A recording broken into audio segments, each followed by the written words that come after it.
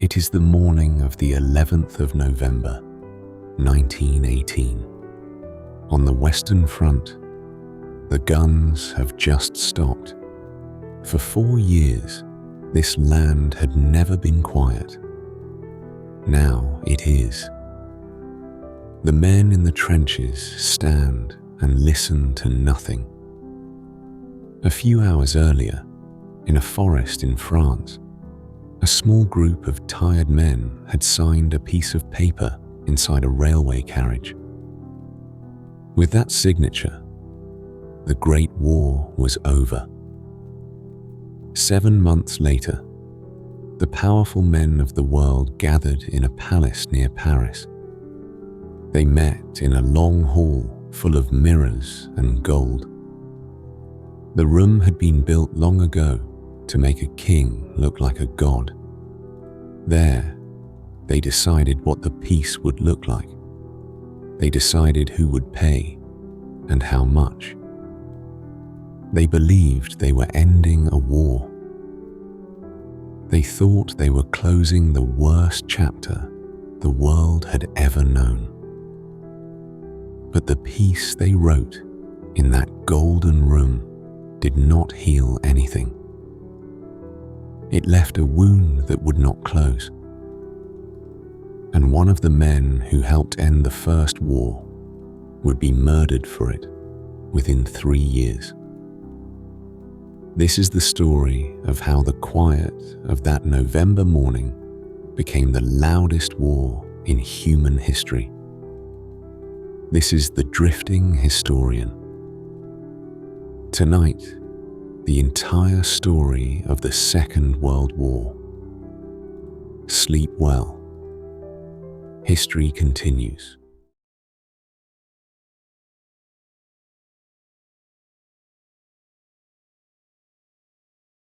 Let us begin in the cold. It is early in the morning, the 11th of November, 1918.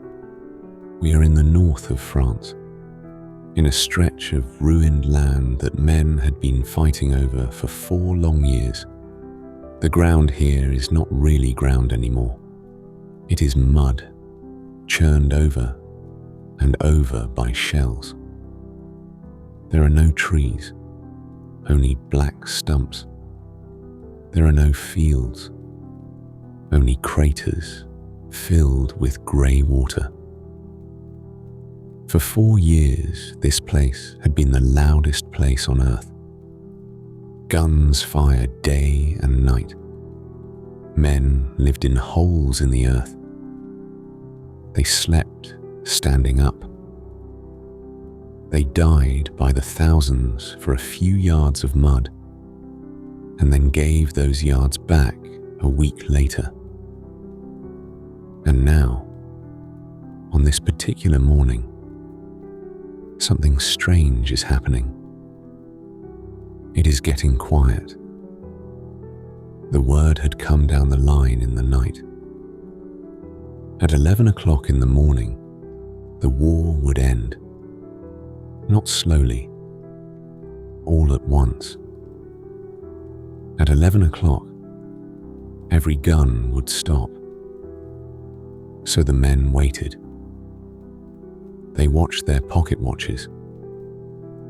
And some of them, even in the last hour, kept firing because orders were orders.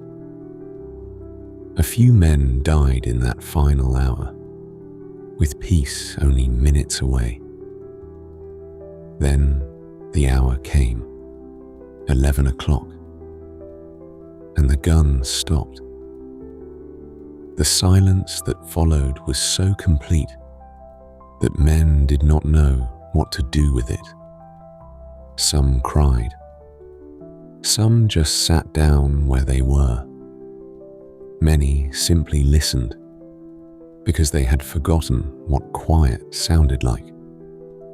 The Great War was over. That is what they called it then. Not the First World War, because no one yet imagined there would be a second one. They called it the Great War, or the war to end all wars. They truly believed that. They believed that nothing this terrible could ever happen again, because surely the world had learned its lesson. To understand why they were wrong, we need to understand what this war had done, and we need to understand what came next, in the months after the guns went quiet. Because the peace that followed was not really peace. It was the seed of the next war, planted in the ruins of the last one. First, the cost. It is hard to hold the size of it in your mind. Around the world, something close to 17 million people had died. Soldiers and ordinary people both. Whole towns had lost nearly all their young men. In some villages, almost every family was in mourning. Think about what that number really means. Down on the ground, it means a mother in a small village opening her door to find an officer holding a letter. It means a school where half the boys who once sat in the seats never came home. It means quiet houses where a father used to be, and an empty chair at the table that no one moved. And the dead were only a part of it. Millions more came home wounded. Men without legs. Men without arms. Men whose faces had been ruined and who wore masks to hide them. Men who looked whole on the outside, but who woke screaming in the night for the rest of their lives. A whole generation of young men was marked forever by what they had seen. The empires that had started the war were broken by it. The old royal families who had ruled for centuries were swept away. Kings who had worn crowns their whole lives suddenly had no thrones to sit on. 4 great empires fell apart in the space of a few years. The map of Europe, the one people had known for generations, was simply gone. New countries appeared where old empires had been. Borders were redrawn by men in distant rooms who had never visited the places they were dividing. Families who had lived in one country went to bed one night and woke up, on paper, citizens of another. And the country that would matter most to our story was Germany. Germany had been one of the strongest nations on earth. Proud, powerful, sure of itself. Its armies had fought hard for 4 years. And in the end, Germany had lost. But here is something worth knowing. Something that mattered enormously for what came later. The war did not end with enemy soldiers marching through Berlin. The fighting stopped while German armies were still standing on foreign soil. To many ordinary Germans, it did not feel like a defeat at all. It felt confusing. How could they have lost when no enemy had set foot in their homeland? That confusion would curdle into something dangerous. Many Germans began to believe they had not really been beaten on the battlefield at all. They believed instead that they had been betrayed from within. Stabbed in the back, they said, by weak politicians and traitors at home who had given up while the army was still fighting. This was not true. Germany had run out of men, out of food, out of strength. Its generals knew the war was lost and had quietly told their leaders so. But the truth did not matter as much as the story, and the story that took hold was a poison. Someone had betrayed them. Someone was to blame. This brings us to a man. His name was Matthias Erzberger. From here, when his full name is hard to say, we will simply call him the Signer because of what he did. He was a German politician, a heavy-set man with a round face and small glasses. The kind of man who looked more like a schoolteacher than a hero or a villain. The Signer was not a soldier. He was a civilian, a man of words and committees. And in the last days of the war, his government gave him a terrible job. They sent him to ask the enemy for terms. They sent him to end the war. So in early November of 1918, the Signer traveled through the front lines under a white flag. He was taken to a forest clearing in the north of France. There, on a quiet railway siding among the trees, stood a special train. It was the carriage of the commander of the enemy forces. This carriage is important. Hold on to it. We will come back to it later, in a way you will not expect. The terms the Signer was given were hard. Germany had to pull its armies back.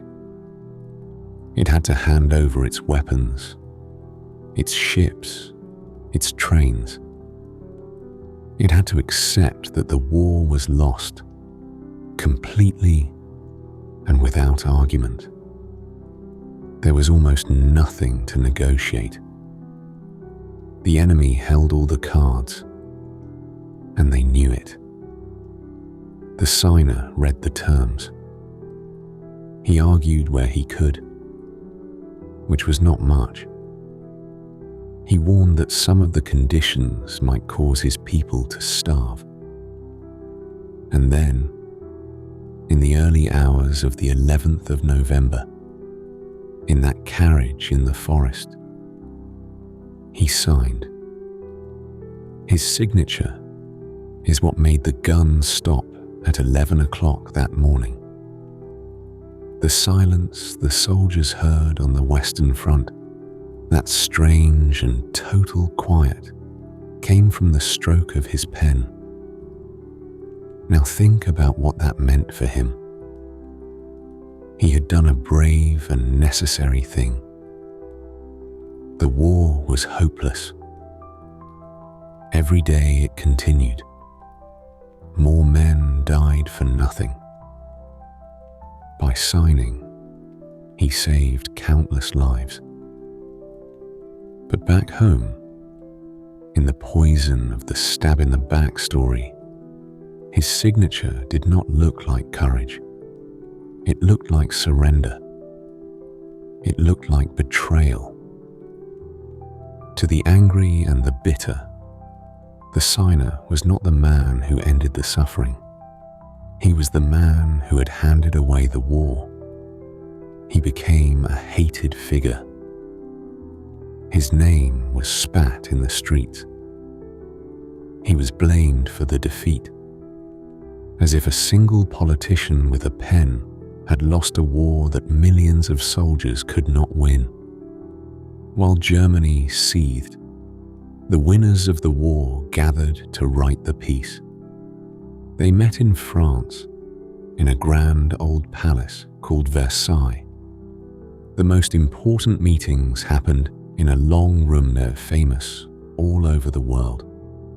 It was called the Hall of Mirrors. Picture it. A vast hall, longer than a city street. One wall is lined with tall windows. The opposite wall is lined with great mirrors so the light bounces back and forth, and the whole room glows. The ceiling is painted with gods and battles. Crystal chandeliers hang in a row down the middle. This room had been built more than 200 years earlier by a French king who wanted the world to know he was the most powerful man alive. It was a room designed to make ordinary people feel small. And it was here, in this golden hall, that the leaders of the winning nations decided Germany's future. The treaty they wrote was called the Treaty of Versailles, after the palace. And it was harsh. Germany lost land, large pieces of it, handed to its neighbors. It lost its overseas colonies. Its army was shrunk to almost nothing. Just a small force, too weak to threaten anyone. It was forbidden from having tanks or warplanes or submarines. And then there was the money. Germany was ordered to pay enormous sums to the countries it had fought, to repay them for the damage of the war. These payments were so vast that few could even imagine the numbers. They would hang over the country for years like a debt that could never be cleared. Worst of all, for German pride, was a single clause buried in the treaty. It said that Germany, and Germany alone, was responsible for starting the war. The whole war, all of it, all that death, declared the fault of one nation. Germans called it the War Guilt Clause. They found it unbearable. It is worth sitting with how that felt. A German soldier who had fought for 4 years, who had watched his friends die, who had come home to a hungry family, was now told that all of it was his nation's crime, not a tragedy shared by many countries. A crime, with one guilty party, and he was part of it. Pride is a powerful thing. Wounded pride is more powerful still. And an entire nation had just had its pride wounded in writing, with the whole world as witness. The German leaders who were handed this treaty were horrified. They had hoped for a fair peace. Instead, they were given terms they felt they could never accept. But they had no choice. The alternative was for the war to begin again, and Germany could not fight. So, in that same Hall of Mirrors, German officials signed the treaty, with the eyes of the world upon them. Now, here is the interesting part. The thing that makes you stop and think. The men who wrote that treaty believed they were building a lasting peace. They thought that by making Germany weak, they would keep it from ever starting another war. They thought punishment would bring safety, but they had it backwards. The treaty did not make Germany safe to its neighbors. It made Germany furious. It took a proud nation, already convinced it had been betrayed rather than beaten, and it humiliated that nation in front of the whole world. It gave every angry German a thing to point at, a list of insults, a bill they could not pay, a clause that said the whole catastrophe was their fault alone. Years later, a bitter former soldier, a man who would become the most infamous in all of history, would stand in front of crowds and rage about this treaty. He would promise to tear it up, to take back the land, to make Germany proud again, to punish the traitors who had signed. The crowds would roar, and the treaty written in that golden room would become the single most useful tool that man ever had for gaining power. The peacemakers, in trying to prevent the next war, had handed the next war its rallying cry. That is the strange and sad truth at the heart of this story. The most dangerous moment was not the war itself. It was the peace that came after, written by good men who wanted the right thing and got it terribly wrong. And what of the signer, the man who ended the war with his pen? His story did not end well, and it is worth telling, because it shows just how poisoned the air had become. In the years after the war, he kept working in government. He tried to steady his broken country.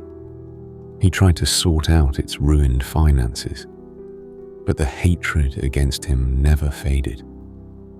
To the bitter men of the far right, he remained the great traitor, the man who had signed the surrender. They did not forgive. They did not forget. In the summer of 1921, the signer went on holiday. He walked in the hills of the Black Forest, a beautiful, quiet part of Germany, all dark pines and fresh air. He thought he was safe there. He was not. Two young men had followed him. They were former soldiers, members of a secret group that murdered people they called enemies of the nation. On a forest path, in the daylight, they shot him. He died there among the trees. The men who killed him were celebrated by their own kind. To them, he was not a victim. He was a target struck down, a traitor punished. Some of the people who should have condemned the murder instead quietly approved of it. That is how far the poison had spread, only 3 years after the guns fell silent. A man who had ended a war could be shot dead on a walking path, and a part of his country would cheer. This was the world the peace had made, a Germany that felt betrayed and humiliated, a people looking for someone to blame, a treaty that everyone hated, and violent, angry men who believed that murder was patriotism. All the pieces were there. They just needed someone to put them together.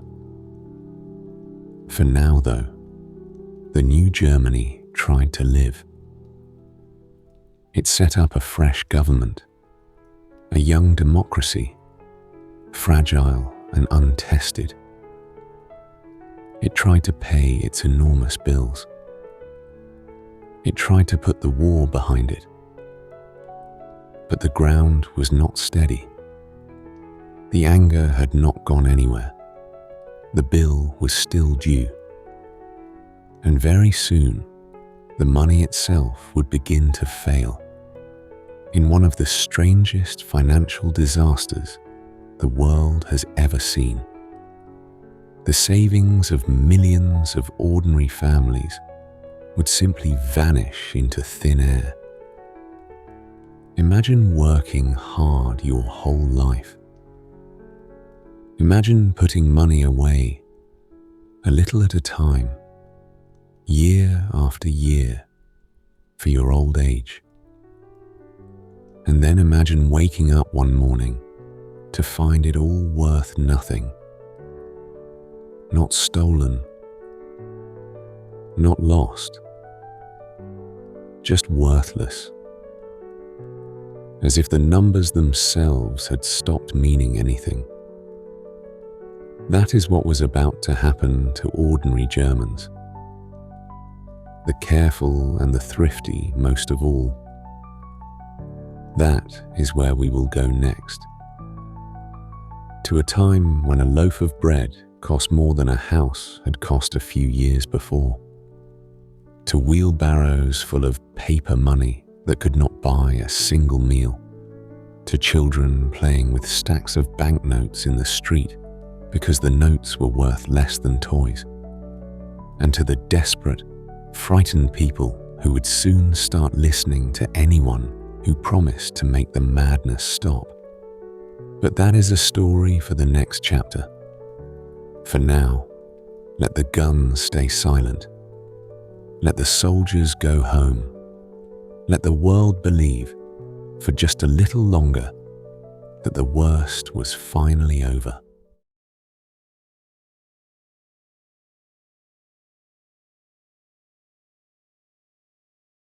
Picture a woman in a small kitchen in Germany. It is the year 1923. She is sitting at her table, and in front of her is a great pile of money. It is more money than she has ever held in her life. Thick stacks of paper notes, bundled with string, filling the whole table. A few years ago, this much money would have made her rich beyond dreaming. It would have bought a house, 2 houses. Today, she is counting it to see if it is enough to buy bread. She is not a foolish woman. She is careful. All her life she saved. A little put away each month, year after year, for her old age and for her children. She did everything right. And now she sits at her table with a mountain of paper that is worth almost nothing at all. This is the strange and frightening thing that happened to Germany in 1923. The money died. Not slowly. Not in a way anyone could plan around. It simply lost its meaning, almost overnight. And it dragged millions of careful, honest people down with it. To understand how this happened, we have to go back to the bills we spoke of before. The enormous sums Germany was ordered to pay after the war. Remember where we left things. The war was over. The treaty had been signed in that hall of mirrors, and Germany had been handed a debt so large that no one could really imagine it. Payments owed to the countries it had fought, stretching out for years and years into the future. Germany did not have the money. The war had drained the country dry. Its factories were worn out. Its young men were dead or broken. Its people were hungry.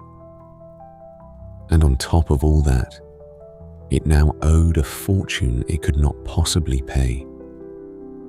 There was a moment that made everything worse. When Germany fell behind on its payments. The country it owed the most to lost patience. Foreign soldiers marched into Germany's richest industrial region and took control of it, meaning to seize the goods and coal that were owed instead. The German government told the workers there to stop working in protest, to refuse to dig the coal or run the factories for the occupiers. It was a brave gesture, but it had a cost. Now a whole region of the country was sitting idle, producing nothing, while the government still had to feed and pay all those striking workers. Money was going out, and almost nothing was coming in. So the government did something that seemed clever at first, and turned out to be a disaster. It began to print money. Now, you might think that printing money is a fine solution. If you need more money, why not just make more? But money only works because people trust it. A banknote is just a piece of paper. It has value only because everyone agrees it has value. The moment you print too much of it, that agreement starts to break. And Germany did not print a little too much. It printed an ocean. The presses ran day and night, turning out notes faster and faster. More paper money poured into the country than anyone had ever seen. At first, the effects were slow. Prices crept up. Then they climbed. Then they began to run. By the height of it, in the year 1923, prices were not rising by the month, or by the week, or even by the day. They were rising by the hour. Think about what that does to ordinary life.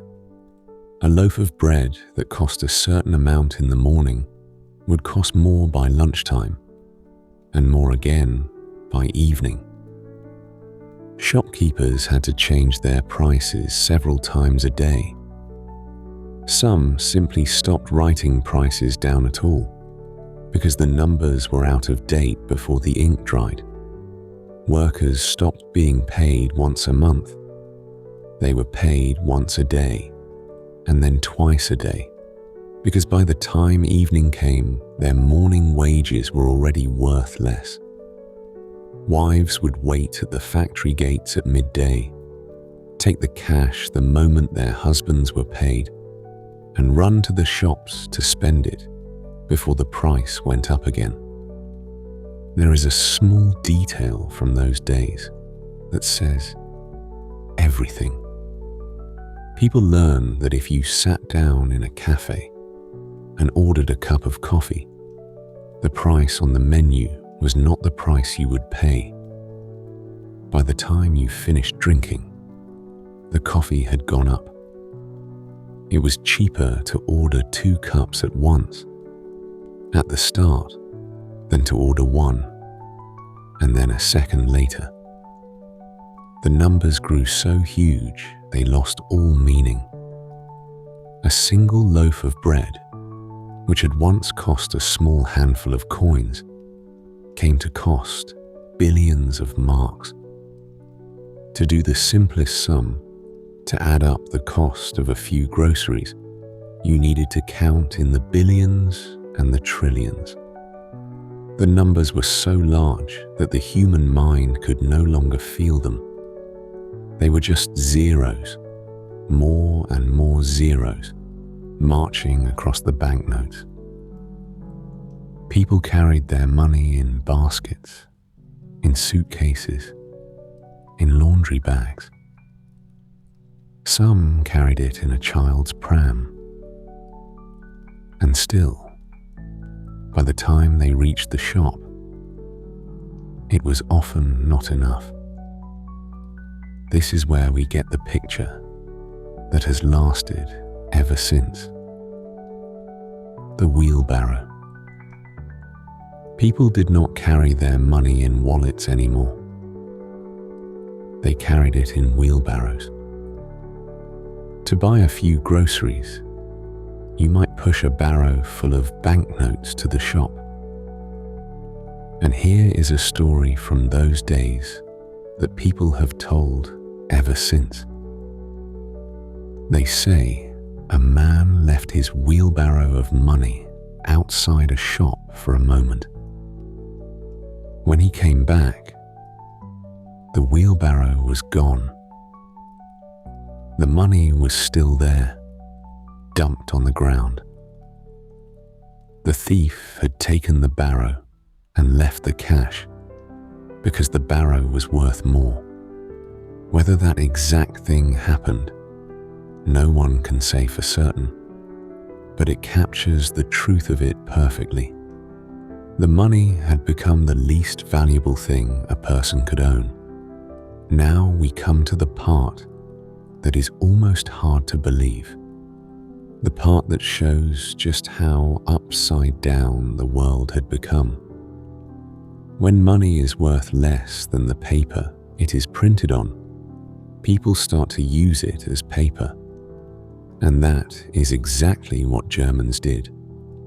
Children played with it. There are pictures from this time of small children sitting on the floor, building towers out of bundled banknotes, stacking them like wooden blocks, because that is all they were good for now. A child's building blocks had become more useful than a nation's money. People used the notes as wallpaper, pasting them to their walls, because wallpaper cost more than the cash itself. Some used them to wrap parcels. Shopkeepers handed out notes as scrap paper.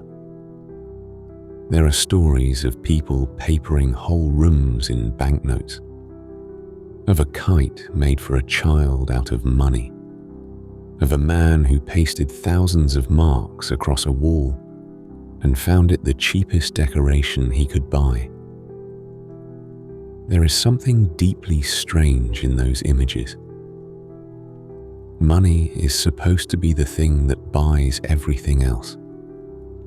It is the one thing everyone agrees to want. And here it had fallen so low that it was worth less than glue and old newspaper.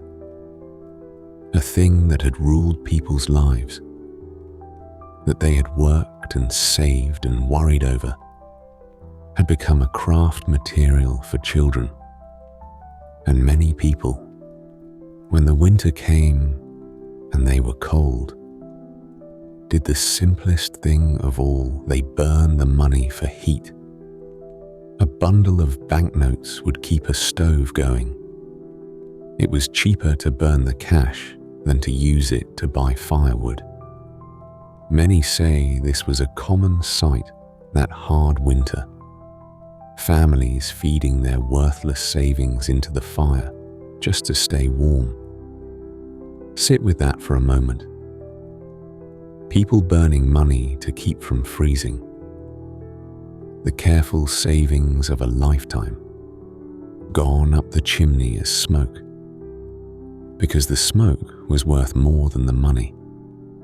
And this is the real wound of it, the part that mattered for everything that came after. Think again of the careful woman at her kitchen table. The people hurt worst by the dying money were not the reckless or the lazy. They were the careful ones, the savers, the pensioners who had put money aside for old age, the widows living on what their husbands had left them, the honest, thrifty, hard-working people who had done everything a good citizen was supposed to do. Their savings did not shrink. They vanished. A lifetime of careful work, wiped out in a matter of months, through no fault of their own. They had trusted the money, and the money had betrayed them. You cannot understand what happened next in Germany without understanding this feeling. A whole class of decent people, the steady middle of society, had been ruined. They had played by the rules and lost everything. They were frightened, and they were angry, and they were looking for someone to blame and someone to save them. And there was something else the dead money did. Quieter, but just as dangerous. It taught people not to trust their own government. The young democracy that had been born after the war was still new, still finding its feet. To many Germans, this new way of running the country was now tied forever to disaster. They had got democracy, and what had democracy given them? A lost war, a hated treaty, and now money that turned to ash in their hands. That was not a fair judgment. The chaos had deep roots that no government could have easily fixed. But fairness rarely matters in moments like these. What matters is how things feel. And to a ruined pensioner, it felt as if the new Germany had failed at the most basic task of all, which was simply to keep money worth something. A people who stop believing their government can manage even that will start to wonder whether they need a different kind of government altogether. First, though, the madness had to end, and eventually it did. Late in 1923, the government finally acted to stop the bleeding. They stopped the endless printing. They brought in a brand new kind of money, carefully limited, backed by something solid that people could believe in again. And remarkably, it worked. Almost as suddenly as the money had died, the new money lived. Prices steadied. The wheelbarrows disappeared. The shops wrote down prices again and left them there. Within months, daily life began to feel normal once more. But something did not come back. Trust. The savers who had been wiped out did not get their savings returned. The pensioners did not get their pensions back. The widows did not recover what they had lost.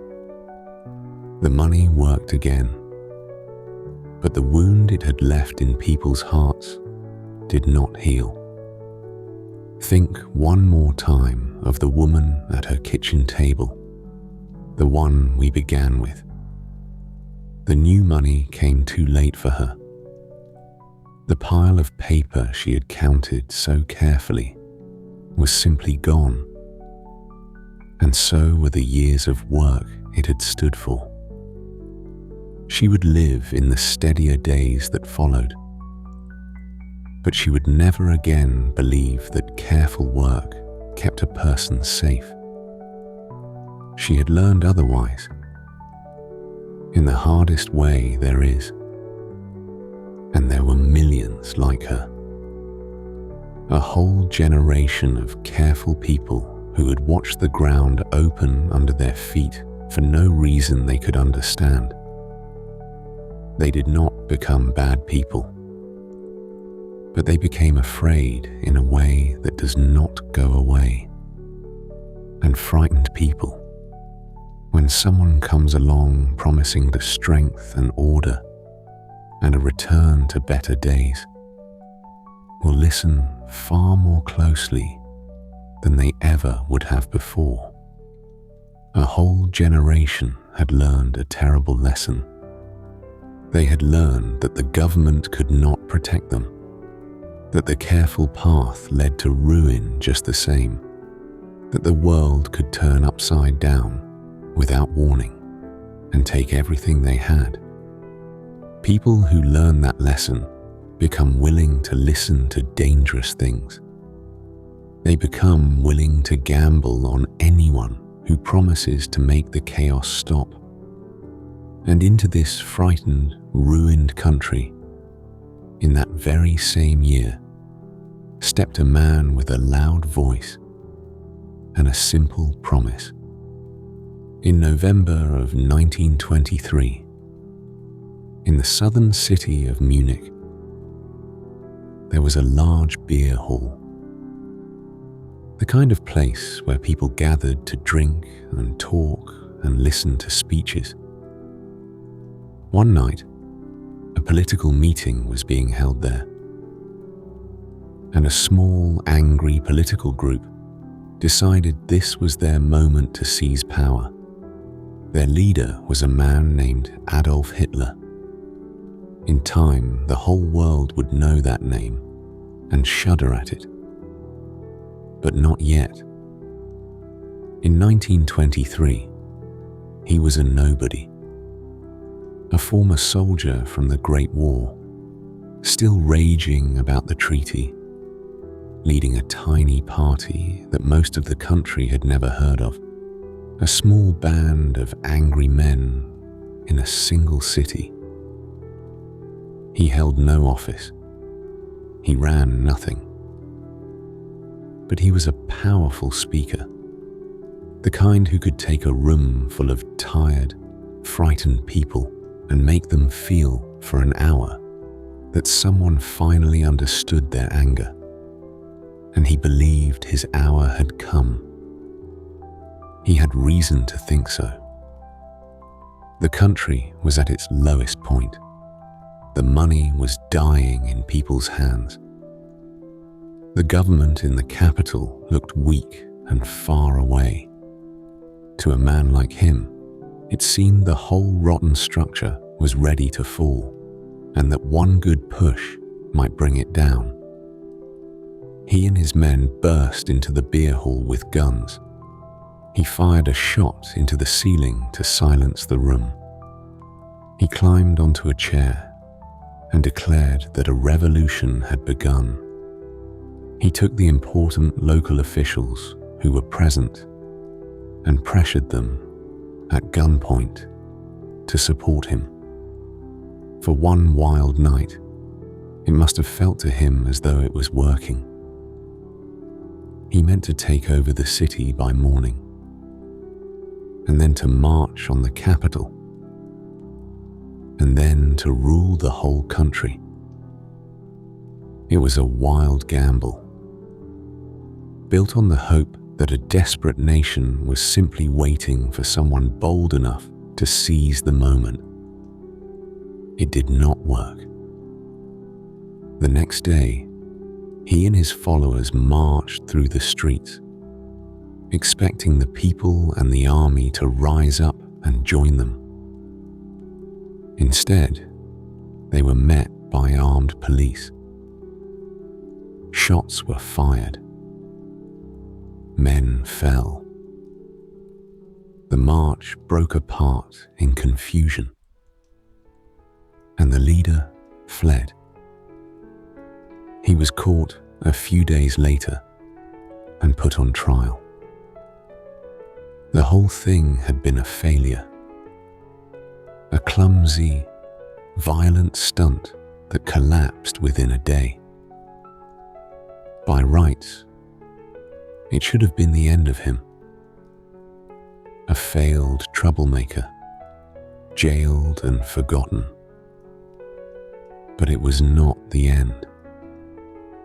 It was, in a strange way, the beginning.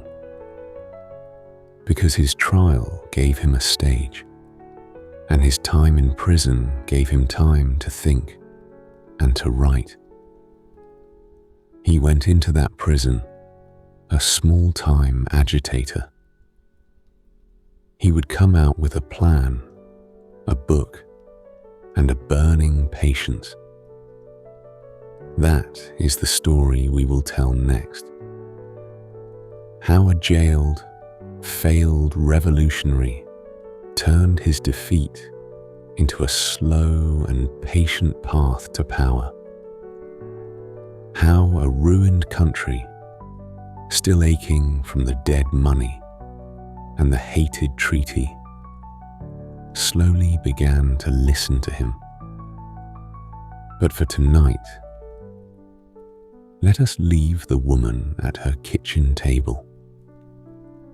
Let us leave the wheelbarrows and the worthless paper behind. The money has been mended. The shops are calm again. The children have new toys, and the banknotes have come down off the walls. And for a few short years, before the next great trouble comes, Germany will know something close to quiet. Rest there with it for a while. The storm is still a long way off.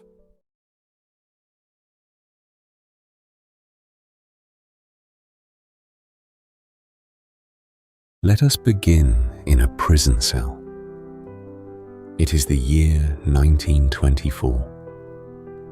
The man we left at the beer hall, the failed revolutionary, is now behind bars. But it is not the grim cell you might imagine. He has a comfortable room. He is allowed visitors, books, even gifts from admirers. He is treated less like a dangerous criminal and more like an honored guest who made a regrettable mistake. The court that tried him had been gentle, and his sentence was short. And in this quiet cell, with time on his hands and nothing to do, Adolf Hitler does something that will matter far more than the failed coup ever did. He writes a book. The book is part life story, part rant, part plan. In it, he lays out his hatreds and his dreams. He blames Germany's troubles on others. He writes of his belief that some people are worth more than others, a belief that would one day lead to horrors beyond imagining. And he describes the kind of Germany he wants to build, a hard and ruthless one, free of everyone he despises. It is an ugly book, and at the time, hardly anyone reads it. It sells poorly. To most Germans in those years, it is the ramblings of a man who already tried to grab power and failed. People bought it, if they bought it at all, the way you might buy a famous failure's memoir out of mild curiosity and then left it on a shelf. And here is one of the great tragedies of the whole story. He told them. In that book, he laid out much of what he meant to do. The hatreds were there, in plain ink. The contempt for democracy was there. The hunger for more land, taken by force, was there. The dark fate he wished upon the people he despised was there too, written down for anyone to read. It was all on the page, years before he had any power to act on it.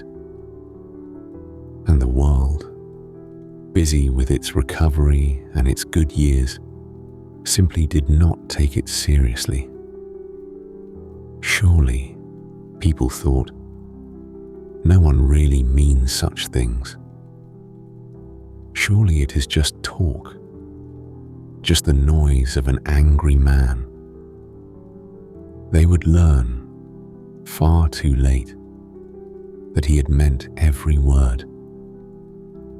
But the writing of it did something important for him beyond the words themselves. It forced him to think. And in that cell, he reached a conclusion that would change history.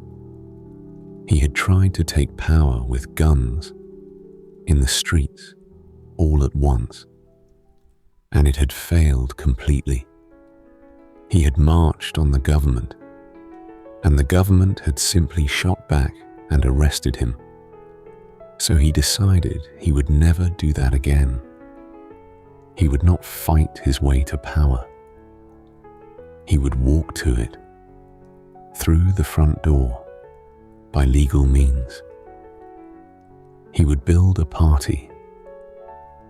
He would win elections. He would gather followers and votes and seats, until one day the country would hand him power willingly, and there would be nothing anyone could do to stop it.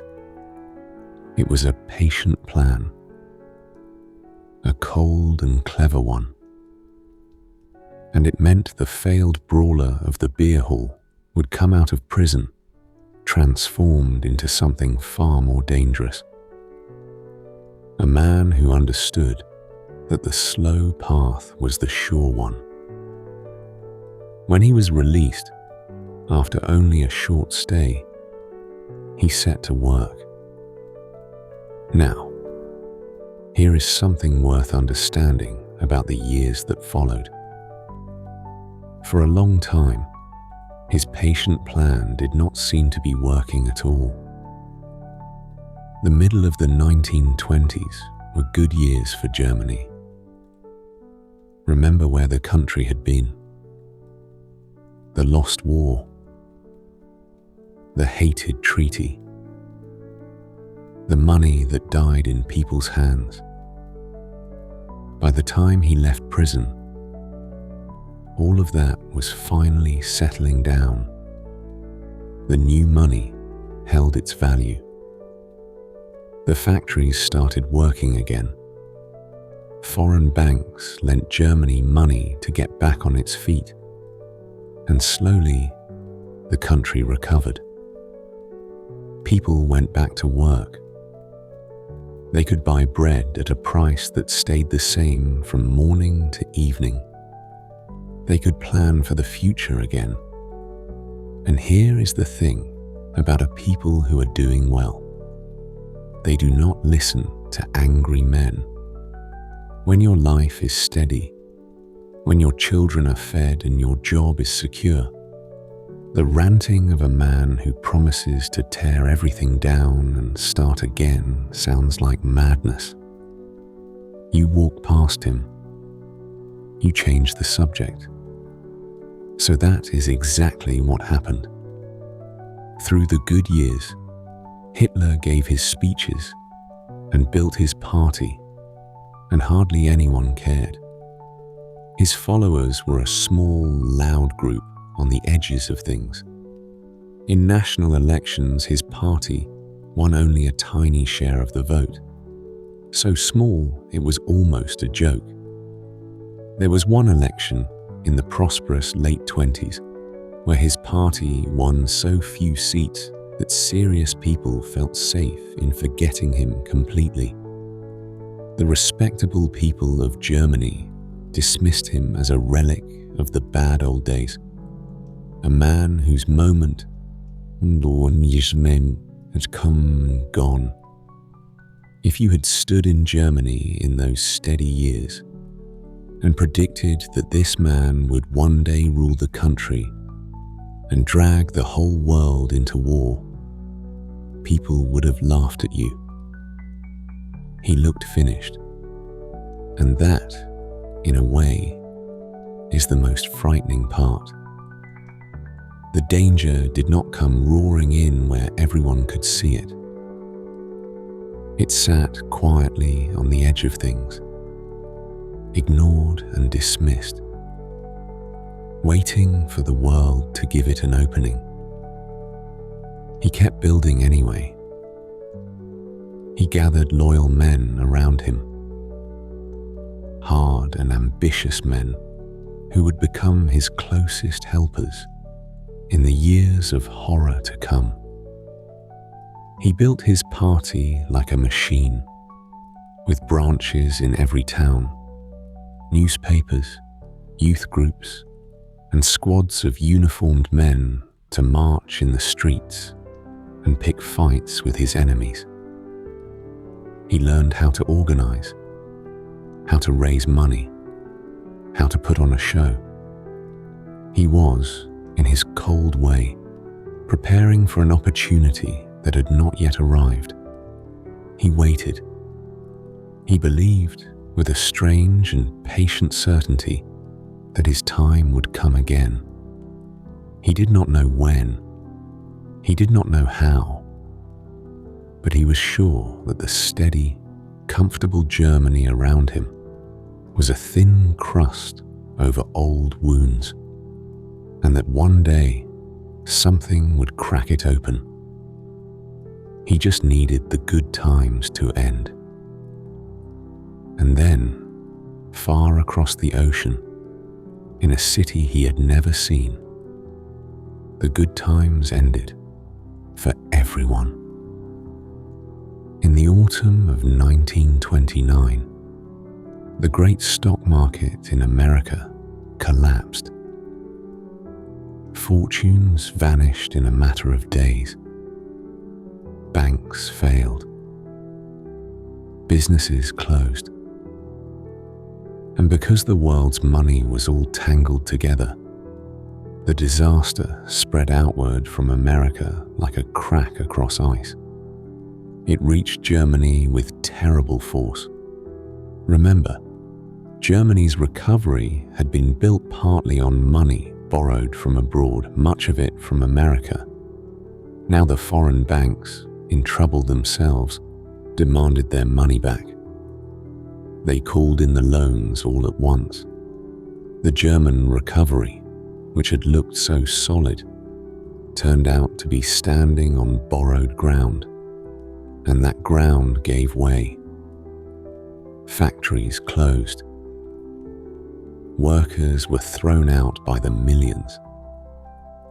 Soon, something close to 1 in 3 German workers had no job at all. Families who had only just clawed their way back to a normal life found themselves ruined all over again.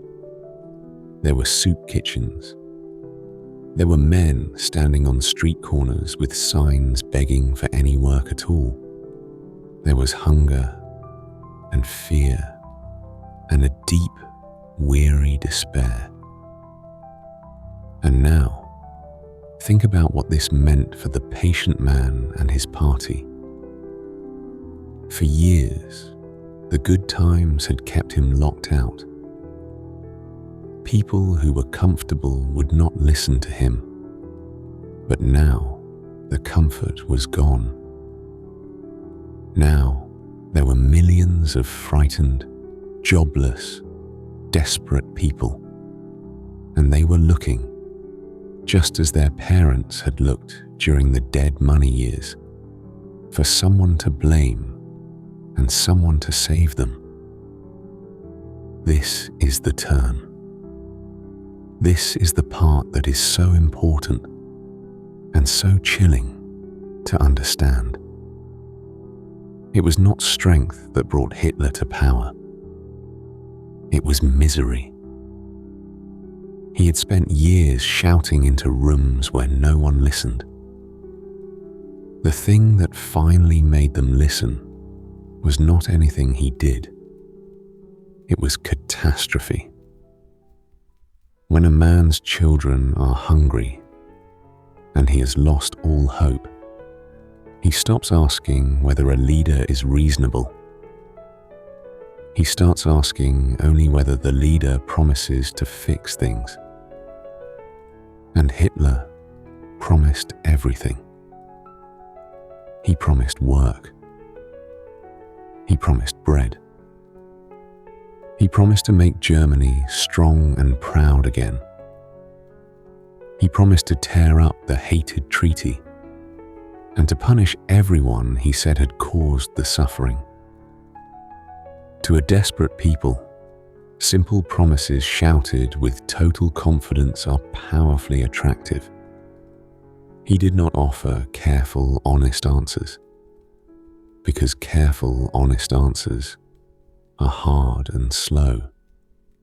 He offered easy answers and someone to hate, and the feeling of belonging to something strong. And the more desperate people became, the better those offers sounded. It is worth pausing here, because this is the deepest lesson in the whole sad story. A healthy, comfortable society has a kind of immune system against men like him. When people have enough, when they trust tomorrow, they can see an angry liar for what he is and walk away.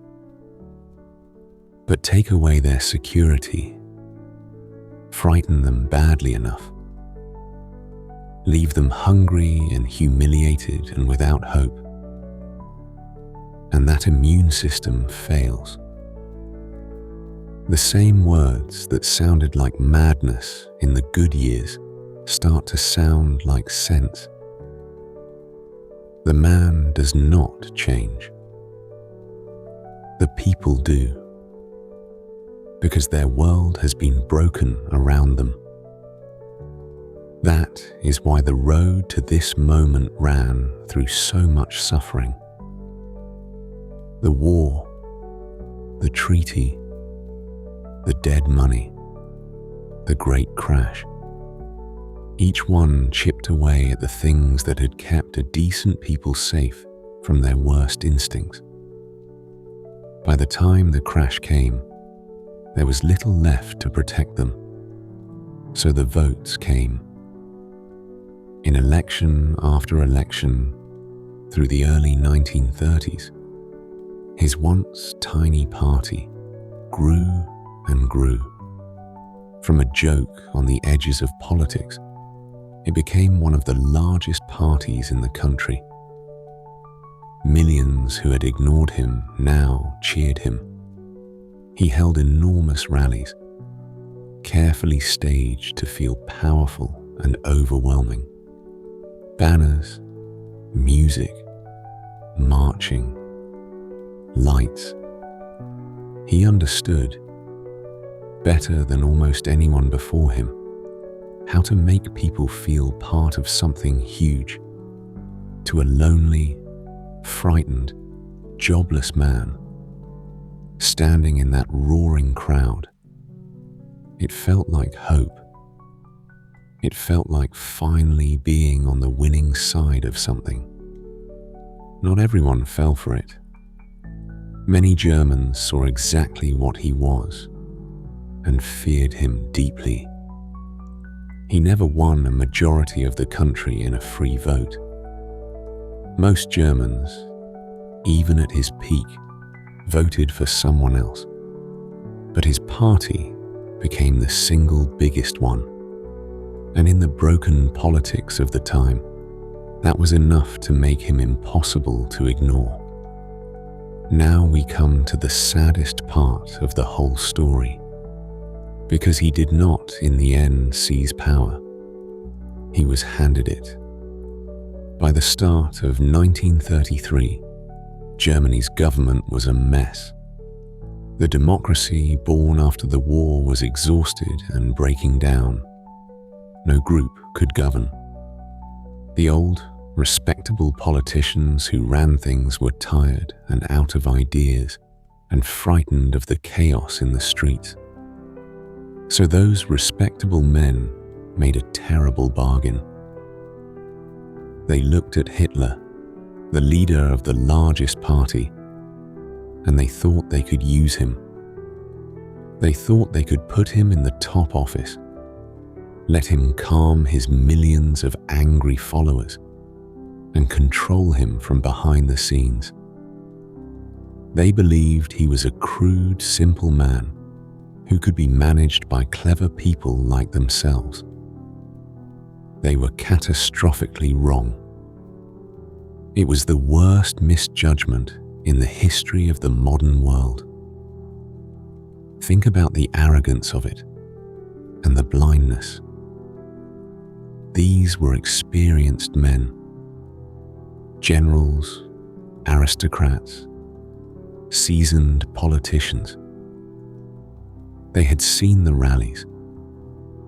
They had read, or could have read, the ugly book. They knew what he said about his enemies and about democracy itself, and still they convinced themselves that once he held office, the weight of responsibility would tame him, that he would soften, that he would need them. They mistook a wolf for a dog because it suited them to. Within a year and a half, most of those clever men would be pushed aside, silenced, or worse. The figurehead they meant to keep in his place would brush them off like dust. They had let the most dangerous man in Europe into the one chair from which he could not be easily removed, and they had done it believing they were the ones in control. On a cold day at the end of January, in the year 1933, Adolf Hitler was made Chancellor of Germany, the head of the government. He had not won it with a gun, as he tried at the beer hall 10 years before.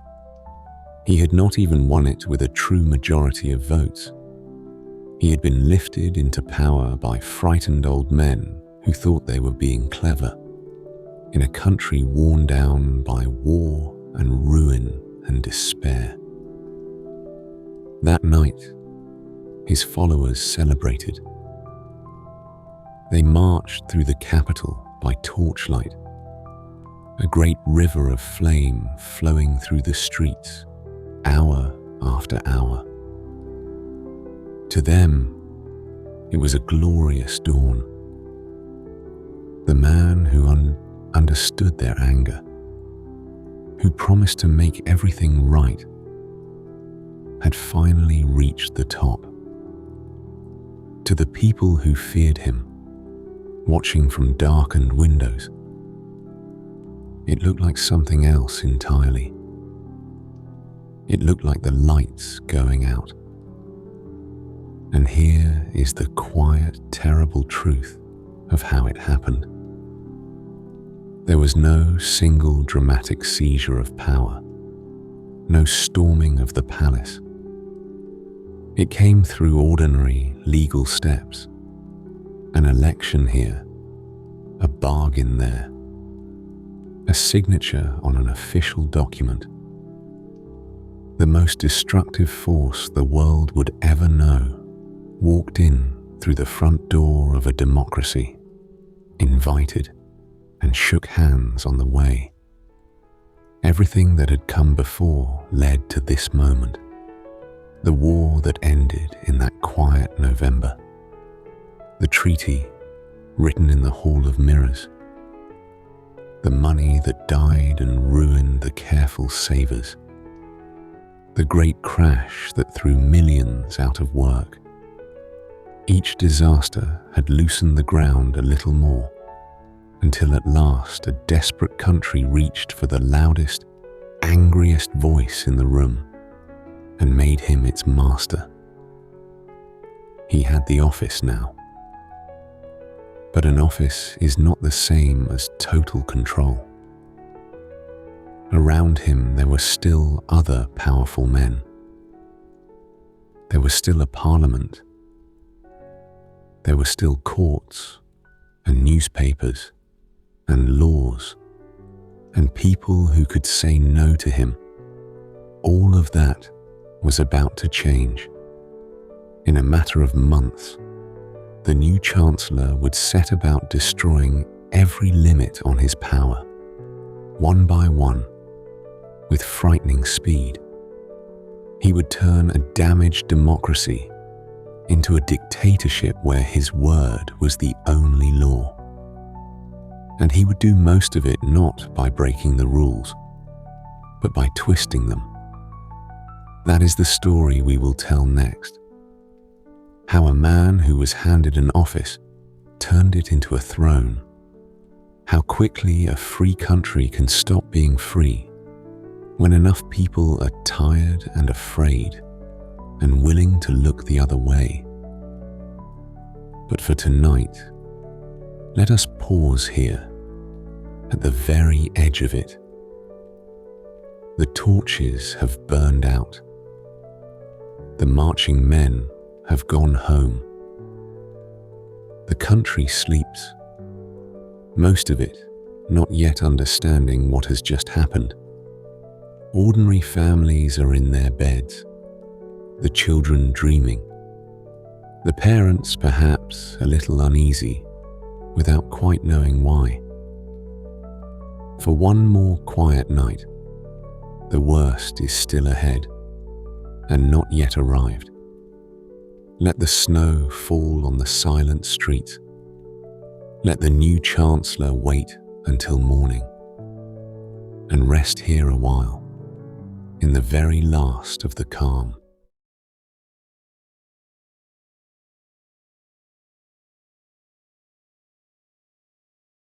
Let us begin with an ordinary man. We will not give him a name, because he could have been almost anyone. A shopkeeper, perhaps, or a schoolteacher. A man with a family, a small home, and a quiet life in a German city. It is early in the year 1933. A few weeks ago, the new Chancellor took office. Our ordinary man is not happy about it, but he is not panicking either. He has seen governments come and go. He tells himself that this one too will pass. The system has limits, after all. There are laws. There is a parliament. There are courts and newspapers. Surely one man, however loud, cannot simply do as he pleases. He folds his newspaper, finishes his coffee, and goes to work. He believes, as most people believed, that things would settle down. He was wrong. And the speed at which he was wrong is one of the most frightening things in all of history. Because what happened next did not take years. It took weeks. Let us understand the trap the new Chancellor was in, and how cleverly he escaped it. When he took office, he was powerful, but he was not free. He led the largest party, but not a majority. He shared the government with older, more established men who believed they were keeping him on a leash. The parliament could still vote against him. The courts could still rule against him. The newspapers could still criticize him. He had the top job, but the country was still in its bones, a democracy. He needed a crisis, a reason to claim emergency powers. A frightened public will give a leader almost anything if they believe it will keep them safe. He needed the people to be afraid. And then, only weeks after he took office, a crisis arrived. One night, the parliament building itself caught fire. The great seat of German democracy burned in the dark while crowds gathered to watch. To this day, people argue about exactly how that fire started, and we may never know the full truth of it. But here is what is not in doubt. It did not matter who lit the match. What mattered was what the new Chancellor did with the flames. He moved with terrible speed. He declared that the fire was the opening blow of a dangerous plot against the nation. He said the country was under threat from within, and that only firm action could save it. And so, the very next day, he pushed through an emergency decree. With the stroke of a pen, it swept away the basic freedoms that protect ordinary people. Freedom of speech, suspended. Freedom of the press, suspended. The right to gather, gone. The right not to be arrested and held without trial, gone. These were the protections that had stood between the citizen and the power of the state. They were the walls of the House of Freedom. And in a single day, in the name of an emergency, those walls came down. His men began arresting his political enemies by the thousands, not for crimes, but for opposing him. The opposition leaders, the rival politicians, the troublesome writers, all swept up and locked away. The fire had given him his excuse, and he used it to its fullest. And notice how reasonable it could be made to sound. He did not say, "I am ending your freedom." He said, "There is a dangerous enemy among us, and to keep you safe, we must take strong measures. Just for now, just until the danger passes." That is how it almost always begins. Not with an open attack on freedom, but with a frightening threat and a promise of protection. People will hand over a great deal if they are scared enough, and the man asking seems to be on their side. The trouble is that the emergency never quite ends, and the powers handed over in fear are never quite given back. Our ordinary man read about all this in his newspaper, in the days while the newspapers were still allowed to report it. And he told himself, as so many did, that these were unusual times, that emergencies called for hard measures, that surely it would not touch him or anyone he knew. He was not the sort of person they arrested. He kept his head down. Now came the masterstroke, the step that turned a powerful chancellor into something close to a dictator, and did it with a vote. He brought a new law before what was left of the parliament. The law was short, but its meaning was enormous. It said, in effect, that the Chancellor and his government could make laws on their own, without the Parliament, for the next 4 years. It handed away the Parliament's entire reason for existing. It asked the elected representatives of the people to vote themselves into silence. To pass such a law, he needed a great many votes. So he made sure the room was not free. Many opposition members were already in prison or had fled. Those who remained had to walk into a chamber lined with his uniformed men, who stood along the walls, watching, menacing. The message was plain: vote the right way, or else. And here is the part that should haunt us. Most of them voted the right way, out of fear, out of weakness, out of a desperate hope that giving him what he wanted might satisfy him.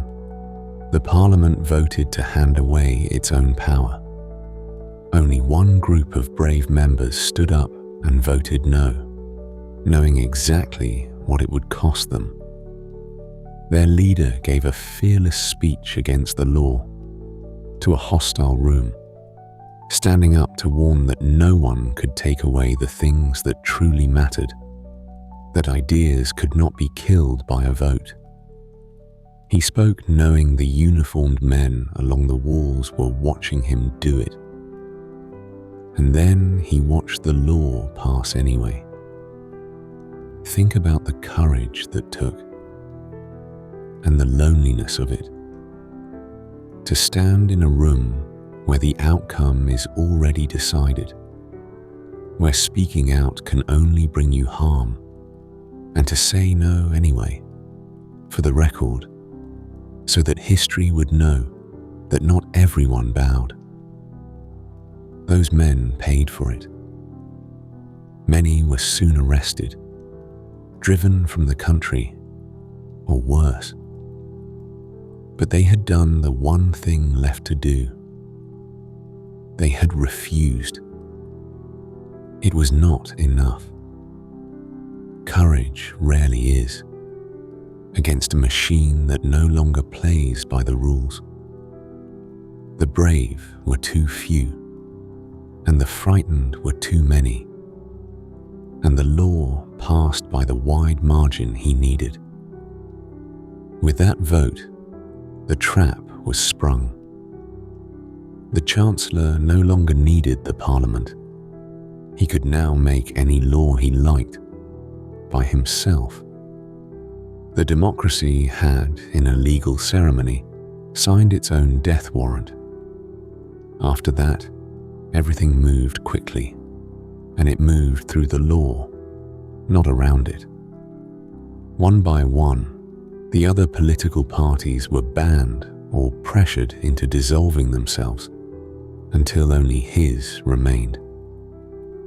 By law, Germany became a one-party state. To belong to any other political group was now a crime. The free newspapers were brought to heel. Some were shut down. Others were frightened into printing only what the government wanted. The free press, which had let our ordinary man read the truth in the morning, slowly stopped telling him anything but the official story. The independent groups that make up a free society, the trade unions, the clubs, the local associations, were taken over or destroyed. Step by step, every place where people might gather and speak and disagree was closed off or controlled. The space for a private citizen to simply be left alone grew smaller and smaller, and the courts, the last hope of a person wronged by the state, were bent to his will. Judges learned what verdicts were expected of them.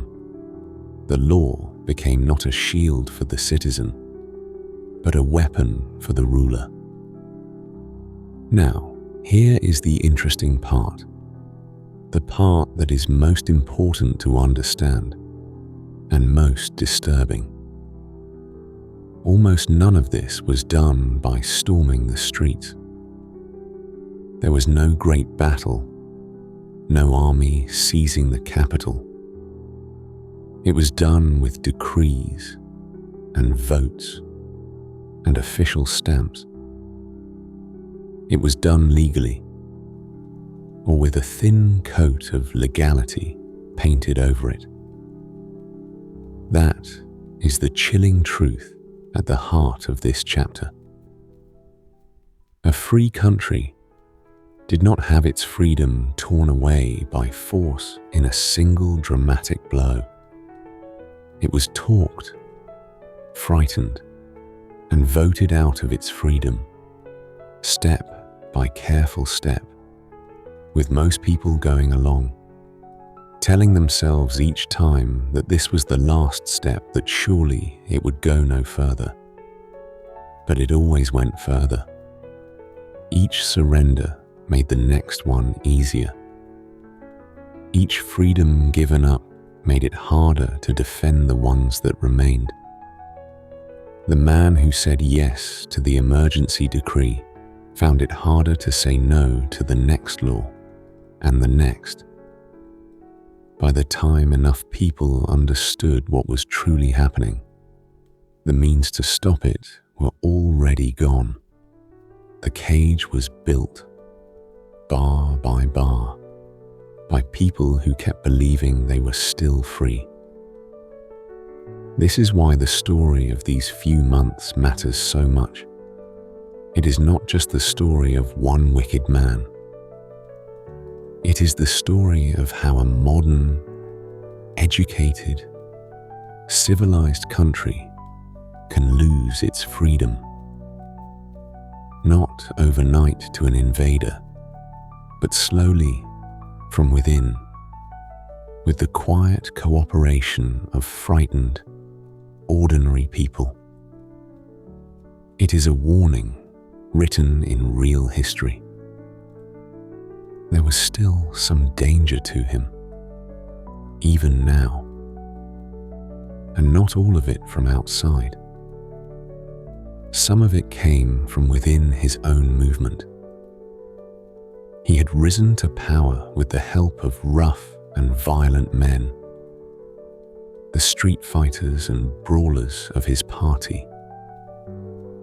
And now that he ruled, some of them wanted more than he was willing to give. They had their own ambitions. They had become a threat to him and to the army officers whose support he needed. So in the summer of 1934, he struck.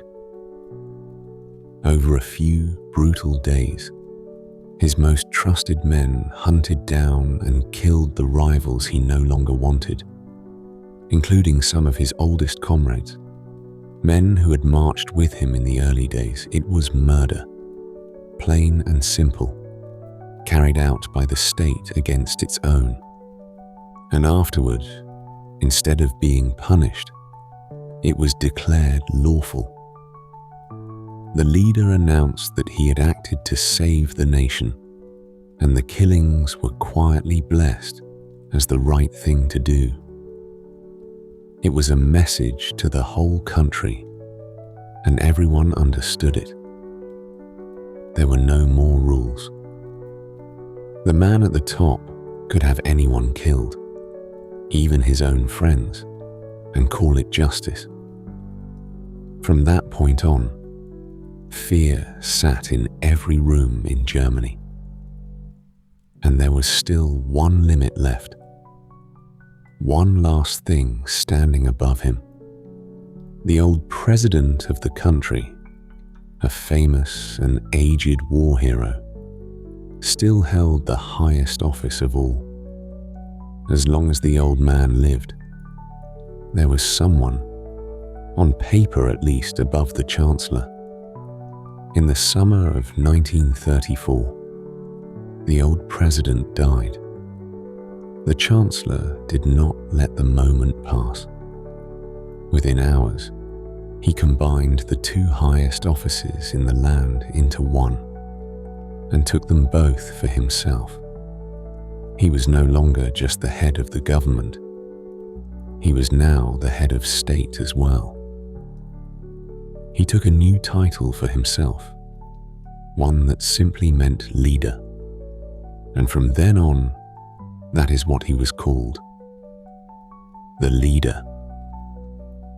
Above him, there was now no one and nothing at all.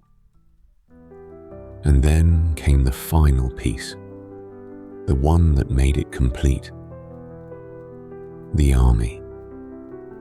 Every soldier in Germany was made to swear a personal oath, not to the country, not to the constitution, but to him by name.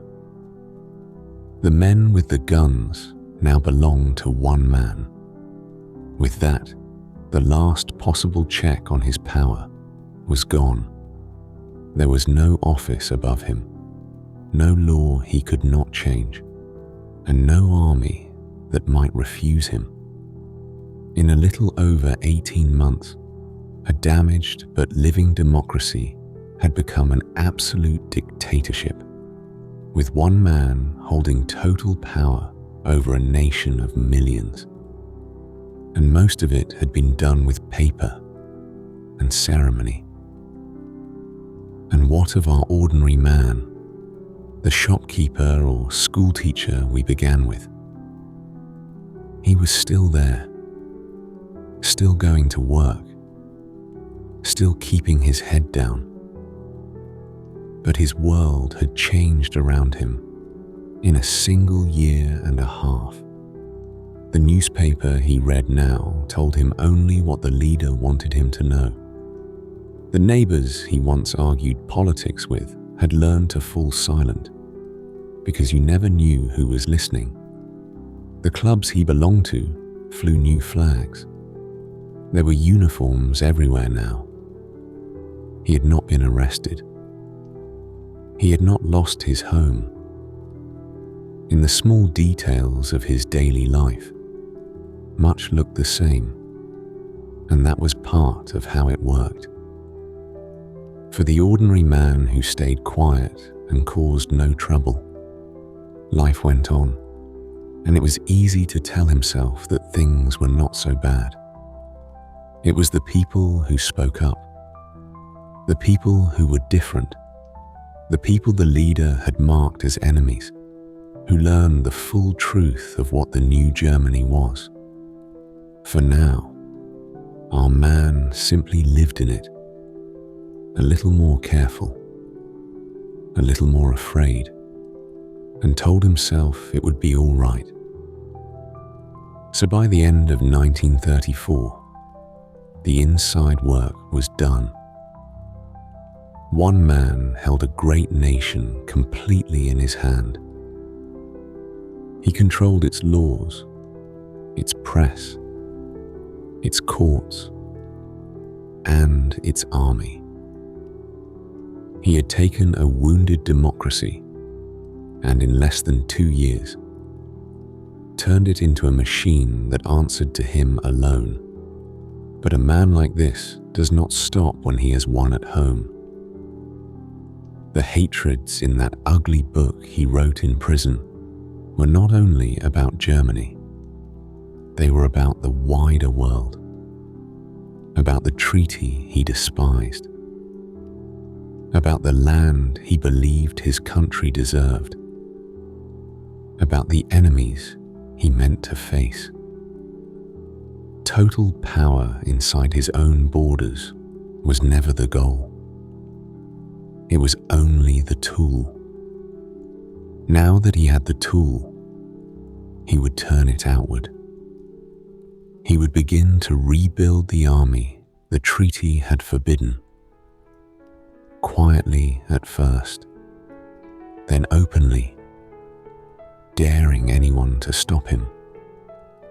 He would begin to test how far the rest of the world would let him go, taking one small step, waiting to see if anyone objected, and when no one did, taking another. And he would find, to his delight and the world's lasting sorrow, that they would let him go very far indeed.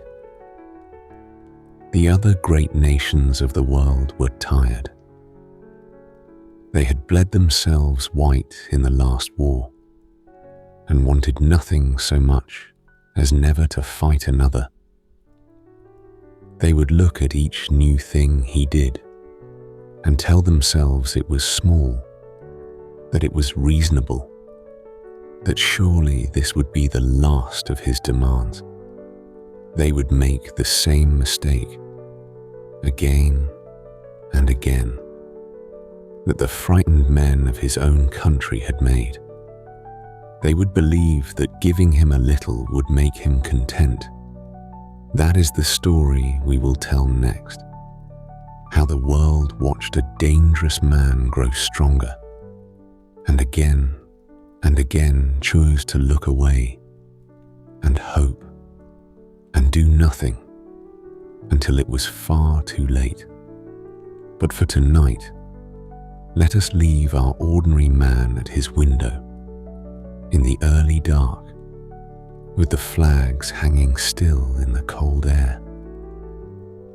The great machine is built. It has not yet begun to move. The streets below him are quiet. The shops are closing.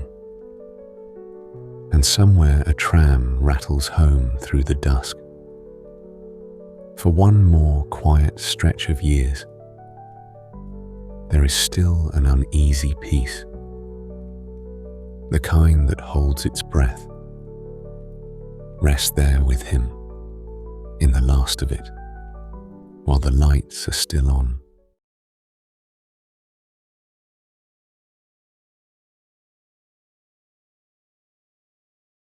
Let us begin with an old man holding up a piece of paper. It is the autumn of 1938. The man stepping off the airplane is the leader of Britain. He is in his late 60s, thin and formal, with a tired, kind face. He has just flown back from a meeting in Germany, and as he steps onto the airfield, a great crowd is waiting for him, cheering. He holds up a single sheet of paper for them to see, and he tells them that he has done it. He has met with the German leader, and he has secured peace. Not just a pause. Peace, he says, for our time. The crowd goes wild. Across Britain, people weep with relief. They had been terrified of another war, and now this kind, careful old man has flown across Europe and brought them peace, with nothing more than a signature on a page. He believed it too. That is the saddest part. He truly believed he had saved the world from war. His name was Neville Chamberlain, and he wanted peace more than almost anything. History would treat him harshly for it, but to understand him, and to understand how the whole world stumbled into catastrophe, we have to understand just how badly everyone wanted to avoid another war. Remember the last war. Remember the silence on that November morning when the guns finally stopped. Remember the 17 million dead. The men and women running the world in the 1930s had lived through all of that. Many of them had fought in it. Many had lost brothers, sons, husbands, friends. They had seen the endless graveyards. They had buried a generation, and they had made themselves a solemn promise. Never again would they let the world fall into that horror. Whatever it took, whatever the cost, they would keep the peace. This was not weakness or cowardice, though it is easy to call it that now, looking back. It came from a deep and honorable place. These were people who had seen the true face of war up close, and who would do almost anything to spare their children from it. Try to put yourself in their shoes. Imagine you had watched your friends die in the mud 20 years before. Imagine you had spent the years since burying them and tending their graves. And now imagine someone tells you that the only way to stop a new war is to start one yourself, here and now, on purpose. Almost anyone would hesitate. Almost anyone would say, surely there is another way. Surely we can talk to this man. surely no one would truly want to go through all that horror again. That hope was human and decent. It was also exactly the hope a ruthless man could use to take whatever he liked. There was something else too. Many of these leaders quietly believed that the last war had been a kind of mistake, that it had come from misunderstandings and stubborn pride, and that if only people talked more and listened more, it could have been avoided. So they tried to talk. They tried to listen. They tried to understand the other man's grievances and meet him halfway. It was a fine way to deal with a reasonable rival. It was a fatal way to deal with a man who was lying to your face. But that noble wish had a terrible blind spot. It assumed that the other side wanted peace too. It assumed that the new leader of Germany was a normal man with normal limits who could be reasoned with and satisfied. They could not imagine that they were dealing with someone who actually wanted war, who saw their longing for peace not as something to respect, but as a weakness to be used. So let us watch what the German leader did, step by step, and watch how the world responded each time. First, he rebuilt his army. The treaty after the last war had forbidden Germany from having a real military. For a while, he did it in secret. Then he simply stopped hiding it and announced it to the world. He built tanks and warplanes and a great army, all forbidden by the treaty. The other nations protested with words. They wrote stern letters. They did nothing more. He noticed that. He learned from it. He learned that the world would complain, but would not act. Next, he sent his soldiers to march into a part of his own country that the treaty had said must stay free of troops, a buffer zone along the French border. It was a gamble. His army was still weak. His own generals were terrified and had orders to retreat at once if the French resisted. If France had simply marched out to meet them, the Germans would have turned and fled, and the whole story might have ended there. But France did not march. No one did. The world frowned and protested and let it happen. The gamble paid off, and the German leader, who had been nervous and unsure, learned the most dangerous lesson of his life.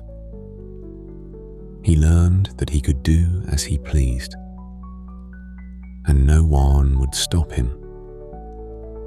He said as much later to those close to him. He admitted that those days had been the most nerve-wracking of his life. He knew his army was not ready. He knew that if he had been pushed, even gently, he would have had to crawl back in humiliation, and his hold on power might never have survived it. The whole future of the world turned on that one moment. A single firm push, and the bully might have folded then and there while he was still weak. But the push never came. And every leader who chooses not to act against a small wrong should remember those days, because that is how small wrongs become unstoppable ones.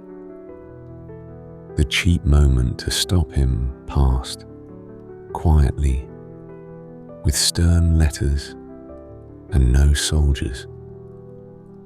And it would never come again so cheaply. His appetite grew with each easy victory. Next, he turned to the country of his birth, a neighbor that spoke the same language. In the spring of 1938, his army crossed the border and swallowed it whole, joining it to Germany. Many people there welcomed him with cheering and flowers. Others were filled with dread, and for good reason, because for the enemies he had marked, the persecution followed at once. Again, the world protested. Again, the world did nothing. Another country had vanished into his growing empire, without a shot fired by anyone who might have stopped him. And then he reached for more. He set his eyes on a piece of a neighboring country, a region along its border where many German speakers lived. He demanded that it be handed over to him, and he made it clear that if he did not get it, he was willing to go to war. This was the crisis that brought our old man with the paper onto that airplane. Europe stood in the autumn of 1938 on the very edge of war. And the leaders of Britain and France, desperate to step back from that edge, decided to try one last thing. They decided to give him what he wanted and hope it would be enough. They met in the German city of Munich. The leaders of Britain, France, Germany, and Italy sat down together to decide the fate of a country. And they did it without inviting that country to the table at all. The people whose land was being given away were left waiting outside, while bigger nations carved up their home. The deal was simple, and to the peacemakers, it felt like a triumph. Germany would be given the border region it demanded. In return, the German leader promised that this was the end of it. He had no further claims, he said. This was the last of his demands. Give him this one piece, and there would be peace. The British and French leaders believed him, or made themselves believe him, because the alternative was too terrible to face. They signed. And that is the paper our old man held up on the airfield, the promise of peace for our time. Now, here is the interesting part, the part that makes this one of the great cautionary tales of all history. The peace that old man brought home was not peace at all.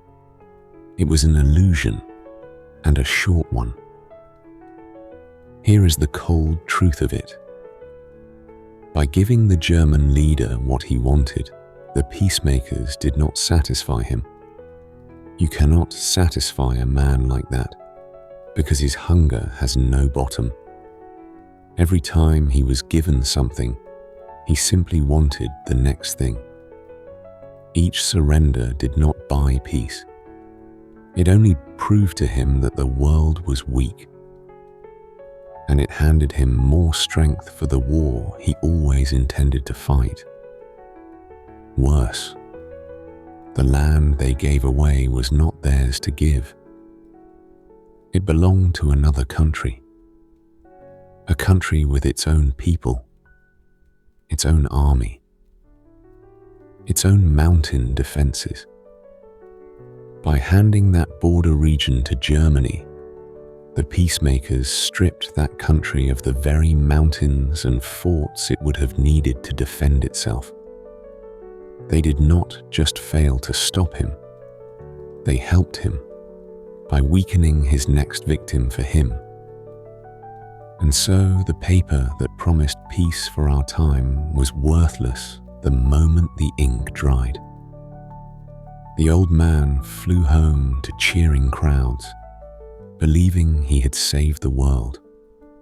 In truth, he had only delayed the war by a year and made his enemy stronger in the meantime. It is one of the most painful lessons in all of history.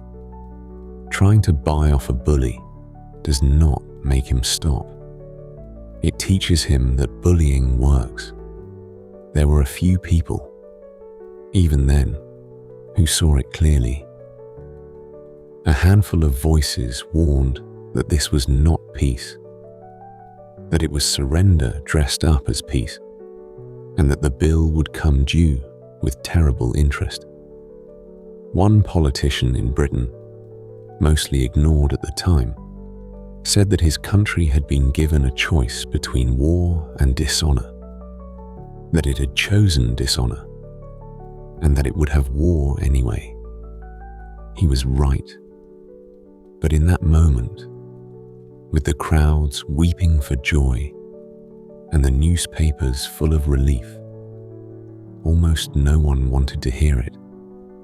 People do not thank you for telling them the war they thought they had escaped is still coming, and spare a thought for the country that was sold.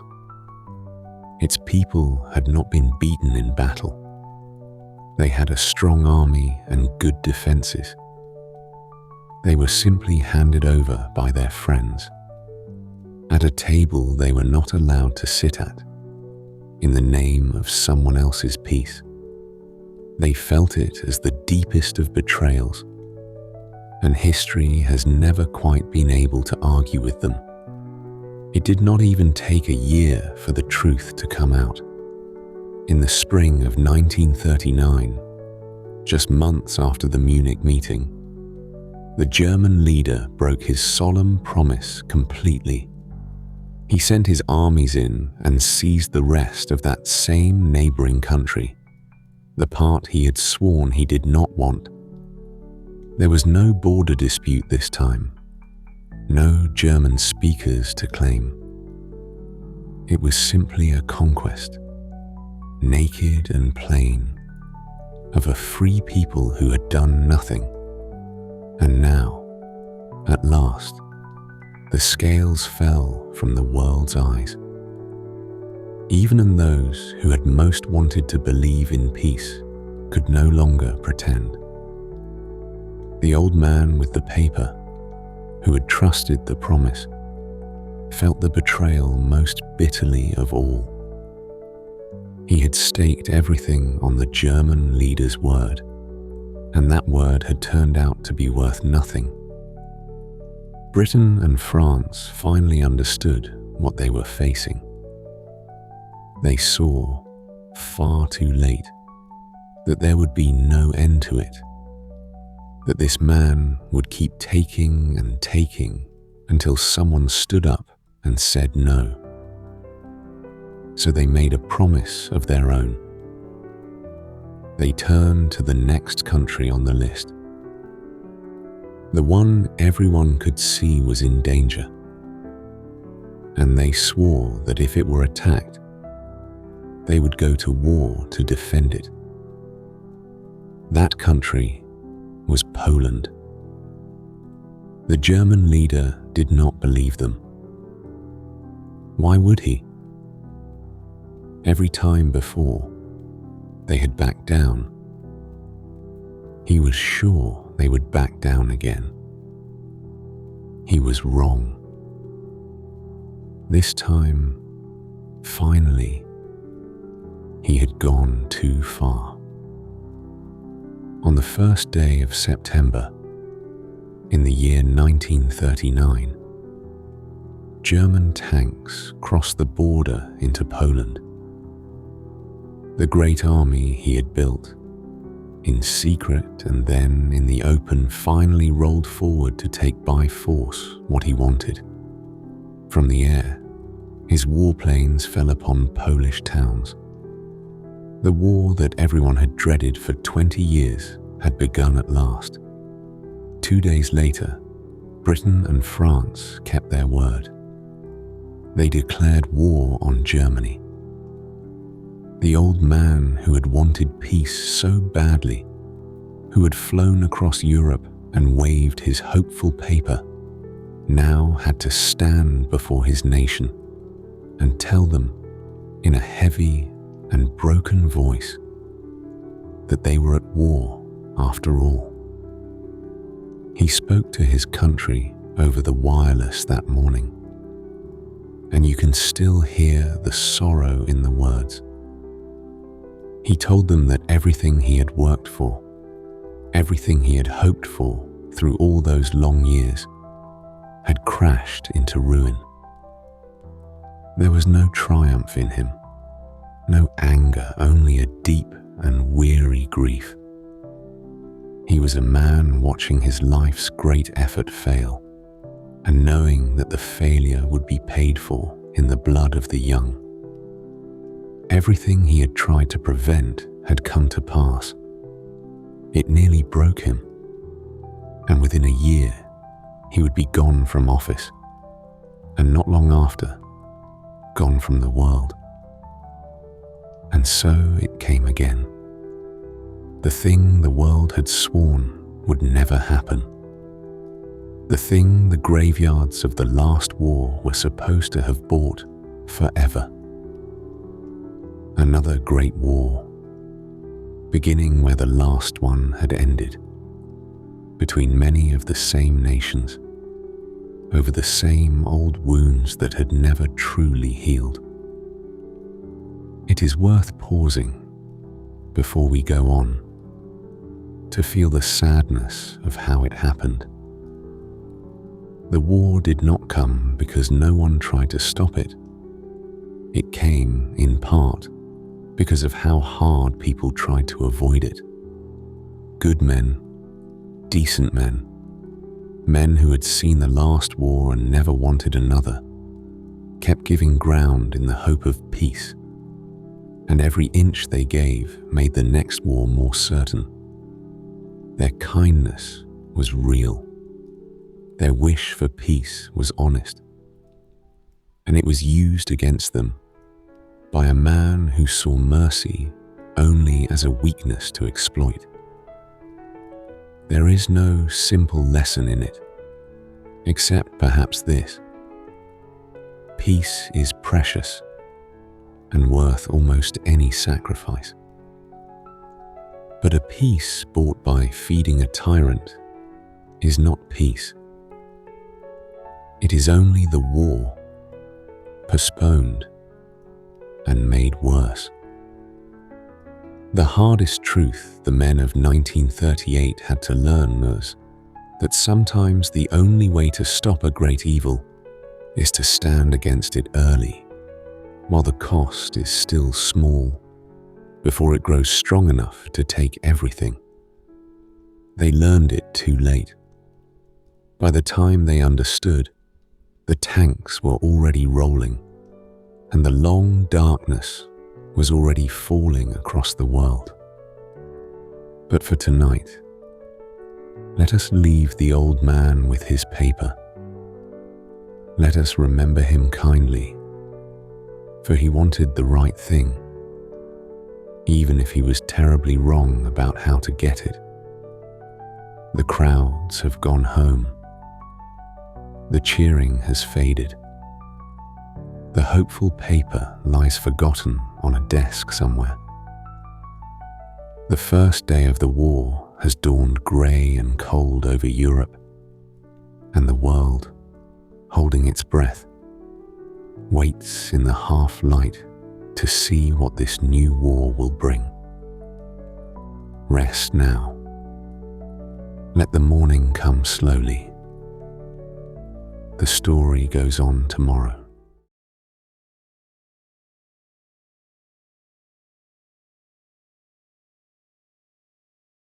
Let us begin in a small French village in the spring of 1940. It is a beautiful morning. The trees are in blossom. A baker is opening his shop. An old farmer leads a horse down the lane. Children walk to school. To look at it, you would never guess that a war was on at all. And in a strange way, for the people of this village, it did not yet feel like one. War had been declared the autumn before. Their sons and husbands had gone off to join the army. But then, for months, almost nothing had happened. The great battles everyone feared had not come. Life went on, quiet and ordinary, under the shadow of a war that seemed to be holding its breath. The people of this village expected that, when the real fighting finally came, it would be like the last war. Slow, grinding. Years of soldiers dug into trenches, barely moving. A few miles won and lost over many months. That is the war their fathers had told them about. That is the war they had braced themselves for. They were about to learn that this war would be nothing like the last one, and the lesson would come faster than anyone could believe. To understand the shock that was coming, we have to look back at what had already happened. Far to the east, the previous autumn, when Germany invaded Poland, the world expected the Poles to hold out for a long time. They had a large army and brave soldiers. People thought it would be a long, hard fight. It was over in about 5 weeks. The Germans did not fight the way armies had fought in the last war. They did not line up and grind forward slowly. Instead, they came in a sudden, concentrated rush. Tanks punched through the lines in great masses, not spread out, but gathered into a hammer blow at one point. Warplanes screamed down ahead of them, smashing roads, bridges, and supply lines before the defenders even saw a tank.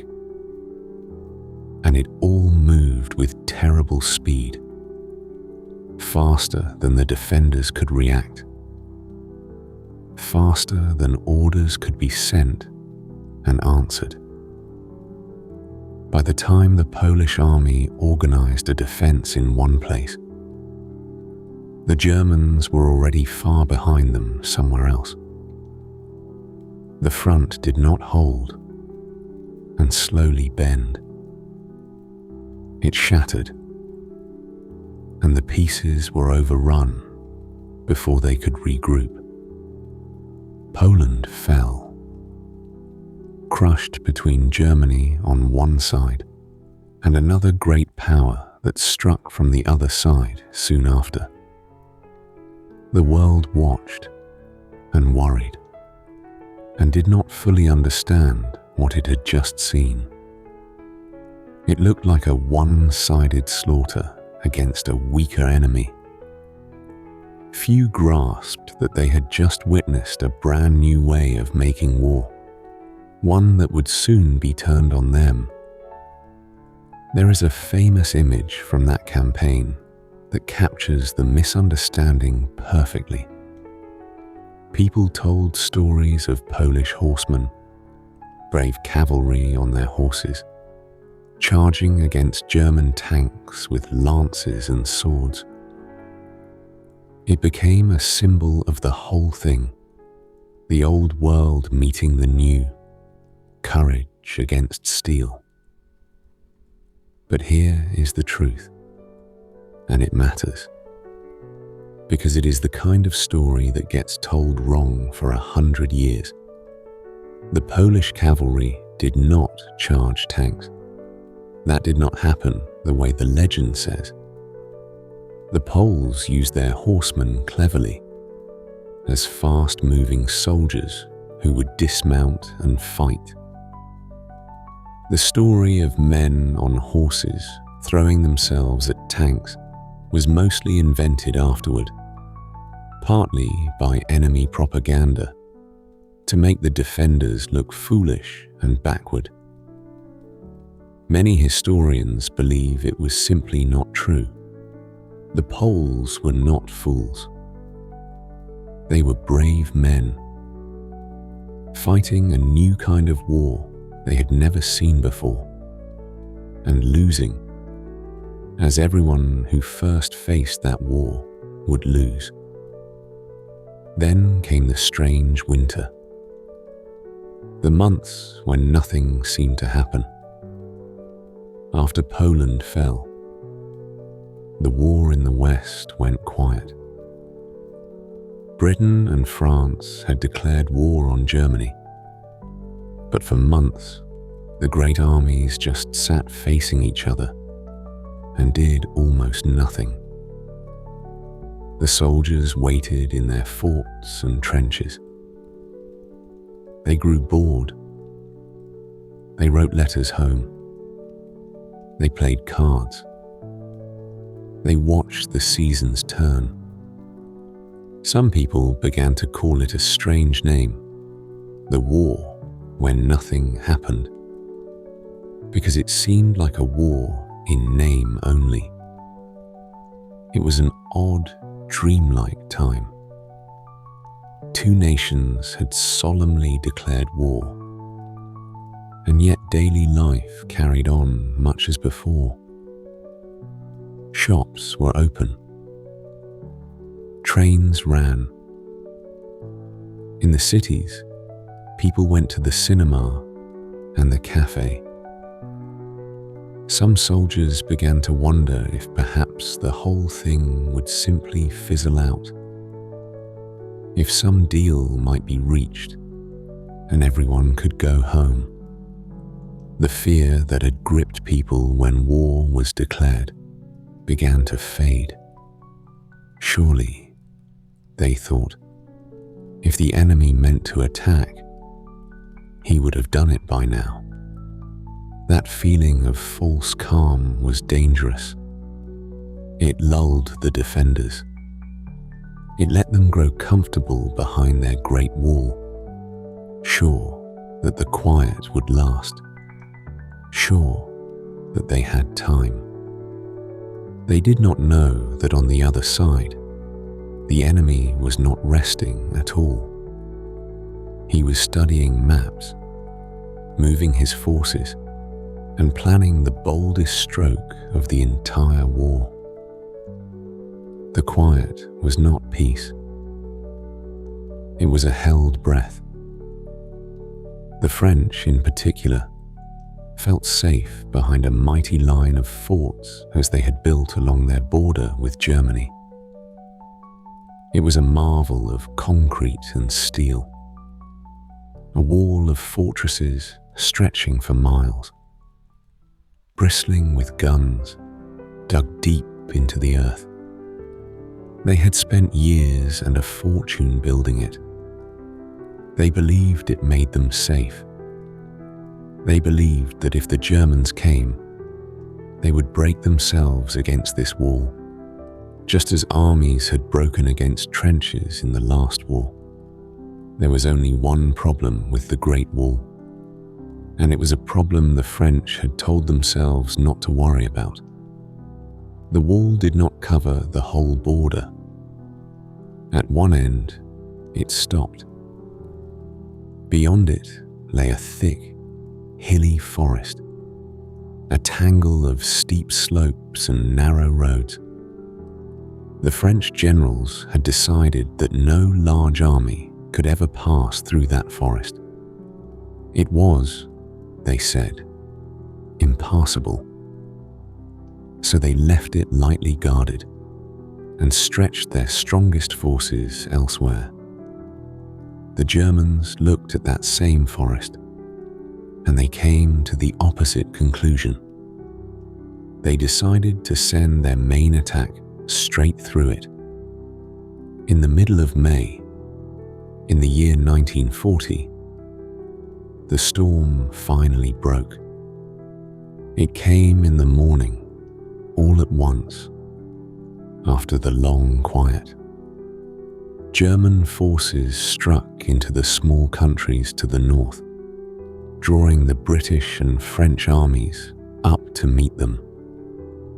And while the defenders rushed north to that fight, the real blow fell somewhere else entirely. The main German force, the great mass of tanks, came pouring through the forest that everyone had called impassable. It was a colossal gamble. The roads through those hills were few and narrow.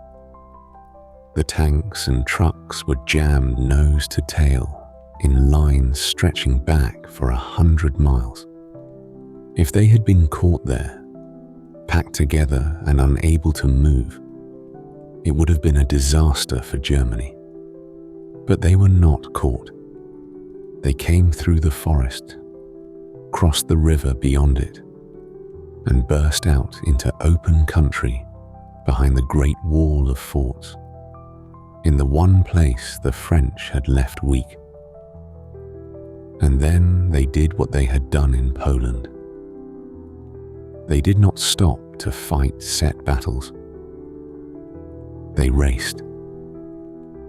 They drove deep and fast, cutting behind the defending armies, slicing through supply lines, spreading confusion faster than the defenders could send word of where they were. The mighty wall of forts, the pride of France, never fell, because it never had to. The Germans simply went around it. All that concrete and steel, all those years and that fortune, sat there facing an enemy that was already far behind it, racing for the sea. Now, here is the interesting part. The thing that made this war so different and so shocking to the people who lived through it. The last war had been a war of standing still. This new war was a war of speed. The Germans had taken 3 new tools: the tank, the warplane, and the radio. And they had learned to use them together in a way no one else had. The tanks gave them a fist that could punch through and keep moving. The warplanes were like flying artillery, smashing the enemy ahead of the advance. And the radio, the humble radio, tied it all together, letting tanks and planes and commanders talk to each other moment by moment and move as one. This new way of fighting got a name. People called it the Lightning War. And lightning is exactly what it was like. Fast, sudden, and impossible to stop once it struck. Here is why it worked so well, and it is worth understanding, because it is the heart of this chapter. The old defenses were not weak. The Great Wall of Forts was genuinely strong. The French army was large and brave, but all of it was built for the last war. The slow war. It was built to stop an enemy who came at you head on and pushed slowly. It was useless against an enemy who simply moved faster than you could think, who was never where you expected, who was past you and behind you before you had finished deciding what to do. The defenders were not beaten because they were cowards or fools. They were beaten because they were fighting the last war while the Germans were fighting the next one. They were a step behind from the first morning, and in a war of speed, a step behind is fatal. You can see it in the way the defending generals struggled to keep up. They would receive a report that the enemy was at a certain town, and they would gather their forces to defend it. But by the time the orders went out and the troops began to move, the enemy was no longer at that town. He was 20 or 30 miles further on, already threatening somewhere else. The defenders were always responding to where the danger had been, never where it was.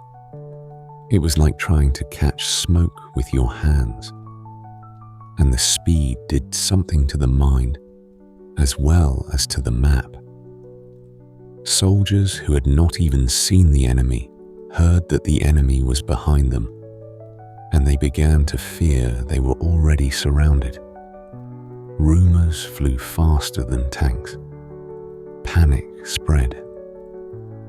Whole units, still strong and able to fight, gave up because they believed the situation was hopeless.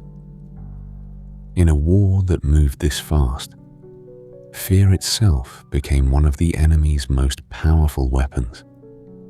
A frightened, confused army half beats itself.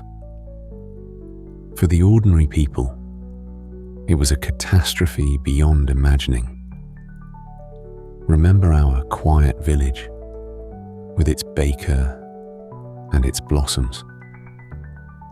Now picture the roads near it filled with people fleeing, families pushing cart, piled high with everything they could carry, old people walking, children crying. The whole population of towns and villages pouring out onto the roads to escape the advancing army. Millions of people, on foot, on bicycles, in wagons, all moving away from the fighting, clogging the very roads the defending soldiers needed to move along. It happened so fast. 1 week, life was normal. The next, the enemy was somewhere close. No one knew exactly where, and the only thing to do was run. The speed that broke the armies also broke the calm of ordinary life. In a matter of days, and the country that had stood for the idea of military glory, the country with the Great Wall and the proud army, began to fall apart. In just 6 weeks, France, one of the most powerful nations on earth, was beaten. Not worn down over years, as in the last war. Beaten in 6 weeks. The speed of it stunned the world, and it terrified everyone who was still standing against Germany. Think of what that did to people's sense of the world. Only 20 years before, it had taken 4 years and millions of lives just to push the German army back a few miles. France had bled itself nearly to death holding the line, and now, in a single spring, that same France was simply overrun. If the strongest army in Europe could fall in next weeks, then no one was safe. Every nation still free looked at what had happened to France and felt a cold fear in the pit of the stomach. If it could happen to them, it could happen to anyone. For the people of France, there was a particular grief in it, beyond the fear. Their fathers had held the line at terrible cost and been called heroes. Now their own army had collapsed in weeks, and their country was occupied by the enemy their fathers had beaten. It was a wound to the soul of a nation, and it would take a very long time to heal. But there is one more thing that happened in those weeks, and it is where our next chapter begins. So let us bring you to its edge. When the German tanks burst through and raced for the sea, they did not only beat the French, they also trapped the British army that had come across to help. Hundreds of thousands of British soldiers, along with many French and Belgian troops, found themselves cut off, pushed backward, squeezed into a smaller and smaller pocket against the coast, with the sea at their backs and the enemy closing in. They ended up on the beaches of a French port town called Dunkirk. Picture it, a wide, flat beach, hundreds of thousands of soldiers, the best part of an entire army, standing on the open sand with nowhere left to go. Behind them, the enemy. In front of them, the cold grey water of the sea. And on the far side of that water, home. So close and so impossibly far. They could not fight their way out. They were beaten, and they knew it. Their only hope was to somehow get across that water, back to safety, before the enemy closed in and took them all. But how do you carry an entire army across the sea, off an open beach with the enemy bearing down? It seemed impossible. By every reasonable measure, that army was lost. And losing that army would mean far more than losing a battle. This was not just any group of soldiers. It was in effect the whole trained fighting strength of Britain on land, the core of its army, gathered in one place. If those hundreds of thousands of men were captured, Britain would be left almost defenseless, with no army to speak of, facing a victorious enemy just across a narrow strip of sea. The war, for all practical purposes, might be over before it had truly begun. Everything hung on the men standing on that sand. The commanders back in Britain understood the stakes. At first, they hoped to rescue perhaps a small fraction of the men, a handful of tens of thousands before the rest were lost. They braced themselves for a catastrophe. What actually happened would astonish them, and it would lift the spirits of a frightened nation when it needed lifting most. What happened next, on that beach and on that water, is one of the most extraordinary stories of the entire war. It is a story of disaster turned, against all odds, into something close to a miracle. And it is the story of ordinary people in small boats doing something extraordinary. But that is for the next chapter. For tonight, let us leave the soldiers on the sand, looking out at the water, waiting, Let us leave the long roads and the fleeing families, and the quiet village that woke one spring morning to find the world had changed. The lightning has struck. The old certainties are gone, and on a far beach, an army waits to see whether it will be saved or lost. Rest now. We will go to the water tomorrow.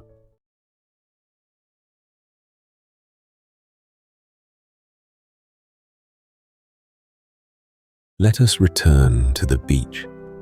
It is late May, in the year 1940. We are standing on a wide, flat stretch of sand on the coast of France, near a port town called Dunkirk. And spread out across this beach, as far as the eye can see, are soldiers, hundreds of thousands of them. They stand in long lines that wind down to the water's edge. They have thrown away much of their heavy gear. Many have not slept in days. Behind them, inland, columns of black smoke rise where the fighting is. Above them, enemy planes come and go. And in front of them lies the sea, grey and cold. And beyond it, just 20 or so miles away, the cliffs of home. These men are trapped.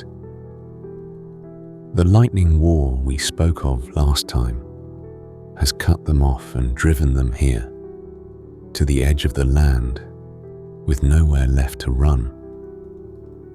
This is, more or less, the entire fighting army of Britain, along with many French and Belgian soldiers.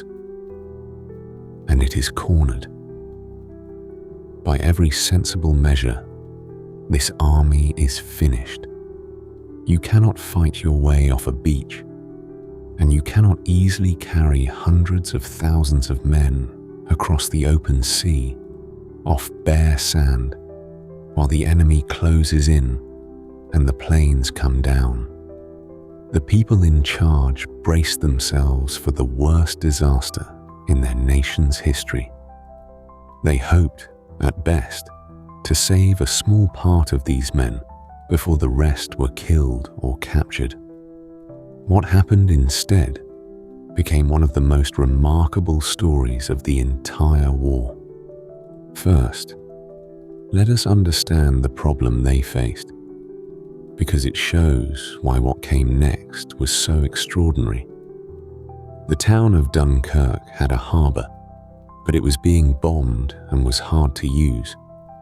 The great warships of the Navy, the destroyers, could carry many men, but they could not come close to the gently sloping beach. The water there was too shallow. A big ship would run aground long before it reached the sand, so the soldiers were stuck on a shore that the big rescue ships could not reach. The men had to be carried, somehow, from the beach out to the deeper water where the big ships waited. And for that, you do not need big ships. You need small ones. Lots of small ones. Boats shallow enough to come right up to the sand, pick up a load of soldiers, and ferry them out to the waiting destroyers, again and again and again. But the Navy did not have nearly enough small boats, and so someone had an idea that sounds, at first, almost mad. If the Navy did not have enough little boats, then the country did. There were thousands of small craft all along the English coast. Fishing boats, pleasure yachts, ferries, lifeboats, little river launches that had never seen the open sea. They belonged not to the Navy, but to ordinary people. So the call went out. The nation asked its people to lend their boats, and in many cases, to come and sail them themselves across the sea into a war zone to fetch the trapped army home. And the people came.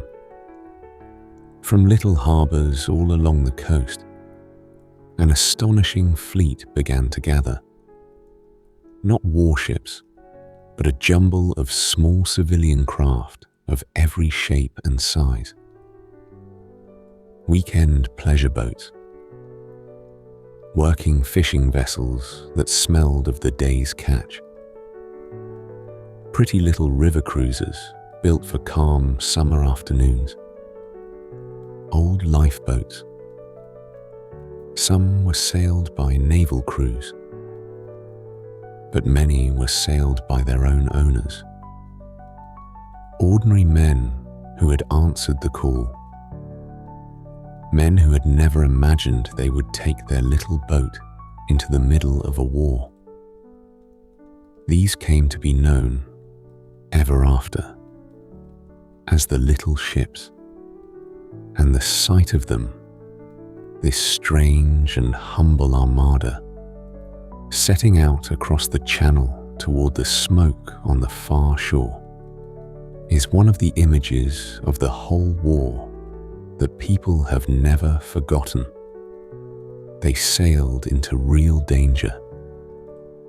The crossing was full of mines and wrecks. Enemy planes attacked the boats and the men on the beaches. The sea, even in late spring, was cold and could turn rough. These were not soldiers.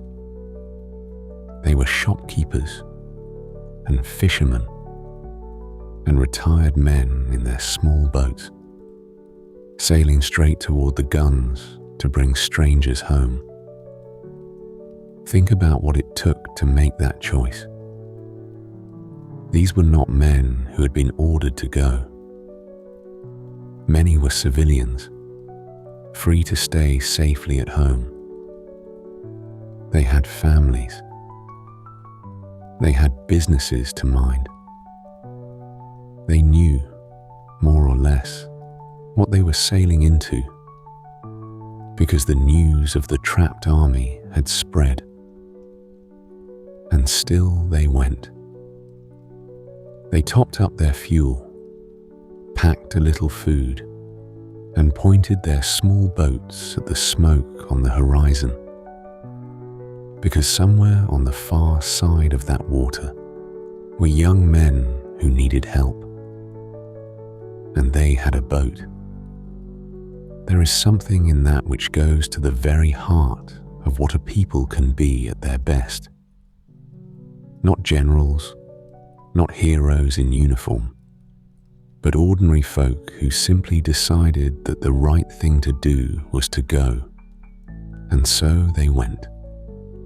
When people speak of the spirit of Dunkirk, this is what they mean. Not the battle, which was lost, but the answer that ordinary people gave when their neighbors were in trouble. And among all those little ships sailing toward Dunkirk was one boat with a particularly remarkable man at its helm. His story is worth telling on its own because it captures the spirit of the whole thing. His name was Charles Lightoller. And to understand why his presence at Dunkirk is so extraordinary, we have to go back almost 30 years to another disaster at sea. Back in 1912, Lightoller had been an officer aboard a great ocean liner on its first voyage across the Atlantic. The ship was the Titanic, and on a freezing night, that ship struck ice and sank, taking more than 1,500 people down with it into the dark water. Lightoller survived, In fact, he was the most senior officer of that ship to live through the night. He had stood on the deck as it tilted and sank beneath him, working to load the lifeboats, putting others into the boats while he stayed aboard the dying ship. When there were no boats left and the water came up to meet him, he was pulled under as the ship went down, held against a grate by the rush of water, certain he was about to die. And then, by some chance, a blast of air from inside the ship blew him back to the surface. He clung to an overturned boat through the freezing night, with dozens of other men, and somehow lived until rescue came at dawn. He had been as close to death in that black water as a man can be, and still come back.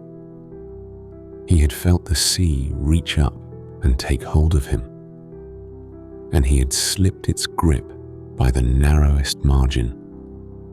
Most men who go through something like that spend the rest of their lives staying well away from deep water. Who could blame them? The sea had shown him exactly what it could do. Now, picture him again, 28 years later. He is an old man in his 60s. He has a small wooden pleasure yacht, a boat called the Sundowner, the kind of boat a man sails for quiet enjoyment in his later years. He is exactly the sort of person who could have stayed safely at home and let the young men handle the war. When the call went out for little ships, the Navy meant to take his boat and crew it with sailors. Lightoller would not have it. It was his boat. If she was going to Dunkirk, he was going to sail her himself. So this old man, who had once been nearly killed by the sea, set out across that same sea, back toward danger, to do what he could.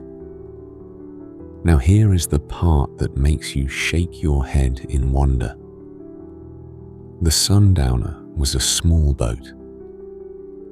She was officially meant to carry about 21 people. That was her safe and sensible number. When Lightoller brought her home from Dunkirk, he had roughly 130 men aboard. Think about that. A small pleasure yacht, built for a couple of dozen people at most, packed with around 130 exhausted soldiers. They were below decks, and on top of them, crammed into every space, the boat sitting so low and heavy in the water that it was a wonder she floated at all, with his son helping him and a young sea scout aboard. This old man steered that desperately overloaded little boat back across the channel, dodging attacks from the air, and brought every single one of those men safely home. He did not lose a soul on the crossing. Just sit with the shape of that life for a moment. A man who, as a young officer, had survived the most famous shipwreck in history, when the sea tried to take him and failed. And then, an old man, when his country needed him, he sailed straight back out onto the water that had nearly killed him, and used his own small boat to save the lives of more than 100 others. The sea had spared him once. He spent that gift near the end of his life, going back to pull others out of the same cold water. He was one man and one boat among hundreds. But his story holds the whole spirit of Dunkirk inside it. Ordinary people with their own small boats, choosing to sail toward danger to save strangers, because it was the right thing to do. Day after day, the boats came and went.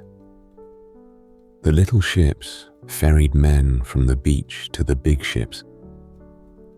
The big ships carried them across to England, unloaded, and turned straight around for more.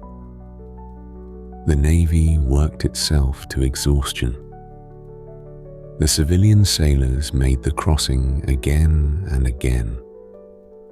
Slowly, in their thousands and then their hundreds of thousands, the trapped army was carried off that beach and brought home. The leaders had hoped, at the start, to save perhaps a small fraction of the men. In the end, they saved over 300,000. The great bulk of the trapped army, British and French alike, was lifted off the sand and carried across the water to safety. It was far, far more than anyone had dared to hope. When the news reached Britain, a frightened nation wept with relief and pride. Their army, which they had thought lost, had come home. The story of the little ships, of ordinary people sailing to the rescue, lifted the country's spirits at the darkest moment it had yet known. People began to speak of the Dunkirk spirit, meaning the way ordinary people had pulled together and done the impossible. And there were small kindnesses everywhere, the kind that people remember long after the big events fade. As the rescued soldiers came ashore and were put on trains inland, ordinary people lined the stations to meet them. They handed up cups of tea and sandwiches and cigarettes through the train windows. They cheered men who felt like they had failed, who had been beaten and driven into the sea, and who could hardly believe they were being welcomed as if they were heroes. Many of the soldiers, hardened men who had seen terrible things, were moved to tears by it. They had expected shame. Instead, they found their own people glad, simply that they were alive. That welcome mattered as much as the rescue itself. It told a beaten army that the nation was still behind them, still whole, still willing to fight on. You cannot measure a thing like that in numbers, but it may have been worth as much as any weapon. Now, here is something important, and it is the kind of honesty that makes a story trustworthy. We must be careful not to turn Dunkirk into something it was not, because for all its wonder, Dunkirk was not a victory. It was a defeat, survived. Let us be clear about that. The army had been beaten. It had been driven off the continent entirely. It left behind nearly all of its heavy equipment, its guns and tanks and trucks, abandoned on the roads and the beaches. France was falling. The enemy had won the battle. The men had been saved. But the battle, and soon the whole country of France, was lost. The leader of Britain understood this perfectly, even as his nation celebrated. He warned his people in plain words that they must not mistake this rescue for a triumph. Wars, he reminded them, are not won by evacuations. A great deliverance, yes, but a deliverance born of disaster. It was a wise and honest thing to say in a moment of joy, and it was a sign of the kind of leader Britain now had. He would not let his people fool themselves. He told them the hard truth, even when they wanted only good news. And somehow, he made the hard truth into a reason to stand firm rather than despair. And yet, the saving of that army mattered enormously, in a way that went beyond the battle. Because as long as those 300,000 trained soldiers were alive and home, Britain still had an army. It was beaten and short of weapons, but it existed. It could be rebuilt. The nation could fight on. Had that army been lost on the beach, Britain might well have had no choice but to make peace. And the whole future of the world would have been darker still. So Dunkirk was both things at once. And that is the truth of it. A terrible defeat and a miraculous rescue. The lowest point and the spark of hope, all on the same stretch of sand. The army was beaten, but it was not destroyed. And a beaten army that survives can come back. That, in the end, was what the little ships truly saved. Not just the men, but the chance to keep fighting. So the boats came home, the Sundowner came home, and the old man who had cheated the sea twice tied her up and went back to his quiet life. The fishermen returned to their fishing. The weekend sailors went back to their families with stories they would tell for the rest of their days. And Britain, bruised and frightened, looked across the water at an enemy that now held almost all of Europe and understood that it was very nearly alone. The men were home, but the war was far from over. In truth, for Britain, the hardest part was just beginning. France would soon fall completely. The enemy would stand just across that narrow strip of sea, master of the continent, and turn his eyes toward the island that still defied him. The bombs would come. The skies over Britain would fill with fighting planes. And the nation would need a voice to steady it. A leader who could look into the darkness and somehow make people believe they would come through. That voice was about to find its great moment. And that is the story we will tell next.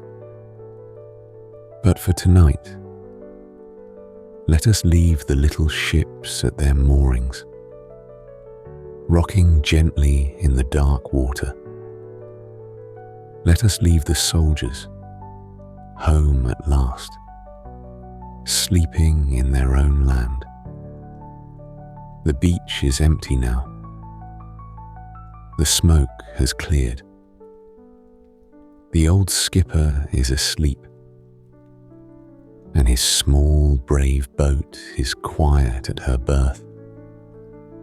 Rest now, as they did.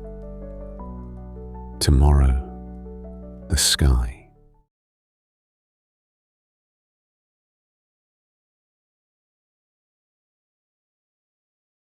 In the summer of 1940, Britain stood alone. Let us be clear about what that meant. France had fallen. The small countries of the north had fallen. almost the whole of Western Europe was now under the control of one man. And across a narrow strip of sea, just over 20 miles wide at its closest point, that man now looked at Britain, the one nation still standing against him in the West.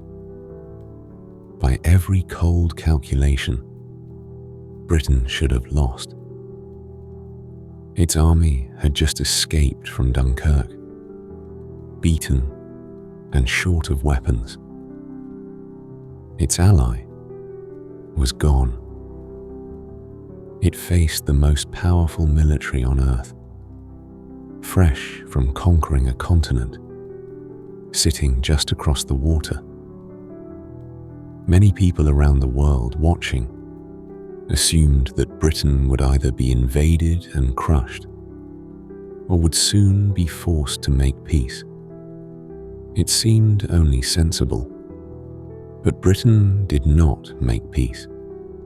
And a great part of the reason it did not was a single man, newly come to power, with a growling voice and a gift for words that would prove as powerful as any weapon. His name was Winston Churchill. He had become the leader of Britain in the very days when France was collapsing, and the army was trapped at Dunkirk. He took charge at the darkest possible moment when many sensible people thought the situation was hopeless.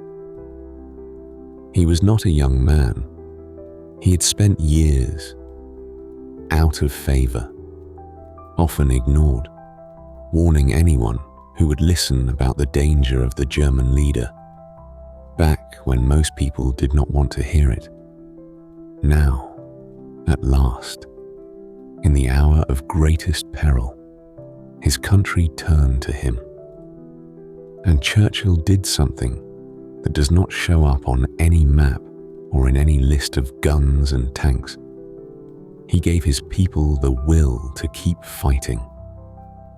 Through his speeches, broadcast over the wireless into every home, he told the truth about how grave the danger was, and in the same breath, he made his people believe they could come through it. He did not pretend it would be easy. He famously offered his people nothing but blood, toil, tears, and sweat. He told them plainly that the hardest of times lay ahead. And yet, somehow, the way he said it filled people with strength rather than fear. He spoke of fighting on the beaches, of never surrendering, of this being their finest hour. And a frightened Ireland, listening by their radios in the dark, sat up a little straighter and decided that they would not give in. It is one of the great examples in history of how much words can matter. Churchill had no magic. He could not conjure an army out of nothing, but he could give his people courage. And courage, in that summer, was the one thing Britain could not do without. And we should be honest about how close it came to going the other way. Not everyone in Britain wanted to fight on. There were powerful men, serious and sensible men, who argued quietly that perhaps the wise thing was to seek terms, to make a deal with the German leader, while there was still something left to bargain with. They were not cowards. They simply looked at the hopeless odds and feared that fighting on would only lead to more death and a worse defeat in the end. It was a real argument, made by real people in those desperate weeks. Churchill would not have it. He set his face against any talk of peace with such a man, believing, rightly, that any deal would be worthless, that the German leader would simply break it the moment it suited him, as he had broken every promise before.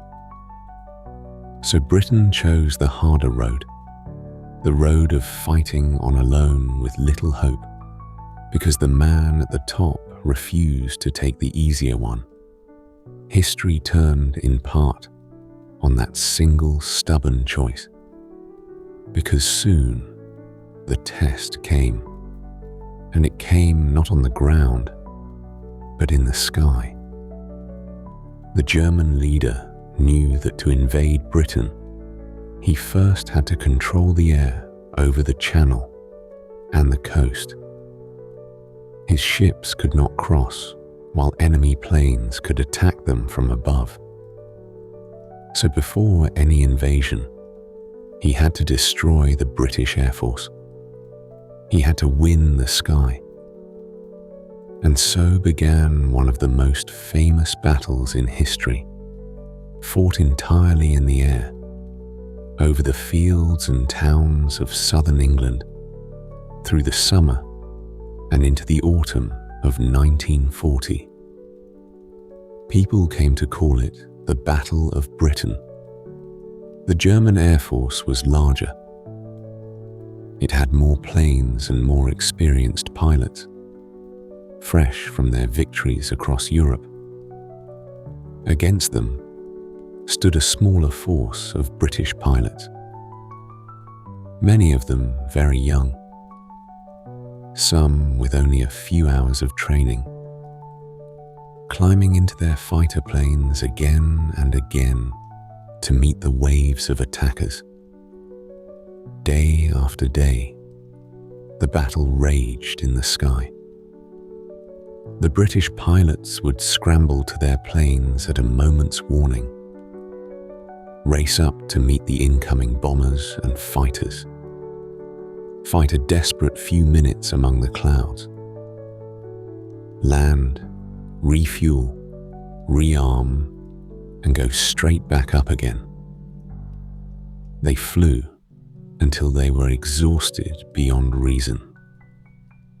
Some fell asleep the moment they touched the ground, only to be woken minutes later for the next wave. They were burning themselves out to hold the sky, because if they failed, the invasion would come. The British had one quiet advantage that helped even the odds, and it is worth knowing about, because it shows that the battle was won by cleverness as much as by courage.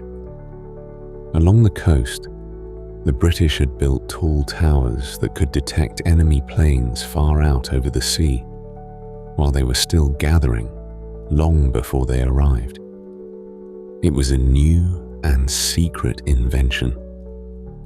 It meant the British did not have to keep their precious few pilots circling in the air all day waiting.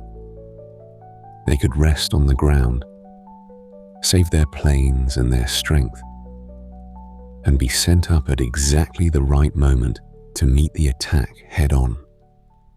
A smaller force, used wisely, could fight a larger one and win. The young men in the planes were the heart of it, but behind them stood quiet rooms full of people tracking the enemy and guiding the pilots to where they were needed most. And among those pilots was one man whose story is so remarkable it is worth telling on its own. His name was Douglas Bader. Years before the war, Bader had been a young pilot showing off, and he crashed his plane. The crash was so bad that he lost both of his legs. Both. By any reasonable expectation, that was the end of his flying days. A man with no legs does not fly fighter planes, but Bader refused to accept it. He was fitted with artificial legs, made of metal, and he taught himself to walk on them. And then, astonishingly, he fought his way back into the Air Force and back into the cockpit. When the war came, This man with 2 artificial legs became one of Britain's most famous fighter aces, leading other pilots into battle and shooting down enemy planes, all while flying on legs of metal. There is a story about him from later in the war that is almost too good to be true, and yet it is. Bader was eventually shot down over enemy territory and captured. In the crash, he lost one of his artificial legs, and the British, hearing of this, arranged for a spare leg to be flown over and parachuted down to the enemy so their captured ace could walk again. The enemy, for their part, let it happen out of a strange wartime respect for a brave foe. A new leg dropped from the sky by parachute for a legless pilot in a prison camp. Even in the middle of a terrible war, such moments of strange chivalry happened. Bader was one man, but he stood for something larger. The British pilots of that summer were, many of them, ordinary young men doing something extraordinary, pushing past every limit of exhaustion and fear to hold the line in the sky. Now, here is the interesting part.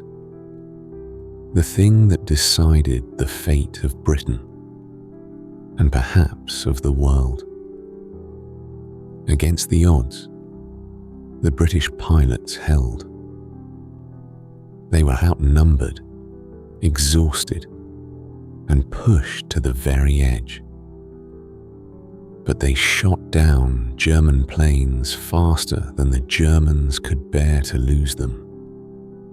They made the price of the sky too high to pay. And slowly, through that long summer and autumn, it became clear that the German Air Force could not win control of the air over Britain. And without control of the air, the invasion could not happen. The ships could not cross. The German leader, who had rolled over every enemy he faced, was stopped at last. Not by a great army, but by a few hundred young men in fighter planes, holding the sky over their homeland. Churchill gave them the words that would last forever.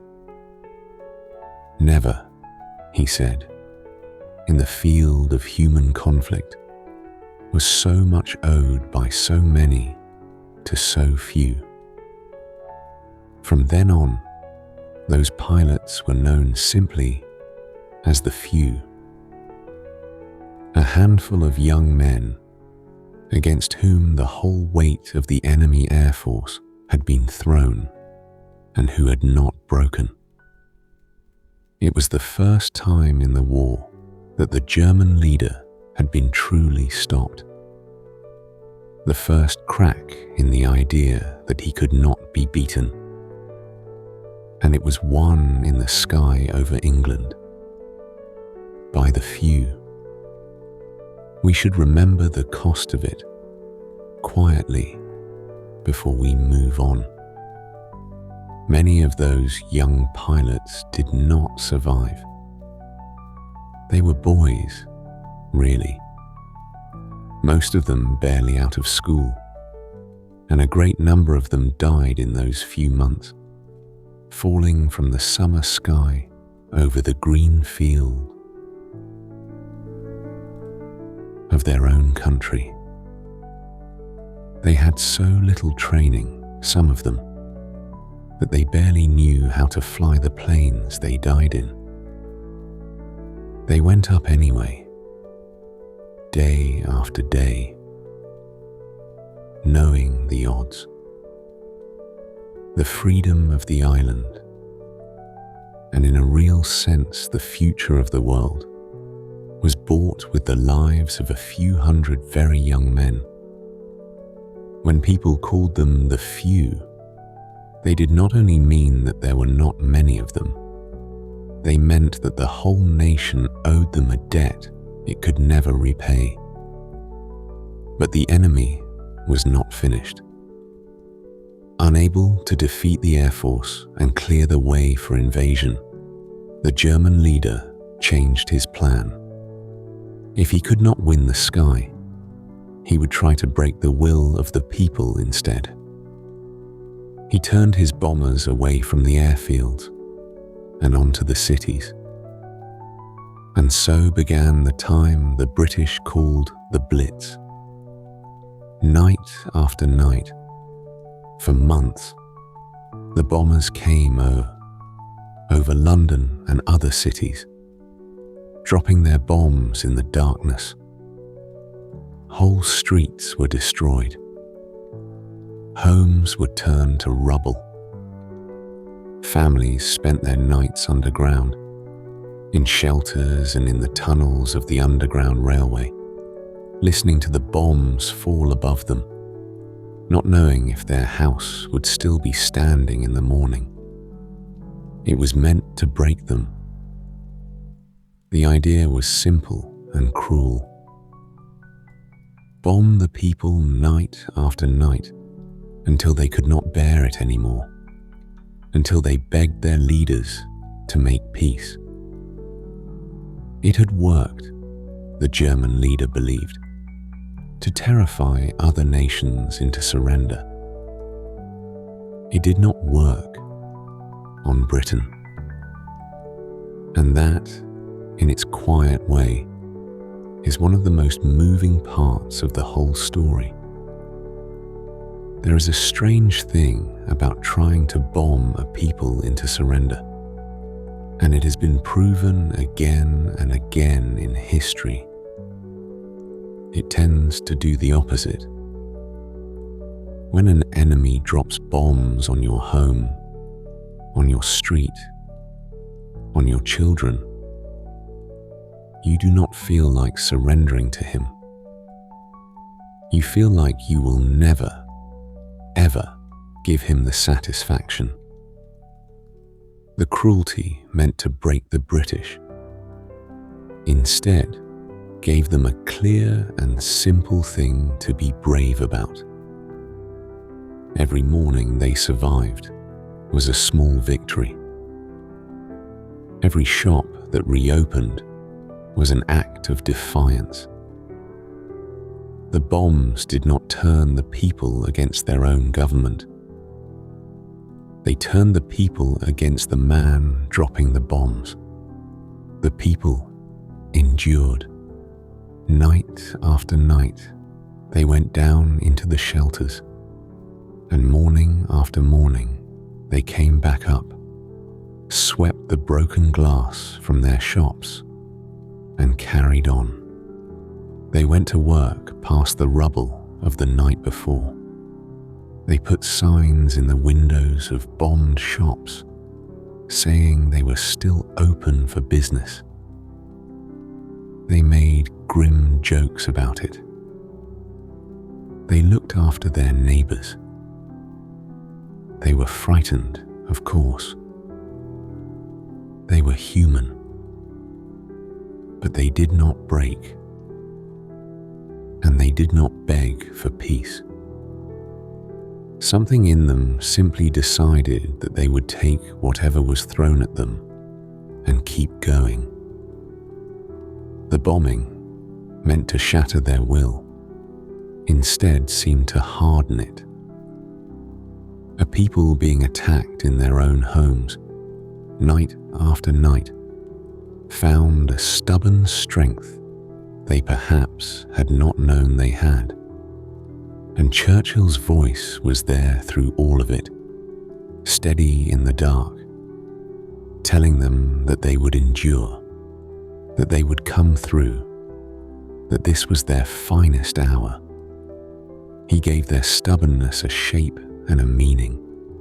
He made them feel that their suffering was not just suffering, but a stand a thing worth doing, a defiance that the whole watching world admired. In time, the bombing eased. The enemy had failed again. He had not won the sky, and he had not broken the people. Britain, alone, battered, and standing in the rubble, was still in the war. The little island had refused to fall. It is hard to overstate what that meant. For a long, dark stretch, Britain was the only major power in the West still fighting. If it had fallen or made peace, the German leader would have been master of all of Europe, free to do as he pleased, with no one left to oppose him. Instead, that one island held. It became a place from which the fight could one day be carried back to the continent. It kept the flame alive when it might so easily have gone out. And it had been held by a strange and powerful combination. By a few hundred young pilots in the sky. By ordinary people enduring the bombs in the dark.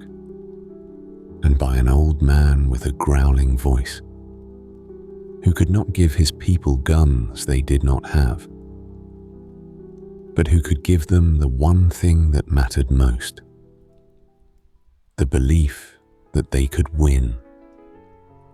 Now the German leader faced a problem he had not expected.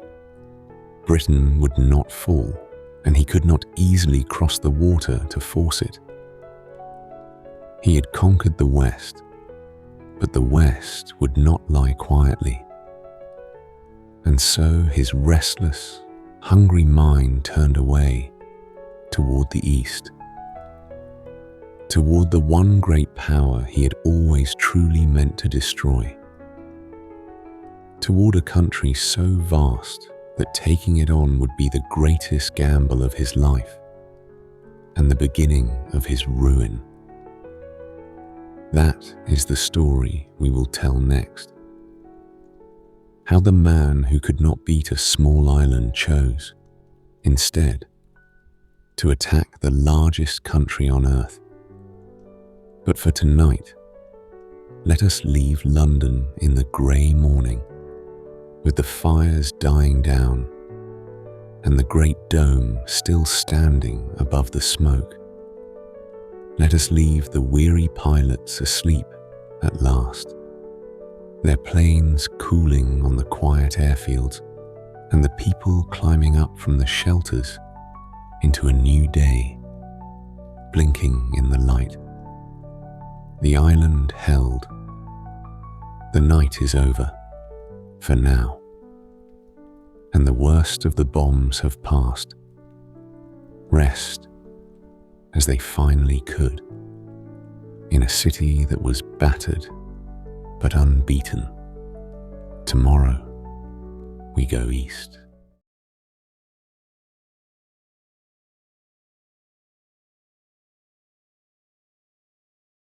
Let us begin with a single soldier, standing in a field at dawn. It is the 22nd of June, in the year 1941. He is a young German soldier, and he is standing near the eastern border of the lands his country now controls. Around him, in every direction as far as he can see, are other soldiers. Tanks, trucks, guns, horses by the hundreds of thousands. He is one small part of the largest army the world had ever seen, gathered in one place for a single purpose. In a few minutes, on a signal, all of it will begin to move east, into the largest country on earth. The young soldier does not know what is coming. He has been told this will be another quick victory, like France, like Poland, A few weeks of hard fighting, and then home. He half believes it. The German army has not lost yet. Why should it lose now? But some of the older men, the ones who think about maps, look out at that eastern horizon with a quiet dread, because they know what lies out there. Not a country the size of France or Poland. A country so vast that it stretches on for thousands of miles, with more land and more people than any army could ever hope to hold. They are about to march into it. And a few of them, even on this first morning, wonder whether they will ever march out. To understand why the German leader chose to do this, we have to understand that, in a strange way, this was the thing he had always wanted to do most of all. Everything else, in his mind, had been leading up to this. Going back to that ugly book he wrote in prison, his deepest obsession had always been the East. He dreamed of conquering the vast lands of Russia, of seizing their fields and their oil and their space, and of crushing the people and the ideas he hated most, which he believed were rooted there. The war in the West against France and Britain had almost been a distraction. This, the invasion of the East, was the real war he had always meant to fight. There was just one awkward problem. A couple of years earlier, when he invaded Poland, he had made a deal with the very country he now meant to destroy. The leader of the Soviet Union, a hard and ruthless man in his own right, had signed an agreement with Germany. The two had even carved up Poland between them. On paper, they were partners. It was a deal of pure, cold convenience on both sides, and neither man trusted the other for a moment. But it had kept the peace between them, while the German leader conquered the West. Now, with the West beaten or held at bay, he was ready to throw that deal away and turn on his partner. There is a bitter irony in what happened next, and it is worth understanding. The leader of the Soviet Union, who trusted almost no one and saw enemies everywhere, made the single greatest misjudgment of his life here. He trusted, of all people, the German leader. Warnings poured in from every direction. His own spies told him an attack was coming. Other countries told him. The signs were everywhere, and he refused to believe any of it. He was so convinced that the German leader would not be foolish enough to attack so soon, while the war in the West was unfinished, that he ignored every warning and ordered his own generals not to provoke the Germans. So when the blow finally fell, the Soviet armies were caught flat-footed, sitting in their forward positions, unready, their leader frozen in disbelief. It is one of history's strange lessons. The most suspicious man in the world was undone by the one time he chose to trust. And so, without warning, on that June morning, he did. The largest invasion in the history of the world began. 3 million soldiers and more poured across the border into the Soviet Union in a surprise attack on the country that had believed itself, however uneasily, to be Germany's friend. At first, it went exactly as the German leader had dreamed. The attack came as a near total surprise. The Soviet leader, despite many warnings, had refused to believe that his partner would betray him so soon, and his armies were caught unready. The German lightning war, which had crushed the West, now fell on the East with the same devastating speed. The German armies drove forward in enormous thrusts, exactly as they had in France. They surrounded entire Soviet armies, not thousands of men, but hundreds of thousands at a time, trapping them in vast pockets and forcing them to surrender. The numbers were staggering, larger than anything seen before. Whole cities fell. The German army drove hundreds of miles into Soviet territory in a matter of weeks. The scale of those early victories is hard to imagine. In a single great encirclement, the Germans might trap and capture more soldiers than some countries had in their entire army. Again and again, the fast-moving German columns would race around behind a Soviet army, close the ring, and force the surrender of hundreds of thousands of men at once. The roads filled with endless columns of prisoners marching west. The maps in the German headquarters showed great arrows sweeping deep into the east. Back in Germany, it seemed the dream was coming true.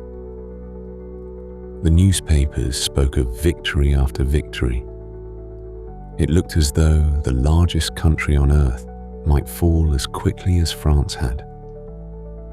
The young soldier in the field, who had been promised a short war, began to believe it might be true after all. They were winning. They were always winning. And yet, even in the midst of all that winning, the wisest among the German commanders began to feel a creeping unease. They were taking ground at a tremendous rate, but the war was not ending. They would destroy an enemy army, and another would appear. They would capture a vast region, and beyond it lay another, just as vast. It was like striking a great beast again and again, watching it bleed and seeing that it would not fall. Somewhere in the back of the mind, a question began to form. What if this country is simply too big to beat? Now, here is the interesting part. The part that turned the whole war and sealed the fate of the man who started it. The very thing that looked like triumph was, in truth, the beginning of the end. And the reason was the one thing no army could defeat. The reason was the sheer, endless size of Russia. You see, you can win battle after battle. You can take city after city, and against most countries, that means you have won the war. There is only so much land, only so many soldiers, only so far to go. Take enough, and the enemy must give up. But Russia was not like other countries. It was too big to conquer this way. Behind every river the Germans crossed was another river. Behind every city they took was more land, and then more, stretching on toward the east seemingly without end. The deeper they pushed, the more there was. They were trying to swallow something that far larger than they were, and the size of it began, slowly, to choke them. There were two problems with conquering something so vast, and both grew worse with every mile. The first was supply. An army needs a constant river of food, fuel, and ammunition flowing to it from home.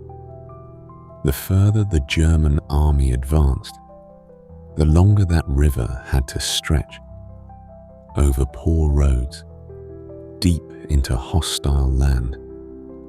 By the time they were hundreds of miles in, the trucks were wearing out, the fuel was running short, and the men at the front were often hungry and low on bullets, simply because the supplies could not reach them fast enough across that enormous distance. The second problem was the people. The German leader had believed that the Soviet state was rotten, that one hard kick would bring the whole thing crashing down. He was wrong. For all its cruelty, the Soviet state did not collapse, and the country had a vast, almost bottomless supply of people. For every army the Germans destroyed, the Soviets seemed able to raise another from their enormous population, further east, beyond the reach of the German advance. The Germans kept winning, and yet the enemy kept coming, in numbers that never seemed to run out. And there was something the German leader had not counted on, something he could not understand because of the hatred in him. He had treated the conquered peoples of the East with terrible cruelty. He had come not as someone offering anything, but as a conqueror who saw the people there as less than human, to be ruled or removed. At first, some in those lands had been willing to turn against their own harsh government and welcome a change. But the cruelty of the invaders quickly killed any such feeling. People who might have stood aside instead chose to fight because they came to understand that under the invader there would be no mercy at all. The German leader's own hatred, in the end, helped to unite the enormous country against him. He had given its people no choice but to resist. There is also the simple matter of defending your own home. A soldier fighting far from home, in a foreign land, for a war he half understands, will fight hard, but there is a limit. A soldier defending his own soil, his own city, his own family just behind him, will fight with a desperate fury that is very hard to overcome. As the Germans drove deeper, they were no longer fighting for distant gains. The defenders were fighting for their homes, and that changes everything. And then the land itself turned against them. As the summer faded into autumn, the rains came. And the Russian autumn rains do something that Western soldiers had never seen. The roads, most of which were simply packed earth, turned to deep, thick, clinging mud. Not a little mud, a sea of it. Mud that swallowed boots, that bogged down trucks to their axles, that brought the great mechanical army, with all its tanks and machines, grinding to a crawl. For weeks, the advance slowed to almost nothing, stuck fast in the mud, while the precious time of the warm season drained away. The men hauled and dug and cursed, and barely moved. The lightning war, so fast and deadly on the dry plains of summer, found itself stuck helpless in the mud of autumn. This was something the Russians had always known about their own land and had always counted on. They even had a name for this season of mud, this time when the roads dissolve and no army can move. For centuries it had been one of Russia's great defenders. Other invaders, long before, had been swallowed by the same mud and the same distances and the same cold. The Russians, falling back, burning what they could not carry, so the enemy would find nothing to use, were following a pattern as old as their country itself. Trade space for time. Let the land and the weather do what your armies cannot.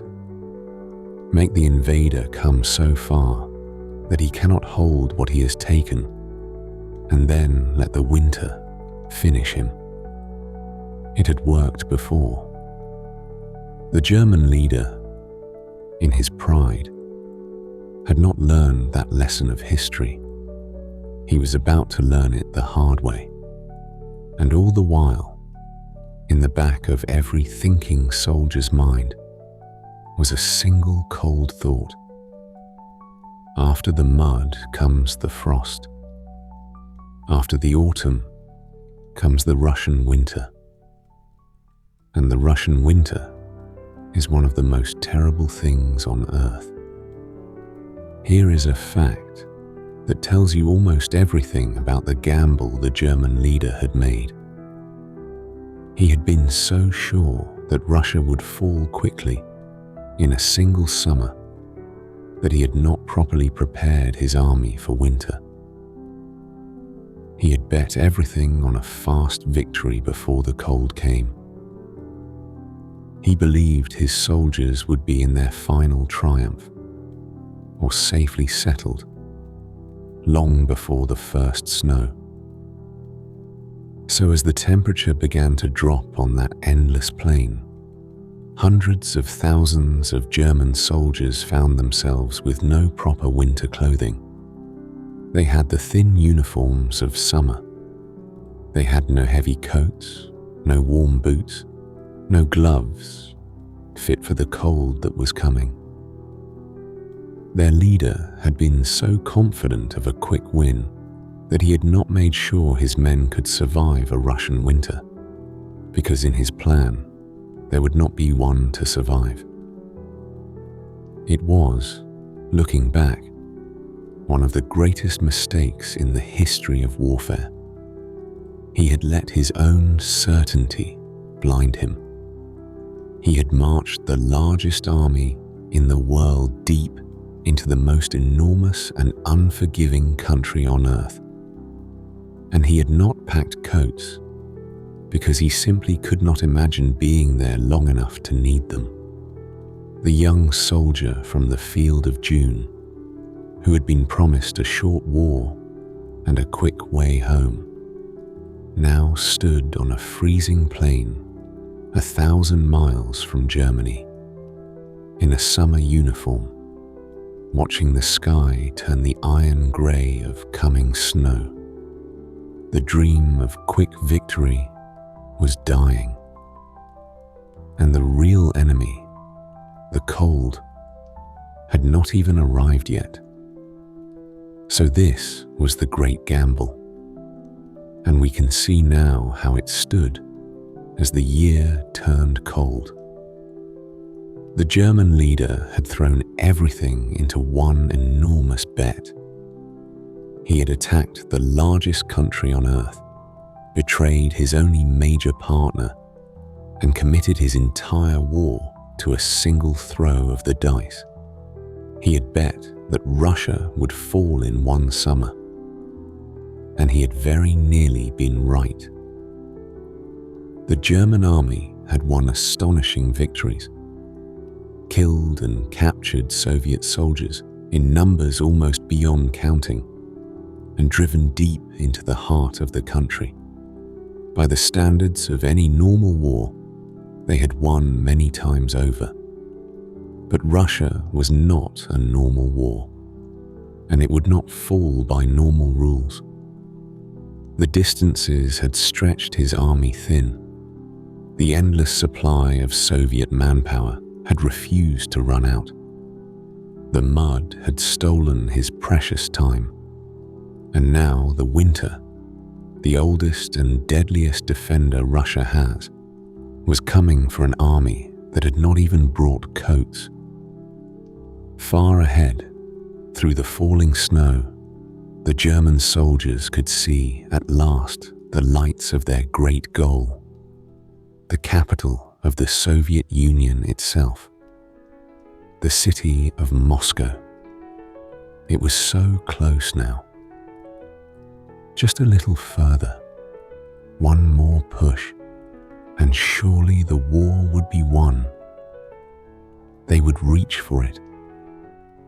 They would come within sight of its towers, and there, in the snow, at the gates of the great city, the largest army in the world would meet the thing that finally stopped it. But that is the story we will tell next.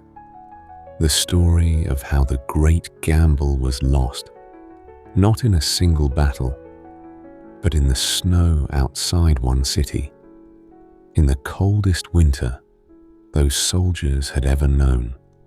For tonight, let us leave our young soldier on the darkening plain. His summer coat thin against the first cold wind, the lights of the great city glimmering far ahead through the snow. He has come so far.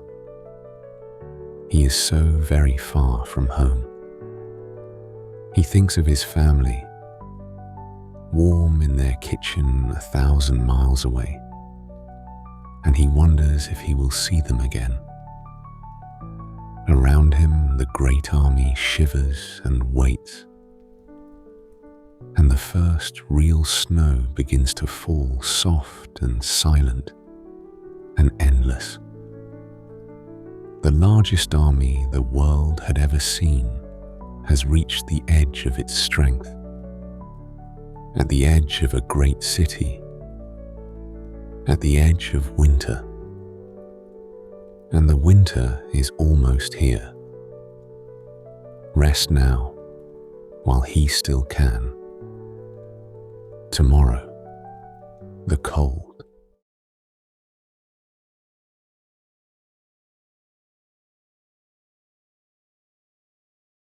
Let us return to our young soldier on the snow.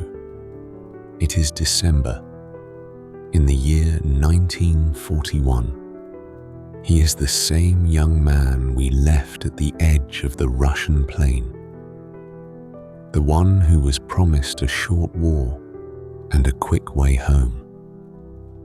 He has marched and fought for nearly 6 months. He has come almost 1,000 miles, and now he stands with what is left of the largest army the world has ever seen, within sight of his great goal. Far ahead, through the freezing haze, he can see the towers of Moscow, the capital of the Soviet Union, the prize the whole vast campaign was meant to win. It is so close now. On a clear day, the men can see the city through their field glasses.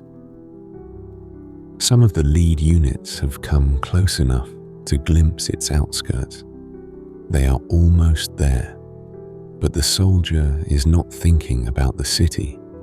He is thinking about the cold, because the Russian winter has come, and it has come with a fury that no one in that army was ready for. Remember the great mistake we spoke of last time? The German leader had been so certain of a quick victory that he had not prepared his army for winter. He had bet everything on finishing the war before the cold came. he lost that bet. And now hundreds of thousands of his soldiers were paying for it, here, in the snow outside Moscow. The temperature dropped and dropped and dropped again, far below freezing, to a cold these men from milder lands had never imagined. And they faced it in the thin uniforms of summer. They had no proper winter coats, no warm boots, no gloves fit for such cold. The warm clothing that did exist often could not reach them, stuck far behind on the same broken supply lines that had failed them all autumn. So they froze. Men lost fingers and toes to the cold. Some froze to death at their posts in the night. The suffering was terrible. And it was not from enemy fire. It was simply from the cold. The oldest enemy of every army that has ever marched into Russia in winter, and the one the German leader had been too proud to take seriously. And it was not only the men. The machines froze too.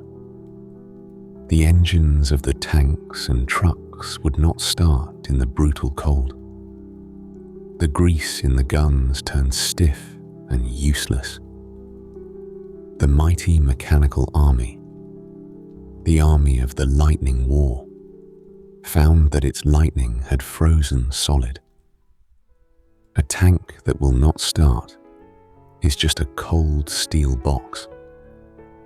A gun that will not fire is just a frozen pipe.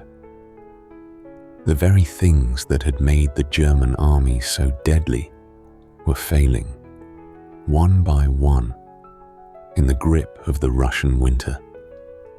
There is a small telling detail from those days. The German soldiers, desperate for warmth, began taking clothing from wherever they could find it. They stuffed their thin uniforms with paper and straw. They took warm coats and felt boots from Russian civilians and from the bodies of the fallen. Some wrapped themselves in whatever rags they could find until they hardly looked like soldiers at all, but like a column of frozen scarecrows shuffling through the snow. Meanwhile, far behind the lines, there were warehouses where winter clothing was finally being gathered to send forward. But it came too late, and the broken railways and clogged roads could not carry it to the freezing men in time. The army that had counted on being warm and victorious in captured cities found itself instead dying of cold in the open snow, while the coats it needed sat hundreds of miles away. It is one of the cruelest examples in all of history of what happens when a leader's pride outruns his planning. And so, at the very gates of Moscow, with the towers of the city in sight, the great German advance ground to a halt. It had come so far. It had won so much. But here, finally, it could go no further. The men were frozen and exhausted at the end of impossibly long supply lines after 6 months of constant fighting. They had spent everything. They reached out for the city, and they simply could not close their hand.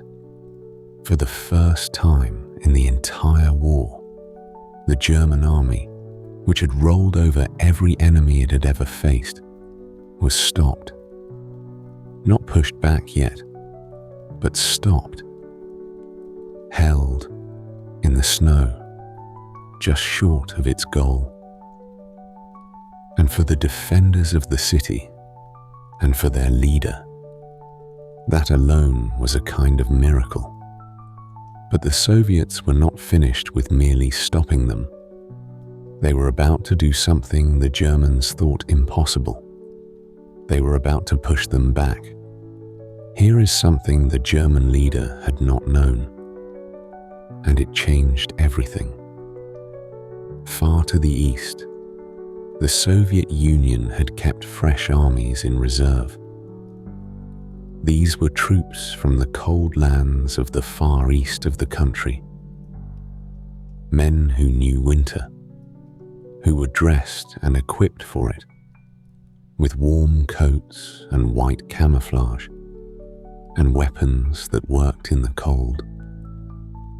For a long time, the Soviet leader had held these men back, afraid he might need them to guard against another enemy far to the east.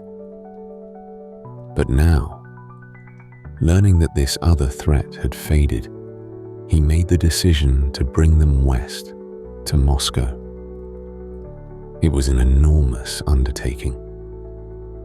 These men had to be carried thousands of miles across the entire width of the largest country on Earth, on a single overstretched railway in the dead of winter.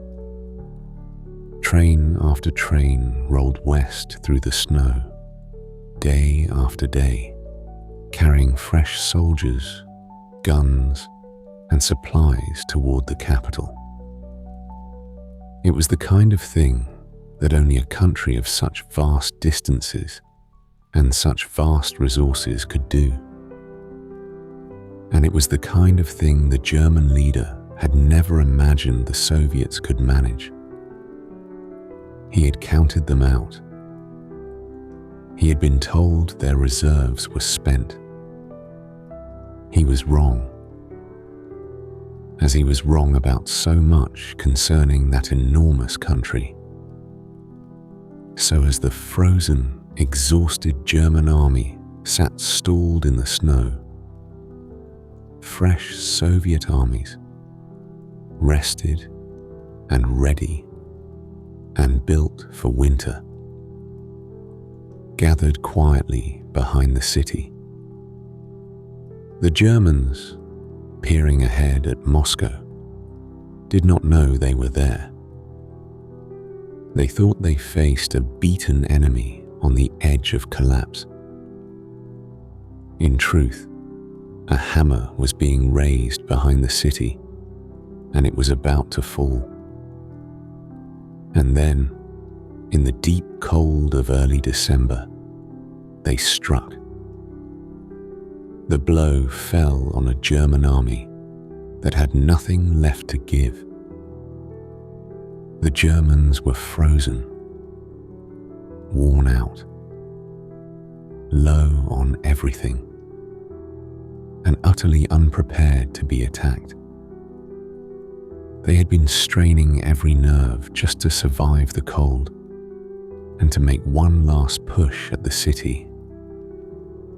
The idea that the beaten, retreating enemy could suddenly turn and attack them in strength had not entered their minds, and so when it came as a shock. The fresh Soviet troops, warm and rested and built for winter, came out of the snow and drove into them. And the great German army, the army that had never been beaten, was pushed back, not destroyed, but forced to retreat away from Moscow, giving up hard-won ground for the first time in the war. For the German leader, this was almost unbearable. His instinct, when his armies began to fall back, was to forbid any retreat at all. "Stand fast," he ordered. "Hold every position. Do not give up a single step." It was a brutal order, and it cost many lives.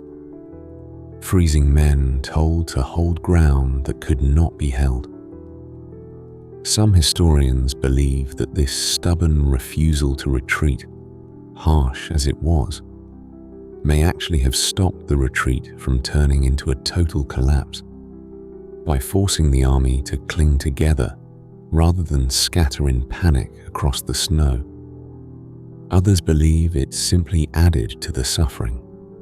What is certain is that the easy days were over. For the first time, the German leader was no longer planning new conquests. He was fighting, grimly, just to hold on to what he had. Now, here is the interesting part. The part that, looking back, we can see was one of the great hinges of the entire war, even though few fully understood it at the time. The failure outside Moscow was far more than the loss of one battle. It was the death of the German leader's whole plan, and the first clear sign that he was going to lose the war. Think about what had just been proven in that snow. The German leader had bet everything on a quick victory in the east. That bet had now failed completely. Moscow had not fallen. The Soviet Union had not collapsed. And the lightning war, the magic that had conquered Europe, had been stopped cold, literally, and then thrown into reverse. The myth was broken. For years, the German army had seemed unbeatable. Enemy after enemy had fallen before it.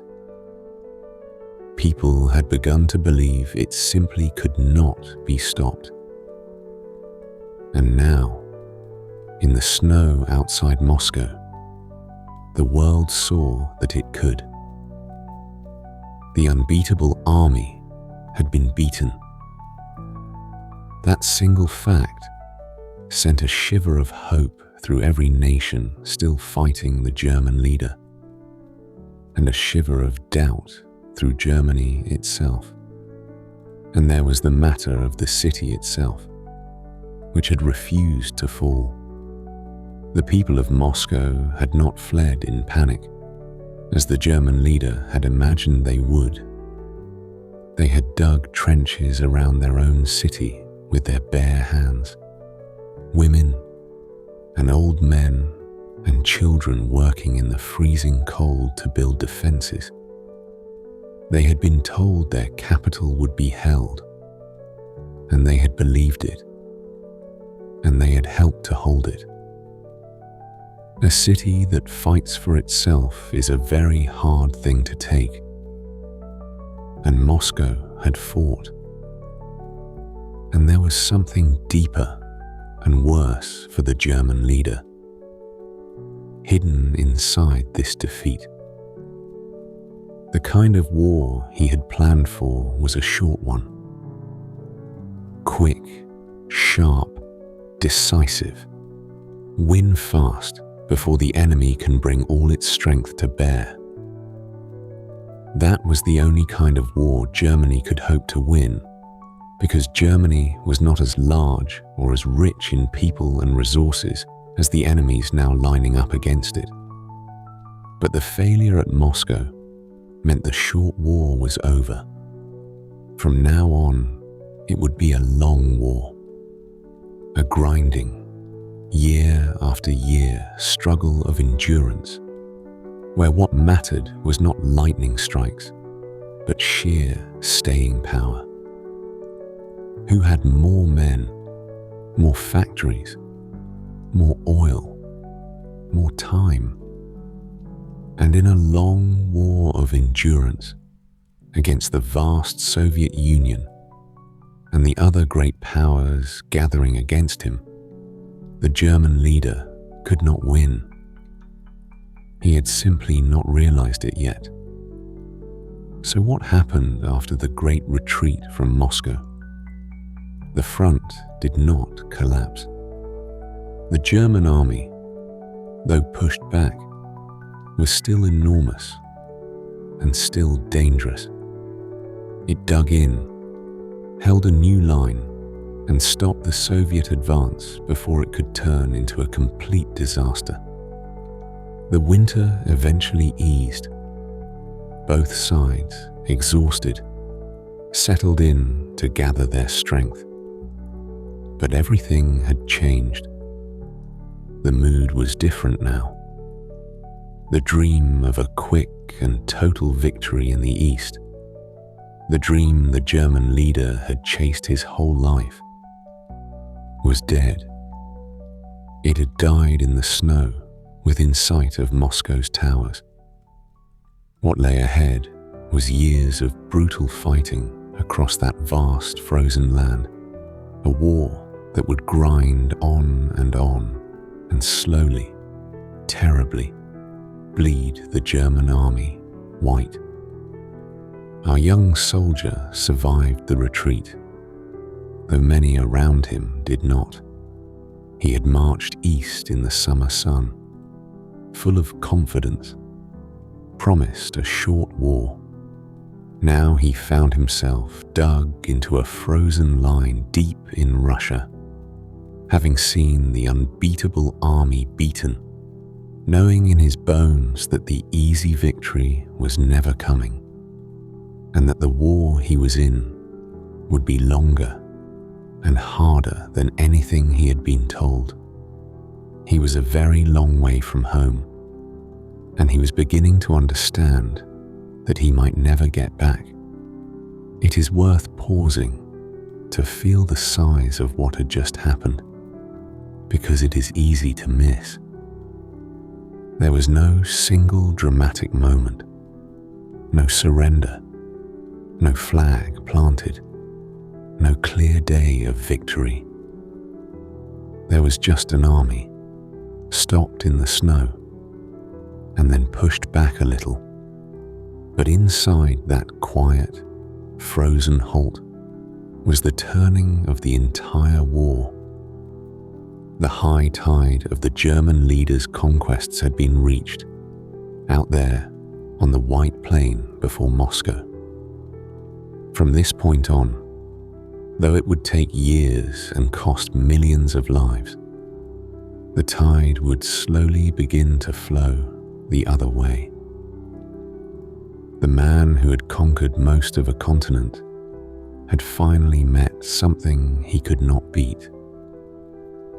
Not a greater general, not a cleverer plan, just the size of Russia and the cold of its winter, and the stubborn refusal of its people to give in.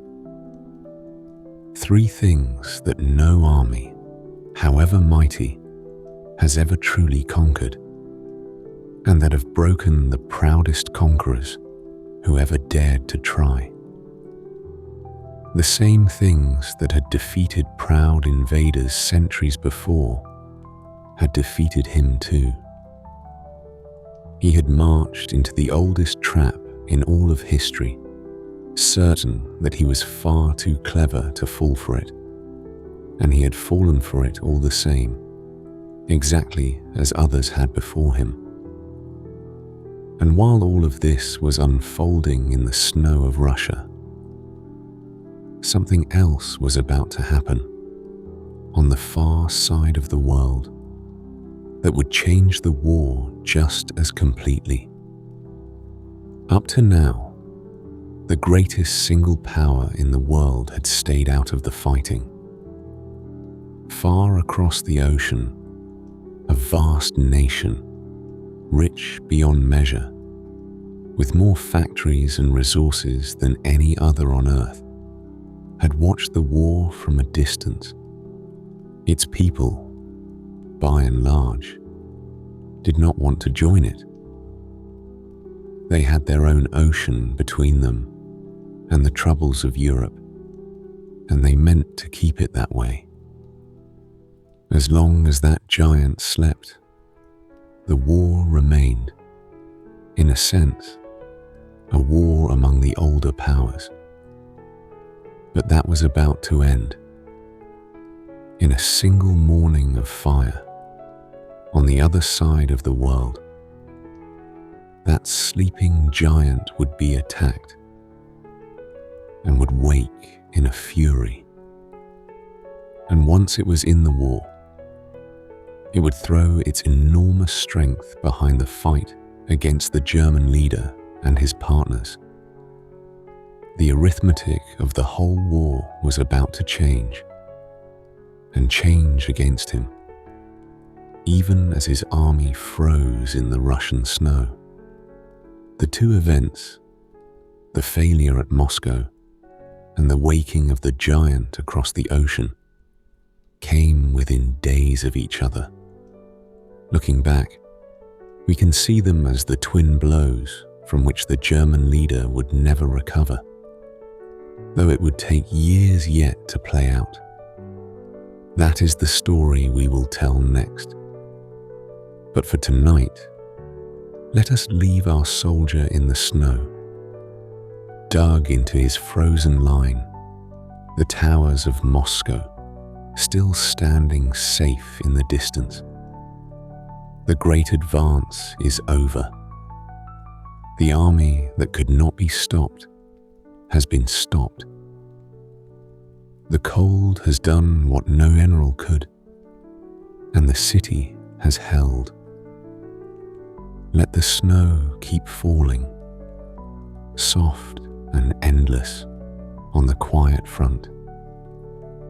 Let the exhausted men sleep in their holes in the frozen earth, dreaming of warm rooms far away.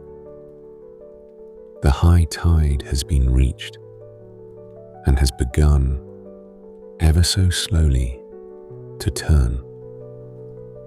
Few yet know it, but the long road back has begun.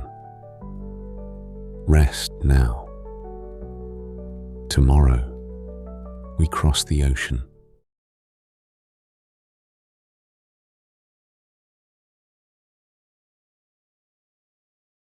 Let us begin on a quiet Sunday morning on the other side of the world from the snow of Russia.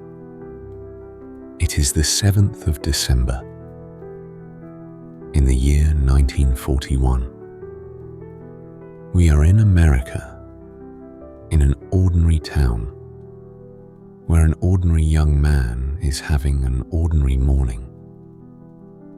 Perhaps he is reading the newspaper. Perhaps he is listening to music on the radio, or thinking about lunch, or what he will do with his afternoon. For him, and for almost everyone around him, the war is a distant thing. It is something happening far away, across the great oceans, in Europe and in Asia. People read about it in the papers. They had opinions about it, but it was not their war. America was at peace, and a great many Americans wanted very much to keep it that way. They had good reasons. America had fought in the last Great War, the one that ended in that quiet November of 1918, and many felt it had gained nothing but graves for its trouble. They had two vast oceans protecting them, one on each side. Why, they asked, should they pour out their sons' blood again in the quarrels of distant lands? Let the old world fight its old wars. America would mind its own business, safe behind its oceans.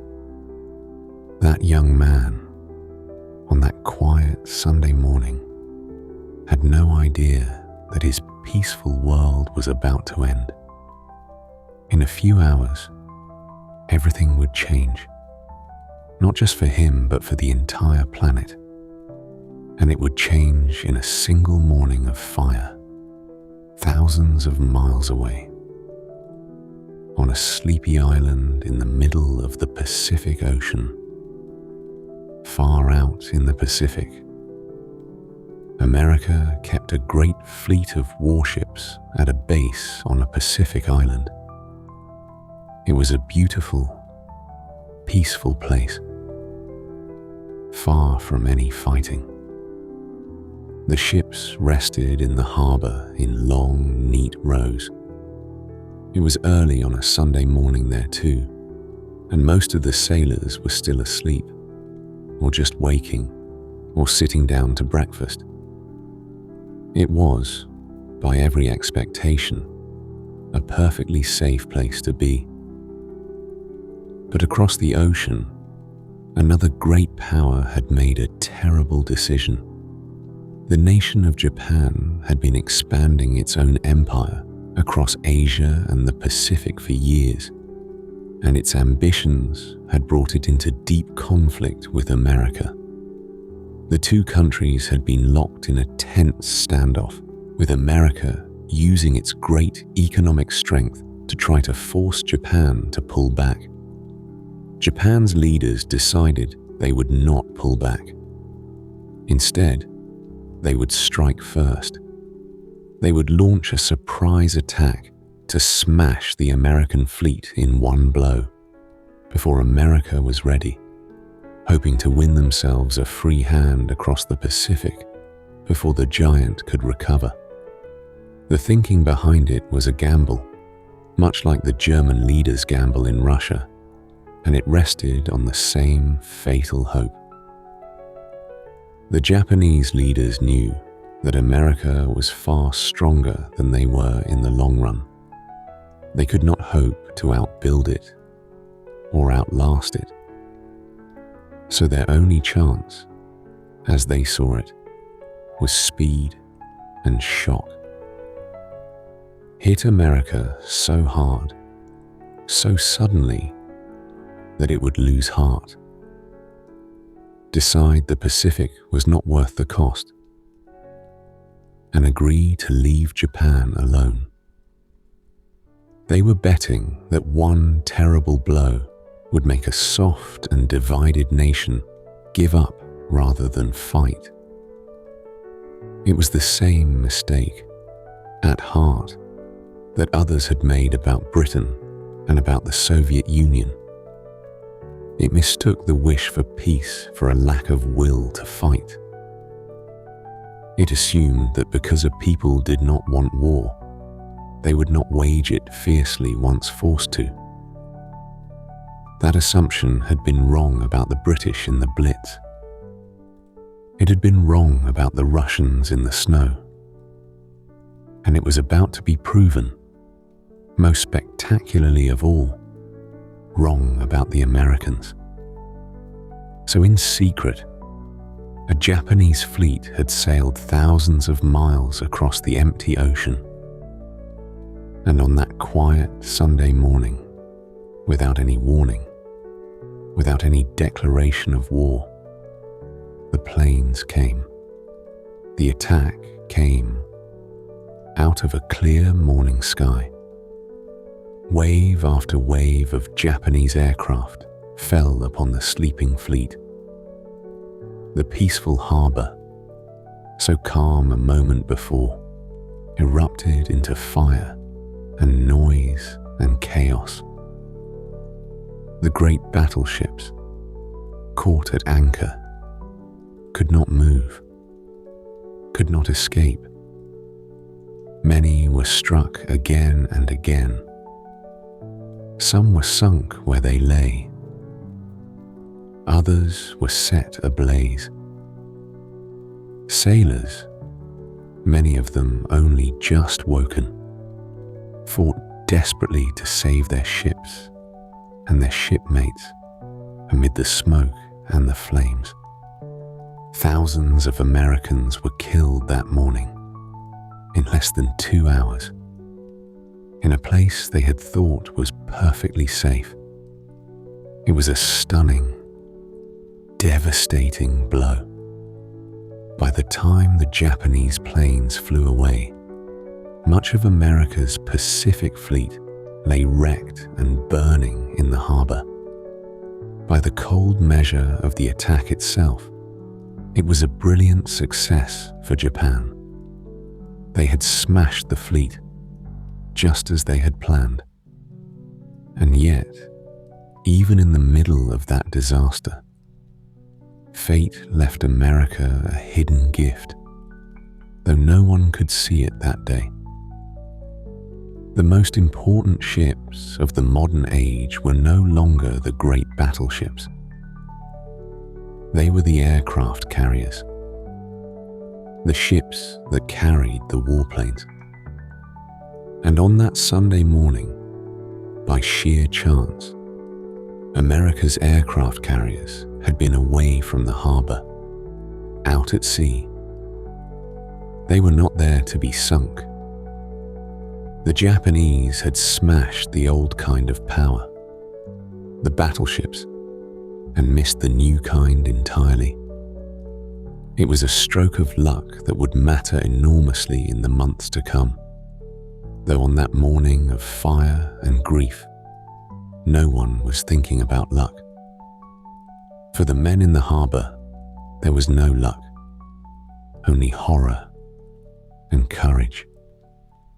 Sailors dived into burning, oil-covered water to pull their shipmates to safety. Men trapped inside sunken ships tapped on the hull for days, and rescuers worked desperately to reach them. Ordinary servicemen, caught completely by surprise, did extraordinary things to save one another. It was a day of terrible loss, but also a day that showed, from the very first hour, the kind of courage America would bring to the war it had just been forced into. The young man back in his ordinary town heard the news on the radio as the regular programs were interrupted with the terrible bulletin. So did millions of others, all across the country. A peaceful Sunday became, in an instant, the day everything changed. People gathered around their radios, stunned, listening to the news come in. The war they had thought was someone else's was suddenly, violently, their own. Now, here is the interesting part, and it is one of the great lessons of the whole war about what truly makes a nation strong. Japan had won the battle, but in winning it, they had made the greatest mistake of their entire history. Because the attack did not frighten America into staying out of the war. It did the exact opposite. It enraged America, and it united it, completely and overnight. Before that morning, America had been deeply divided about the war. Many wanted nothing to do with it. There were long, bitter arguments about whether the country should get involved at all. The nation was split. The attack ended that argument in a single morning. The shock and the fury of it swept away all the divisions at once. A country that had been arguing about whether to fight now wanted, with one voice, to fight. The next day, the American leader stood before the nation and called it a date that would live in infamy, a day of shame that would never be forgotten. And America declared war. The man who led Japan's navy was said to have feared exactly this. There is a famous idea, often attached to him, that he worried the attack would do nothing more than waken a sleeping giant and fill it with a terrible resolve. Whether or not he ever said those precise words, they capture the truth of what happened perfectly. Japan had not knocked America out of the war. They had dragged it in, furious and united. And a giant that is enraged and united is the most dangerous thing in the world. Because here is what made America so dangerous. Once it was finally in the fight, it was not just large in people. It was, by far, the greatest industrial power the world had ever seen. It had more factories, more steel, more oil, more of everything needed to make war than any nation on earth. And all of it safe behind those two great oceans, far from any enemy bombers. Once America turned that vast strength to war, the result was staggering. Its factories, which had been making cars and refrigerators, were turned to making tanks and warplanes and ships in numbers that no one could match. American shipyards built vessels faster than the enemy could ever sink them. American factories poured out aircraft by the tens of thousands. It was a flood of weapons and supplies on a scale the world had never imagined. And it would, in time, simply bury the enemies of America and its allies under sheer quantity. This is one of the deep truths of how the war was won, and it is worth understanding. In a long war, the side that can make more, in the end, usually wins. Courage matters.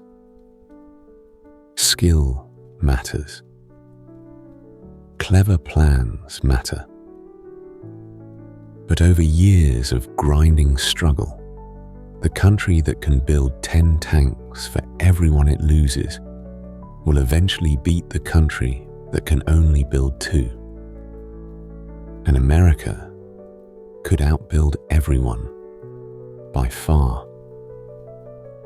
And America did not only build for itself, it became, in a sense, the great arsenal for everyone fighting the German leader and his partners. Long lines of ships loaded with American food, trucks, weapons, and supplies sailed across the oceans to Britain and to the Soviet Union, keeping those allies fighting when they might otherwise have faltered. A great deal of what kept the Soviet armies moving, the trucks that carried them, and much of the food that fed them, came across the sea from American factories. The giant did not just fight, it supplied the whole struggle, pouring out its endless production to arm everyone standing against the enemy. It is hard to overstate what this meant. The German leader had built a war machine for a quick fight. America was building a war machine for a long one, and building it bigger than anything in history. Time, which the German leader had needed so badly and lost in the snows of Russia, was now firmly on the other side. Every month that passed, the flood of American steel grew larger, and the gap between the two sides grew wider. And there was one more piece to fall into place. And it is a strange and crucial one. When Japan attacked America, it was Japan that America was now at war with. Germany, far away in Europe, had not been attacked, and America had not declared war on Germany. By the strict letter of things, the American giant might have turned all its fury on Japan in the Pacific. and left the German leader alone in Europe. But the German leader did not let that happen. A few days after the attack, in one of the most baffling decisions of his entire life, he declared war on America himself. He did not have to. America had not threatened him directly, but he chose to, perhaps out of loyalty to his Japanese partner, perhaps out of pride, perhaps because he simply underestimated the giant the way he underestimated everything across the ocean. It was a catastrophic blunder. With those words, he added the world's greatest industrial power to the list of his enemies, of his own free will, at the very moment his army was freezing and failing in the snow outside Moscow. He had stopped being able to win in the East, and now he had personally invited the one power that could crush him in the West to join the war against him. Looking back, historians often point to this as one of the moments his fate was sealed. Why would he do such a thing? Part of it was an agreement with his Japanese partner, though that agreement did not truly require him to declare war first. Part of it was the same contempt he held for everyone he did not understand. He looked at America from across the ocean and saw, as he wished to see, a soft and mongrel nation, rich but weak, good at making cars and films, but with no stomach for a real fight. He genuinely believed they would not be able to stand up to his hardened armies. It was the same blindness that had made him underestimate the British and the Russians again and again. He could not imagine that the people he despised might be stronger than he was. History would prove him wrong in the most complete way imaginable. The nation he dismissed as soft would, within a few short years, pour millions of soldiers and an ocean of weapons across the seas, and play a leading part in grinding his 1,000-year empire into rubble. His contempt, which had cost him so much already, now cost him the last thing he had left, which was any chance at all of winning the war. So now the war was truly a world war. It was being fought across Europe, across the vast plains of Russia, across the deserts of Africa, across the islands and waters of the Pacific, and on every ocean. Nearly every great power on Earth was now drawn into a single, enormous conflict. And slowly, the weight of numbers began to gather against the German leader and his partners. Let us add it up as it stood now at the start of 1942. On one side stood the German leader and his partners, who had conquered much, but who were now stalled in the snows of Russia, unable to win a long war. On the other side, slowly drawing together, stood a combination of powers so great that it is hard to see how the German leader ever thought he could win against all of them at once. The vast Soviet Union, bloodied but unbroken, with its endless lands and people. The British, battered but unbowed, holding their island and their empire. And now, joining them, the enormous industrial might of America, with its bottomless factories and its newly awakened fury. The German leader had taken on the three greatest powers in the world, more or less all at once. For a time, his speed and his skill had let him win against the odds. But the odds had not gone away. They had only been waiting. And now, with the giant awake and the Russian winter biting, and the whole world turning against him, the arithmetic of the war began, slowly and surely, to do its work. The dream of conquest was over. What remained was the long, hard road to the end. It would take years more. It would cost millions more lives. But from this point on, looking back, we can see that the German leader and his partners were no longer fighting to win. They were fighting, though many did not yet know it, only to delay their defeat. But for tonight, let us go back to our ordinary young man in his ordinary town on the evening of that terrible Sunday.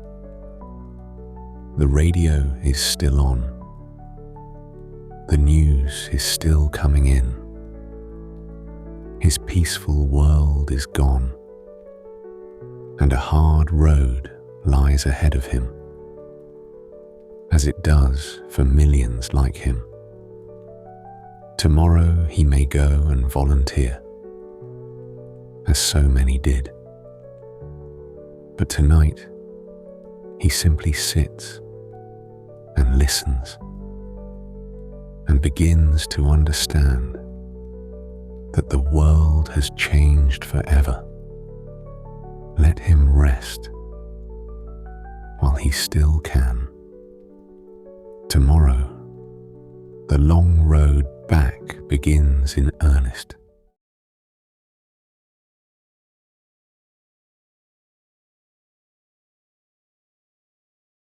Let us begin in a ruined city, on the banks of a great river, deep in the south of Russia.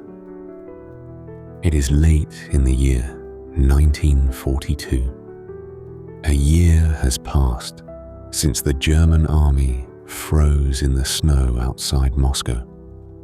The war has ground on, brutal and endless, across the vast eastern lands. And now it has come to this city, a place that will become one of the most terrible names in all of history. The city is called Stalingrad, and what happened here would be the true turning point of the war. Look at it. Once it was a busy industrial city on the river. Now it is a wasteland. Months of fighting and bombing have smashed it to rubble. There are no whole buildings left, only broken walls and heaps of brick and twisted steel. And in that rubble, two great armies are locked together in a fight of almost unimaginable savagery, struggling for every street, every house, every room, every pile of stone. To understand how it came to this, we have to step back and see what the German leader was trying to do a year after his failure at Moscow. After the disaster outside Moscow, the German leader knew he could no longer hope to win everywhere at once. So in the summer of 1942, he chose a new goal. He sent his armies driving south toward the oil fields in the far south of the Soviet Union. This was a sensible aim in its way. Oil is the lifeblood of a modern army. Tanks and planes and trucks are useless without fuel. If the German leader could seize those great oil fields, he could keep his own war machine running and starve the enemy of fuel at the same time. It might have been a war-winning move, but along the way lay the city on the river, Stalingrad. And here the German leader made a fateful choice. The city was named after the leader of the Soviet Union himself, and so it became, for both men, far more than a dot on a map. It became a matter of pride. The German leader became determined to take the city that bore his enemy's name. His enemy became just as determined that it would never fall. And so two proud and ruthless men poured more and more of their strength into a single ruined city, not because it was the wise thing to do, but because neither would let the other win. What had begun as a sensible drive for oil turned into a death grip over a pile of rubble, simply because of a name. There is a hard lesson in that, and it is one we have seen before in this story. The German leader's downfall, again and again, came not from a lack of strength or skill, but from his own pride and his own blindness. At Moscow, his certainty had left his men without coats. Here, his obsession with a city that carried his enemy's name drew him into a fight he did not need, in a place that did not suit his style of war, and held him there long after a wiser man would have pulled back. He let his feelings make his decisions, and in war, as in life, letting your pride choose your battles is a very dangerous thing. The Soviet leader was every bit as ruthless and proud, but he had abler generals around him now, and he had learned, slowly and at terrible cost, to listen to them. The German leader had learned the opposite. He trusted his own judgment more and more, and the judgment of his generals less and less. Exactly when his judgment was failing him most. The battle for the city was like nothing in the war before it. Out on the open plains, the German lightning war had been deadly, but there was no room for lightning in a ruined city. Here, the tanks could not race. The fighting came down to small groups of men, struggling at close quarters through the rubble, clearing one building at a time, one floor at a time, sometimes one room at a time. A single broken factory or train station might be fought over for weeks, changing hands again and again, each time at a terrible cost. The soldiers gave grim names to the kind of fighting they were doing. They fought in the cellars and the sewers and the shattered upper floors. The front line was not a line at all, but a maze, where the enemy might be in the next room, or the floor above, or the building across the street. Snipers haunted the ruins. Men lived and died in the broken concrete, in the cold and the filth, for months on end. There are many stories from that terrible place, some true, some grown larger in the telling. There was a famous Soviet marksman in the city, a sniper whose skill became legendary, and whose story was used to lift the spirits of his people. Many tales were told of him, and over the years some of the numbers grew in the retelling, the way such things do. What is certain is that he was real, that he was deadly, and that he became a symbol of the stubborn defense of the city. The defenders needed such symbols because they were holding on by their fingernails, with their backs to the river, in a fight that seemed like it might never end. Now, here is the turning point. The moment the whole war began, truly and finally, to swing the other way. While the German army poured itself into the ruins of the city, the Soviet generals were quietly preparing something. They saw that the Germans had become so fixated on the city that they had stretched themselves dangerously thin. The forces guarding the flanks, the sides of the great German push, were weak, and the Soviets planned to strike there. In the deep cold of November, they launched a massive surprise attack, not into the city, but far out on either side of it. Two great arms of the Soviet army swept around behind the German forces in the city, drove through the weak flanks, and met behind them. And just like that, the trap snapped shut. The entire German army inside Stalingrad, hundreds of thousands of men, was suddenly cut off, surrounded, trapped in the ruined city they had fought so hard to take, with no way out and no way to be supplied, as the full fury of another Russian winter came down upon them. What followed was a slow and terrible doom. The trapped army, cut off from food and fuel and ammunition, slowly starved and froze in the rubble. An attempt was made to supply them from the air, to fly in enough food and fuel to keep an entire army alive through a Russian winter. It was never possible.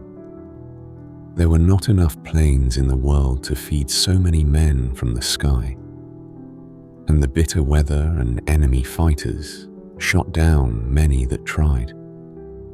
The men inside the pocket grew weaker by the day.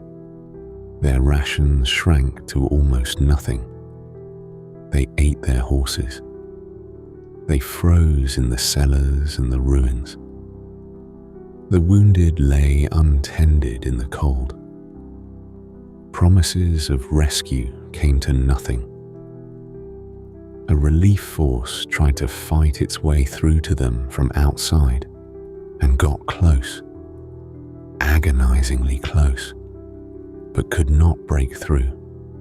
The German leader, in his pride, forbade the trapped men to even try to break out and escape toward that relief force while they still had the strength, and ordered them to hold their ground to the last man. It was a death sentence, and everyone but the German leader seemed to know it. So they held, and they died in the cold and the hunger, week after week, until at last what was left of that great army, starving and frostbitten and out of all hope, laid down its arms and surrendered. Of the hundreds of thousands who had gone into that city, only a small remnant would ever see home again.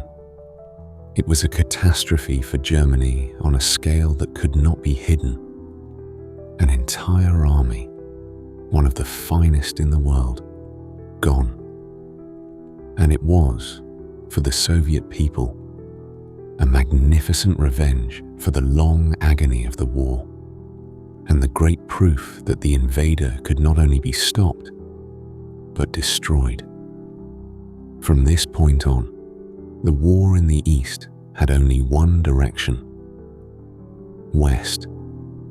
Before the city on the river, the Germans had been advancing, year after year. After it, they were retreating, year after year. The vast, bloodied, furious Soviet army, growing stronger all the time, began the long push to drive the invader back across all the thousands of miles he had taken. It would take 2 more years, and it would be some of the most savage fighting the world has ever seen. But the direction never changed again. The tide had turned, and now it flowed against the German leader, and it would not stop until it reached his capital. And it was not only in Russia that the tide was turning. Let us widen our view, because the whole world was shifting at once.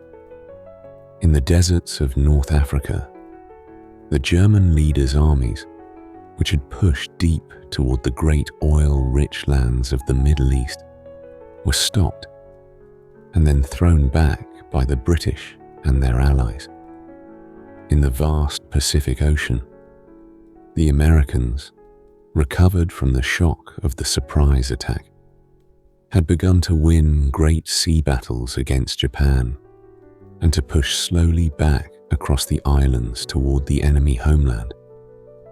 Everywhere, the side that had been winning began, slowly, to lose. The arithmetic we spoke of, the sheer weight of numbers and factories, was beginning to do its relentless work. Now, in the middle of all this killing, let us pause for a single quiet story of goodness, because it matters, and because the darkness of these years should not make us forget that there was light in it too. Before the war had even begun, when the danger to certain people in Europe was already terribly clear, there was a young man who decided he could not simply stand by. He worked, quietly and without fuss, to arrange for children in danger to be carried by train out of the reach of the coming horror and brought to safety in Britain.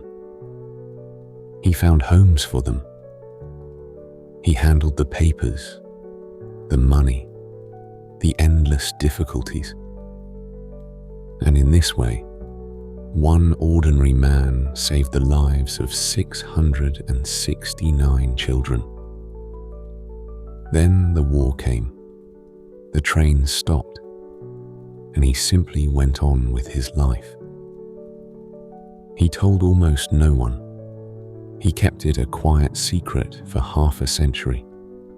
And here is the part that brings tears to people's eyes.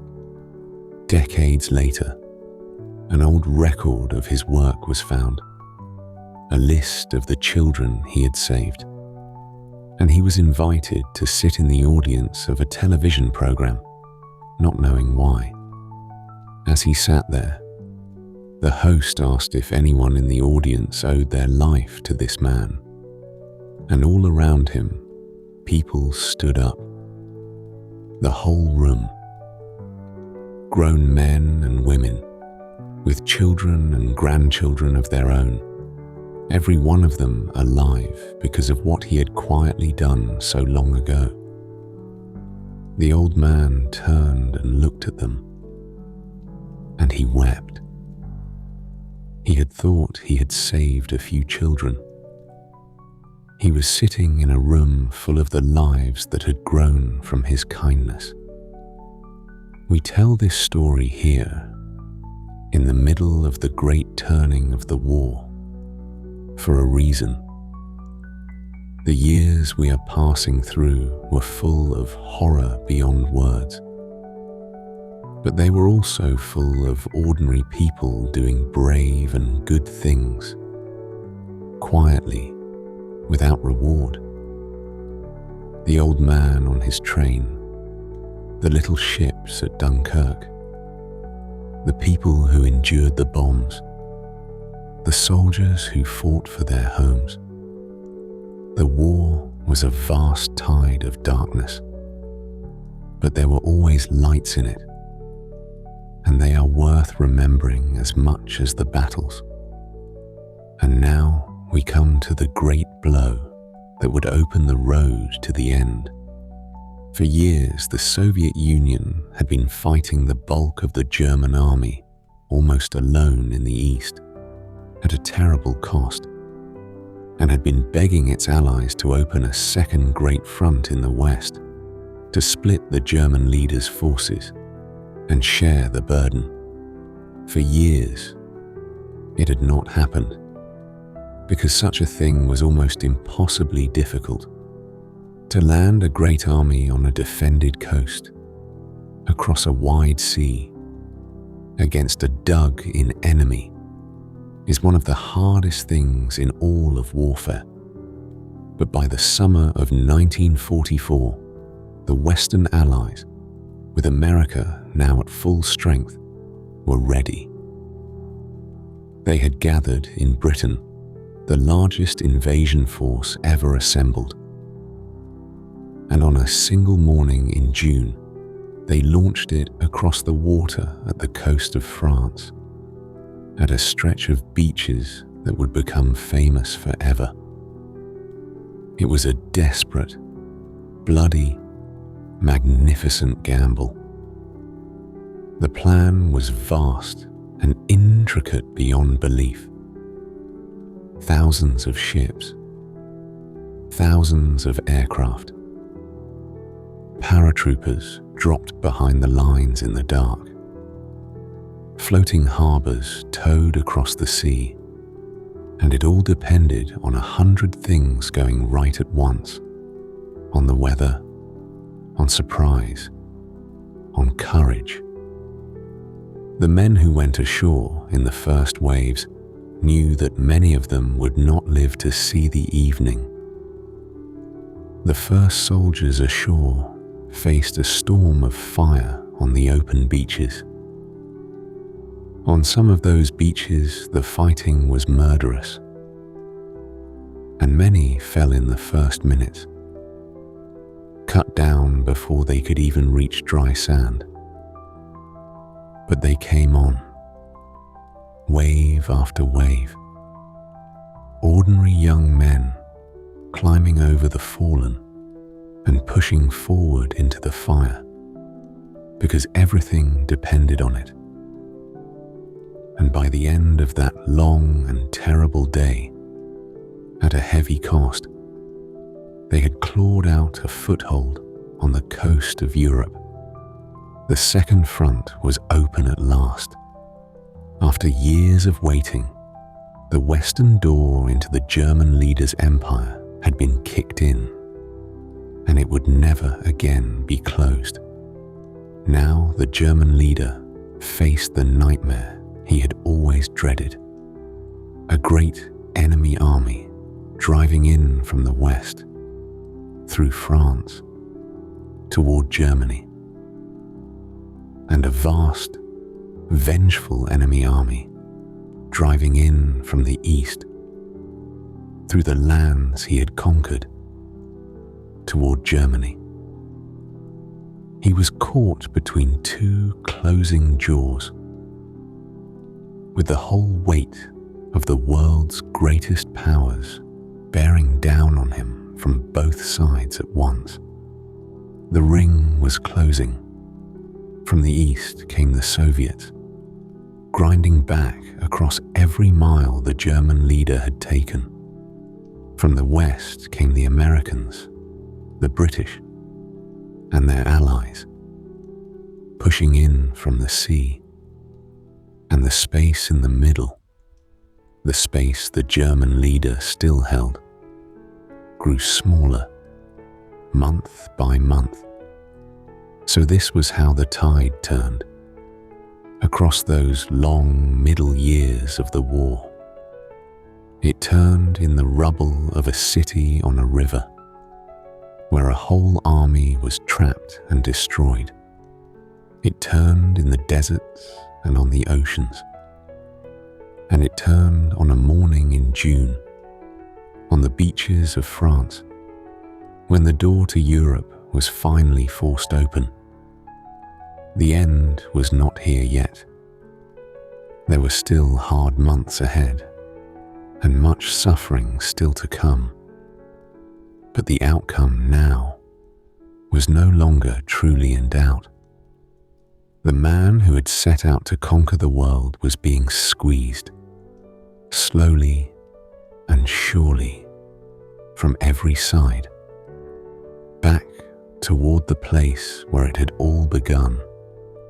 But for tonight, let us leave the great fleets on the water and the armies on the move. Let us remember instead the old man weeping in that bright room, surrounded by the lives he saved. In the middle of so much darkness, that quiet light. Hold on to it as you drift off. The tide has turned. The worst for the world is beginning at last to pass. Rest now. Tomorrow, the end of the road.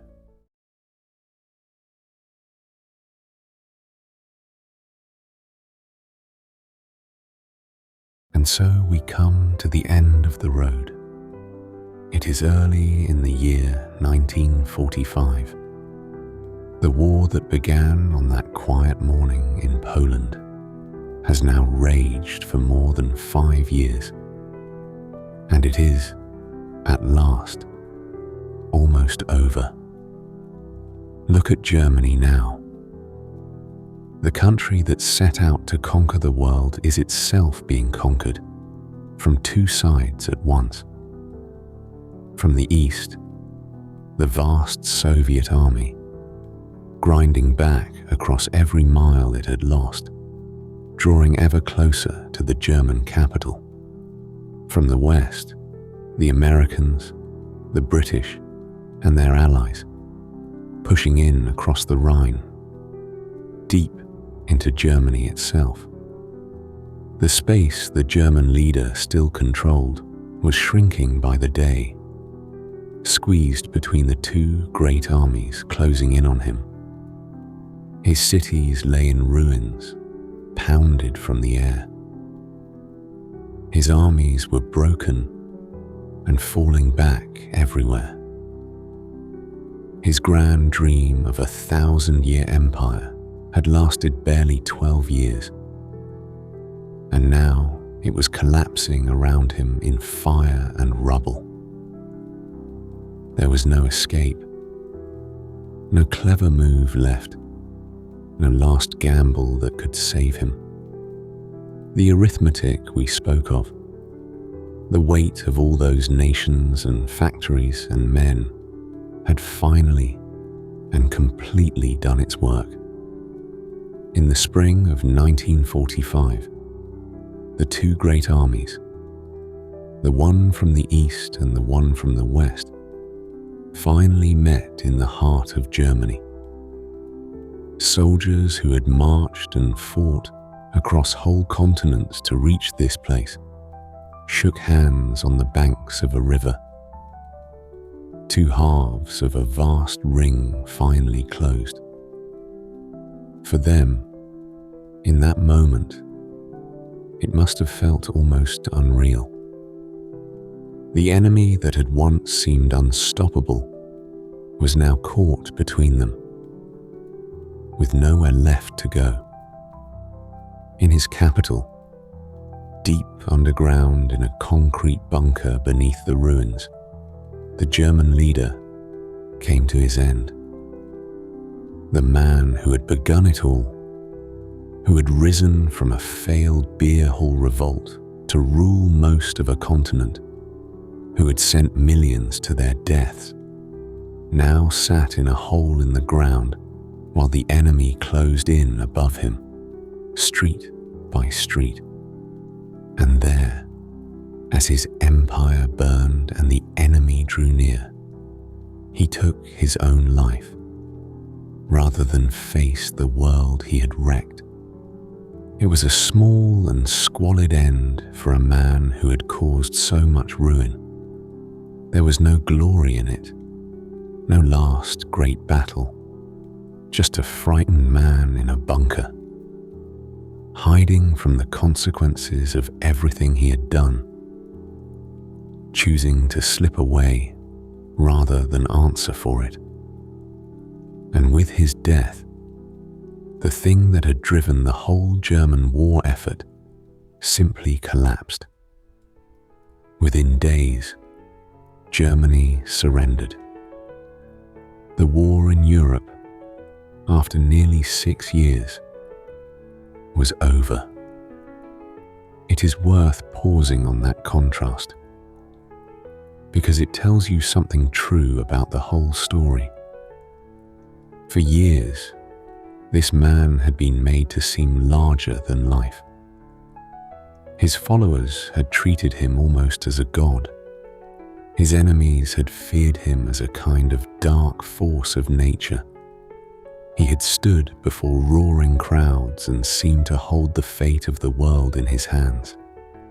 And in the end, he died alone and afraid in a hole in the ground, his great empire reduced to a few burning streets above him.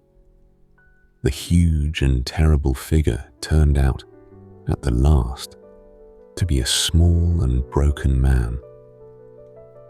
That is so often how it goes with such men. They seem invincible right up until the moment they are not, and then they are revealed as what they always were underneath. The spell breaks. The crowds fall silent. And what is left is just a person, after all, answerable like everyone else to the consequences of what they have done. As the news of the surrender spread, the soldiers of the victorious armies could hardly believe it. Men who had fought for years, who had buried so many friends, who had half stopped believing they would ever see the end, suddenly found that the end had come. Many felt not wild joy at first, but a strange, quiet emptiness. The thing that had filled their whole world for years was simply over. They had survived. Now they had to learn, all over again, how to live in a world at peace. You can imagine the joy.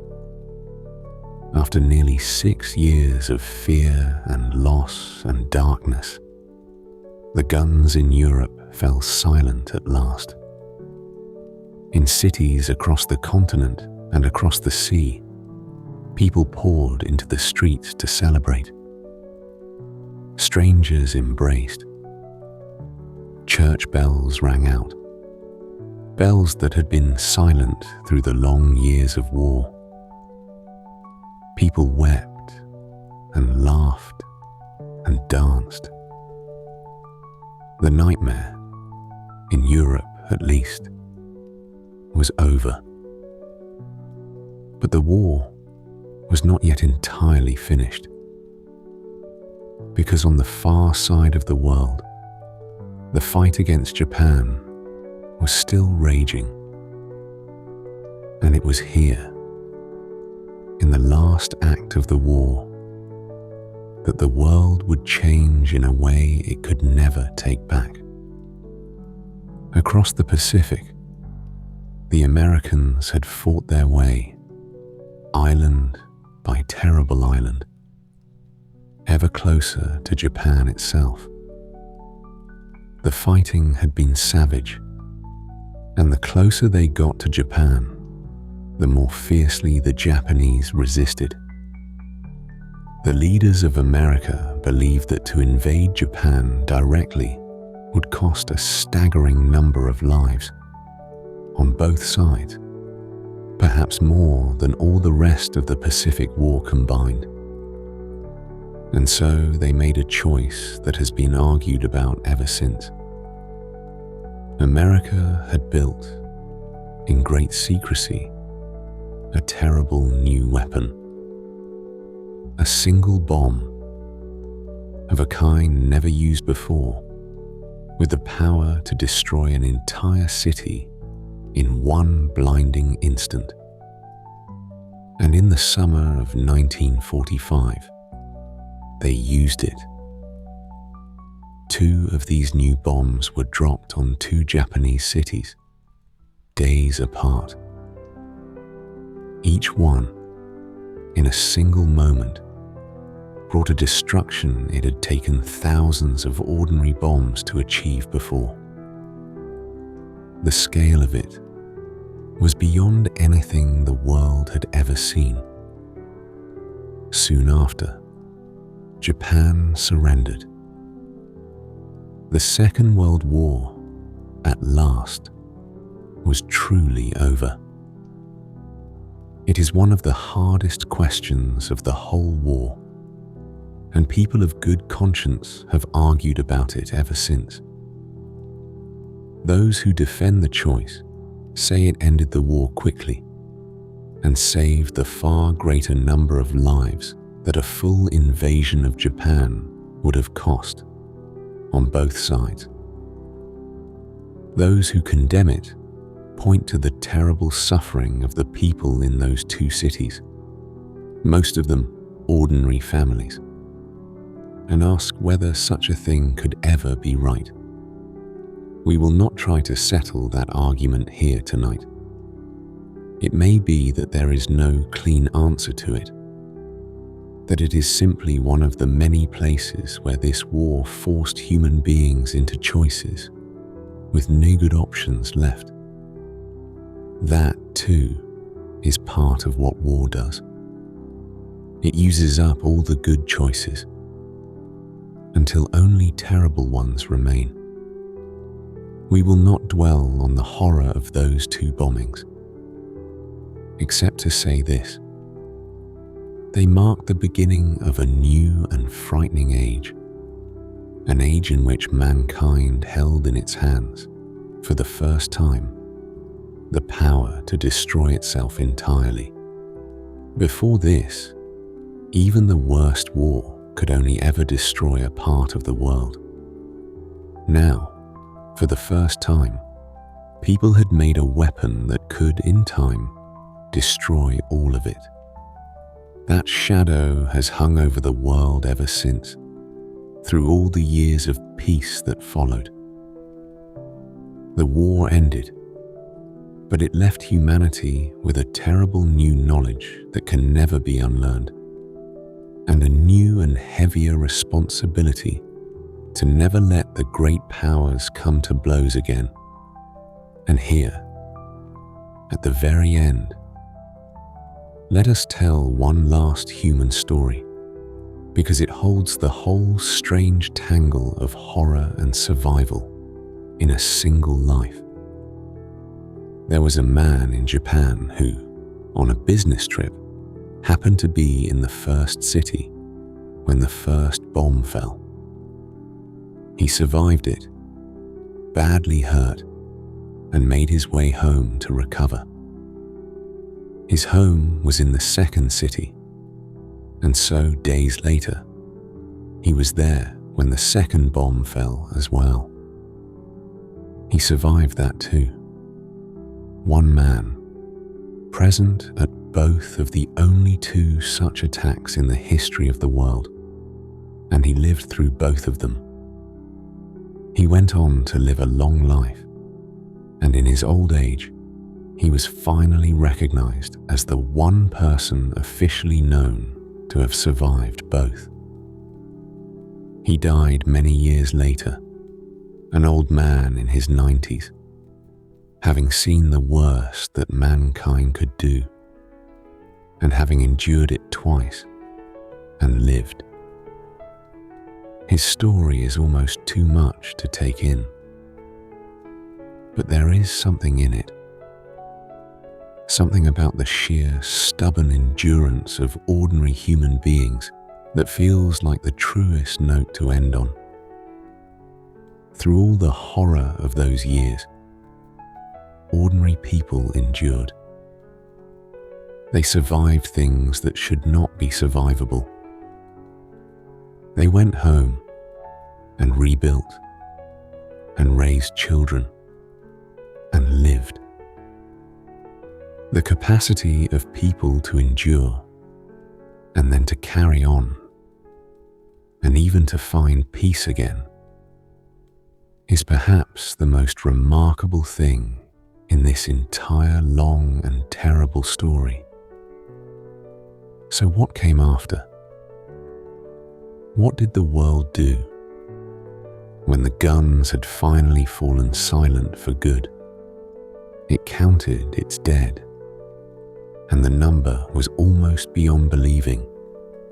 When all of it was added up, soldiers and civilians together, across every front and every nation, the dead of the Second World War numbered in the tens of millions. It was, by far, the deadliest event in all of human history. Every one of those millions was a person with a life and a family and a story of their own, cut short. The grief of it was beyond measuring, and we must not pass over the deepest darkness of all, even as we keep this a gentle telling. For the war had also been the cover for one of the greatest crimes ever committed.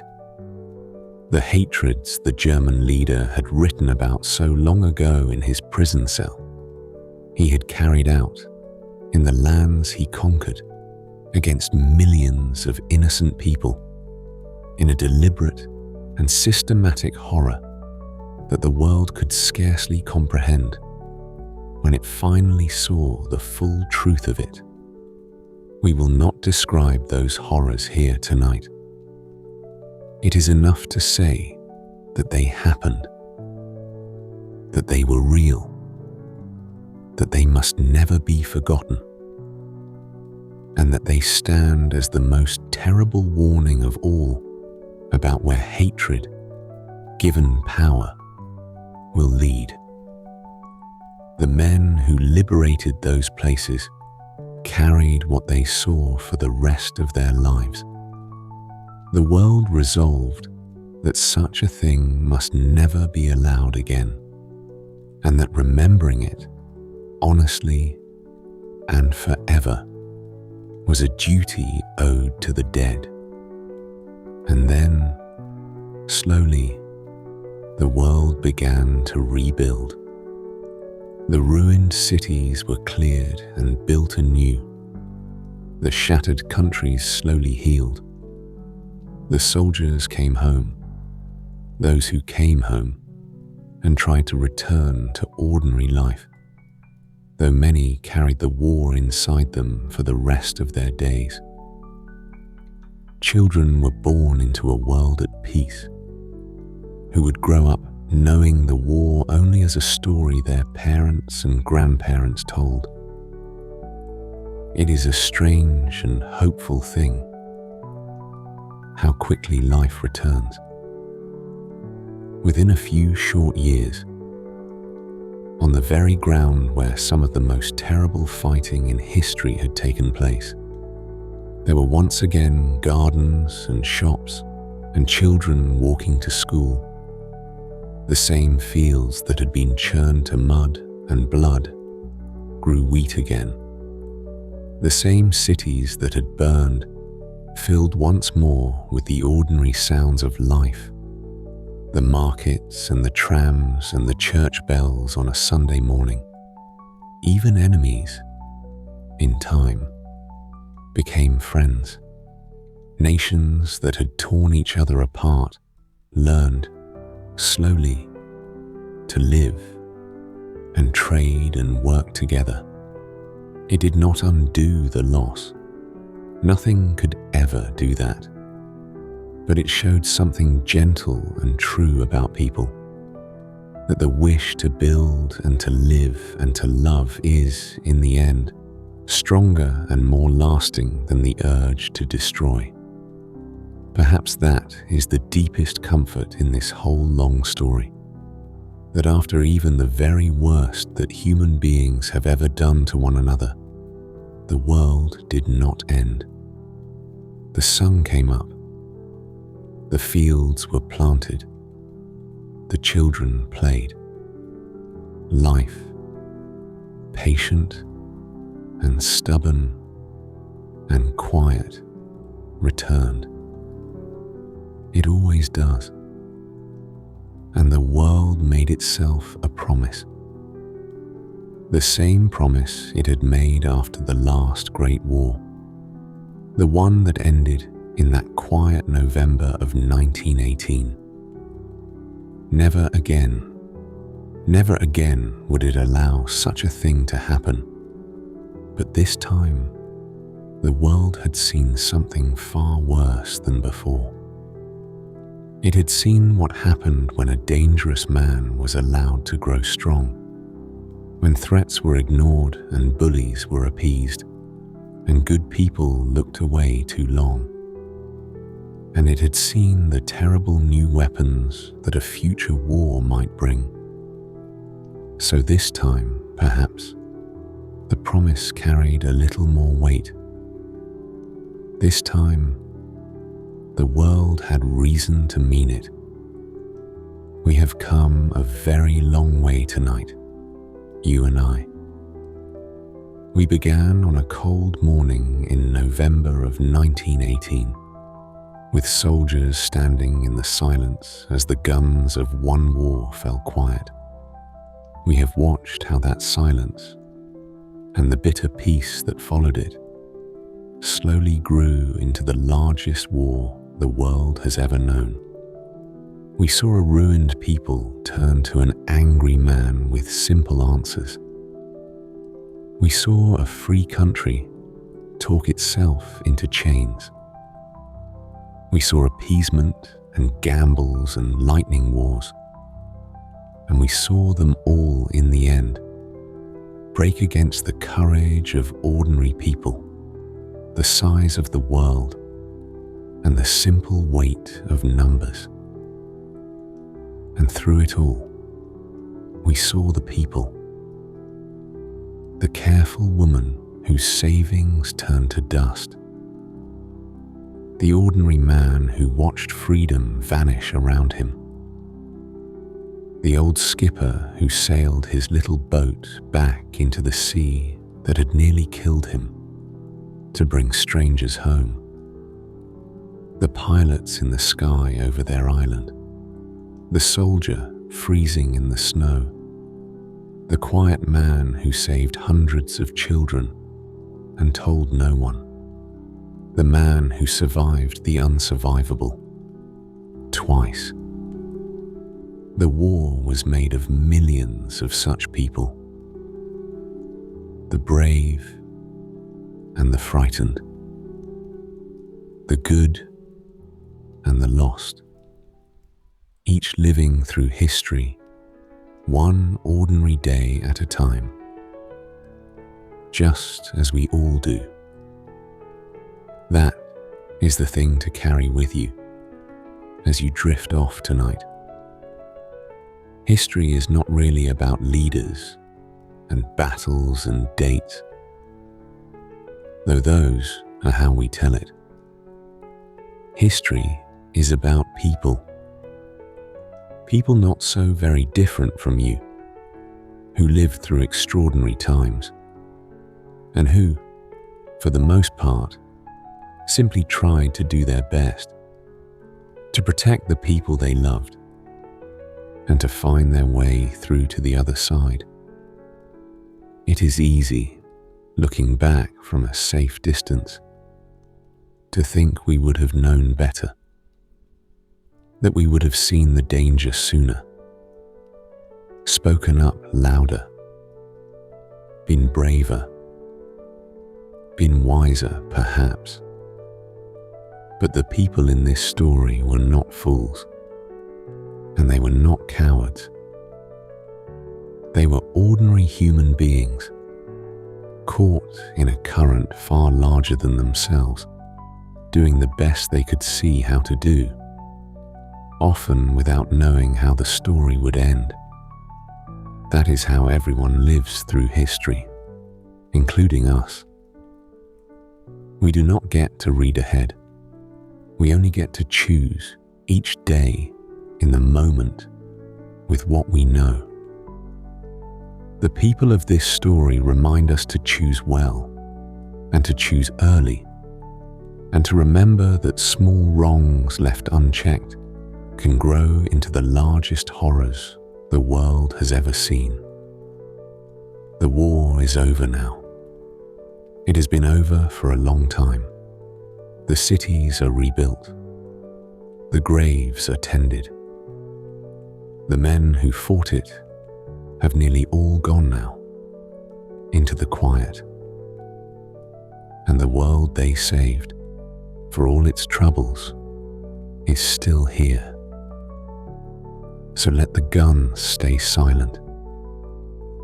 Let the soldiers rest. Let the long storm pass into history, where it belongs. You have traveled through the whole of it tonight, and now there is nothing left to do but rest, as they finally could, when it was over at last. Sleep well. The night is quiet now, and history, as it always does, continues.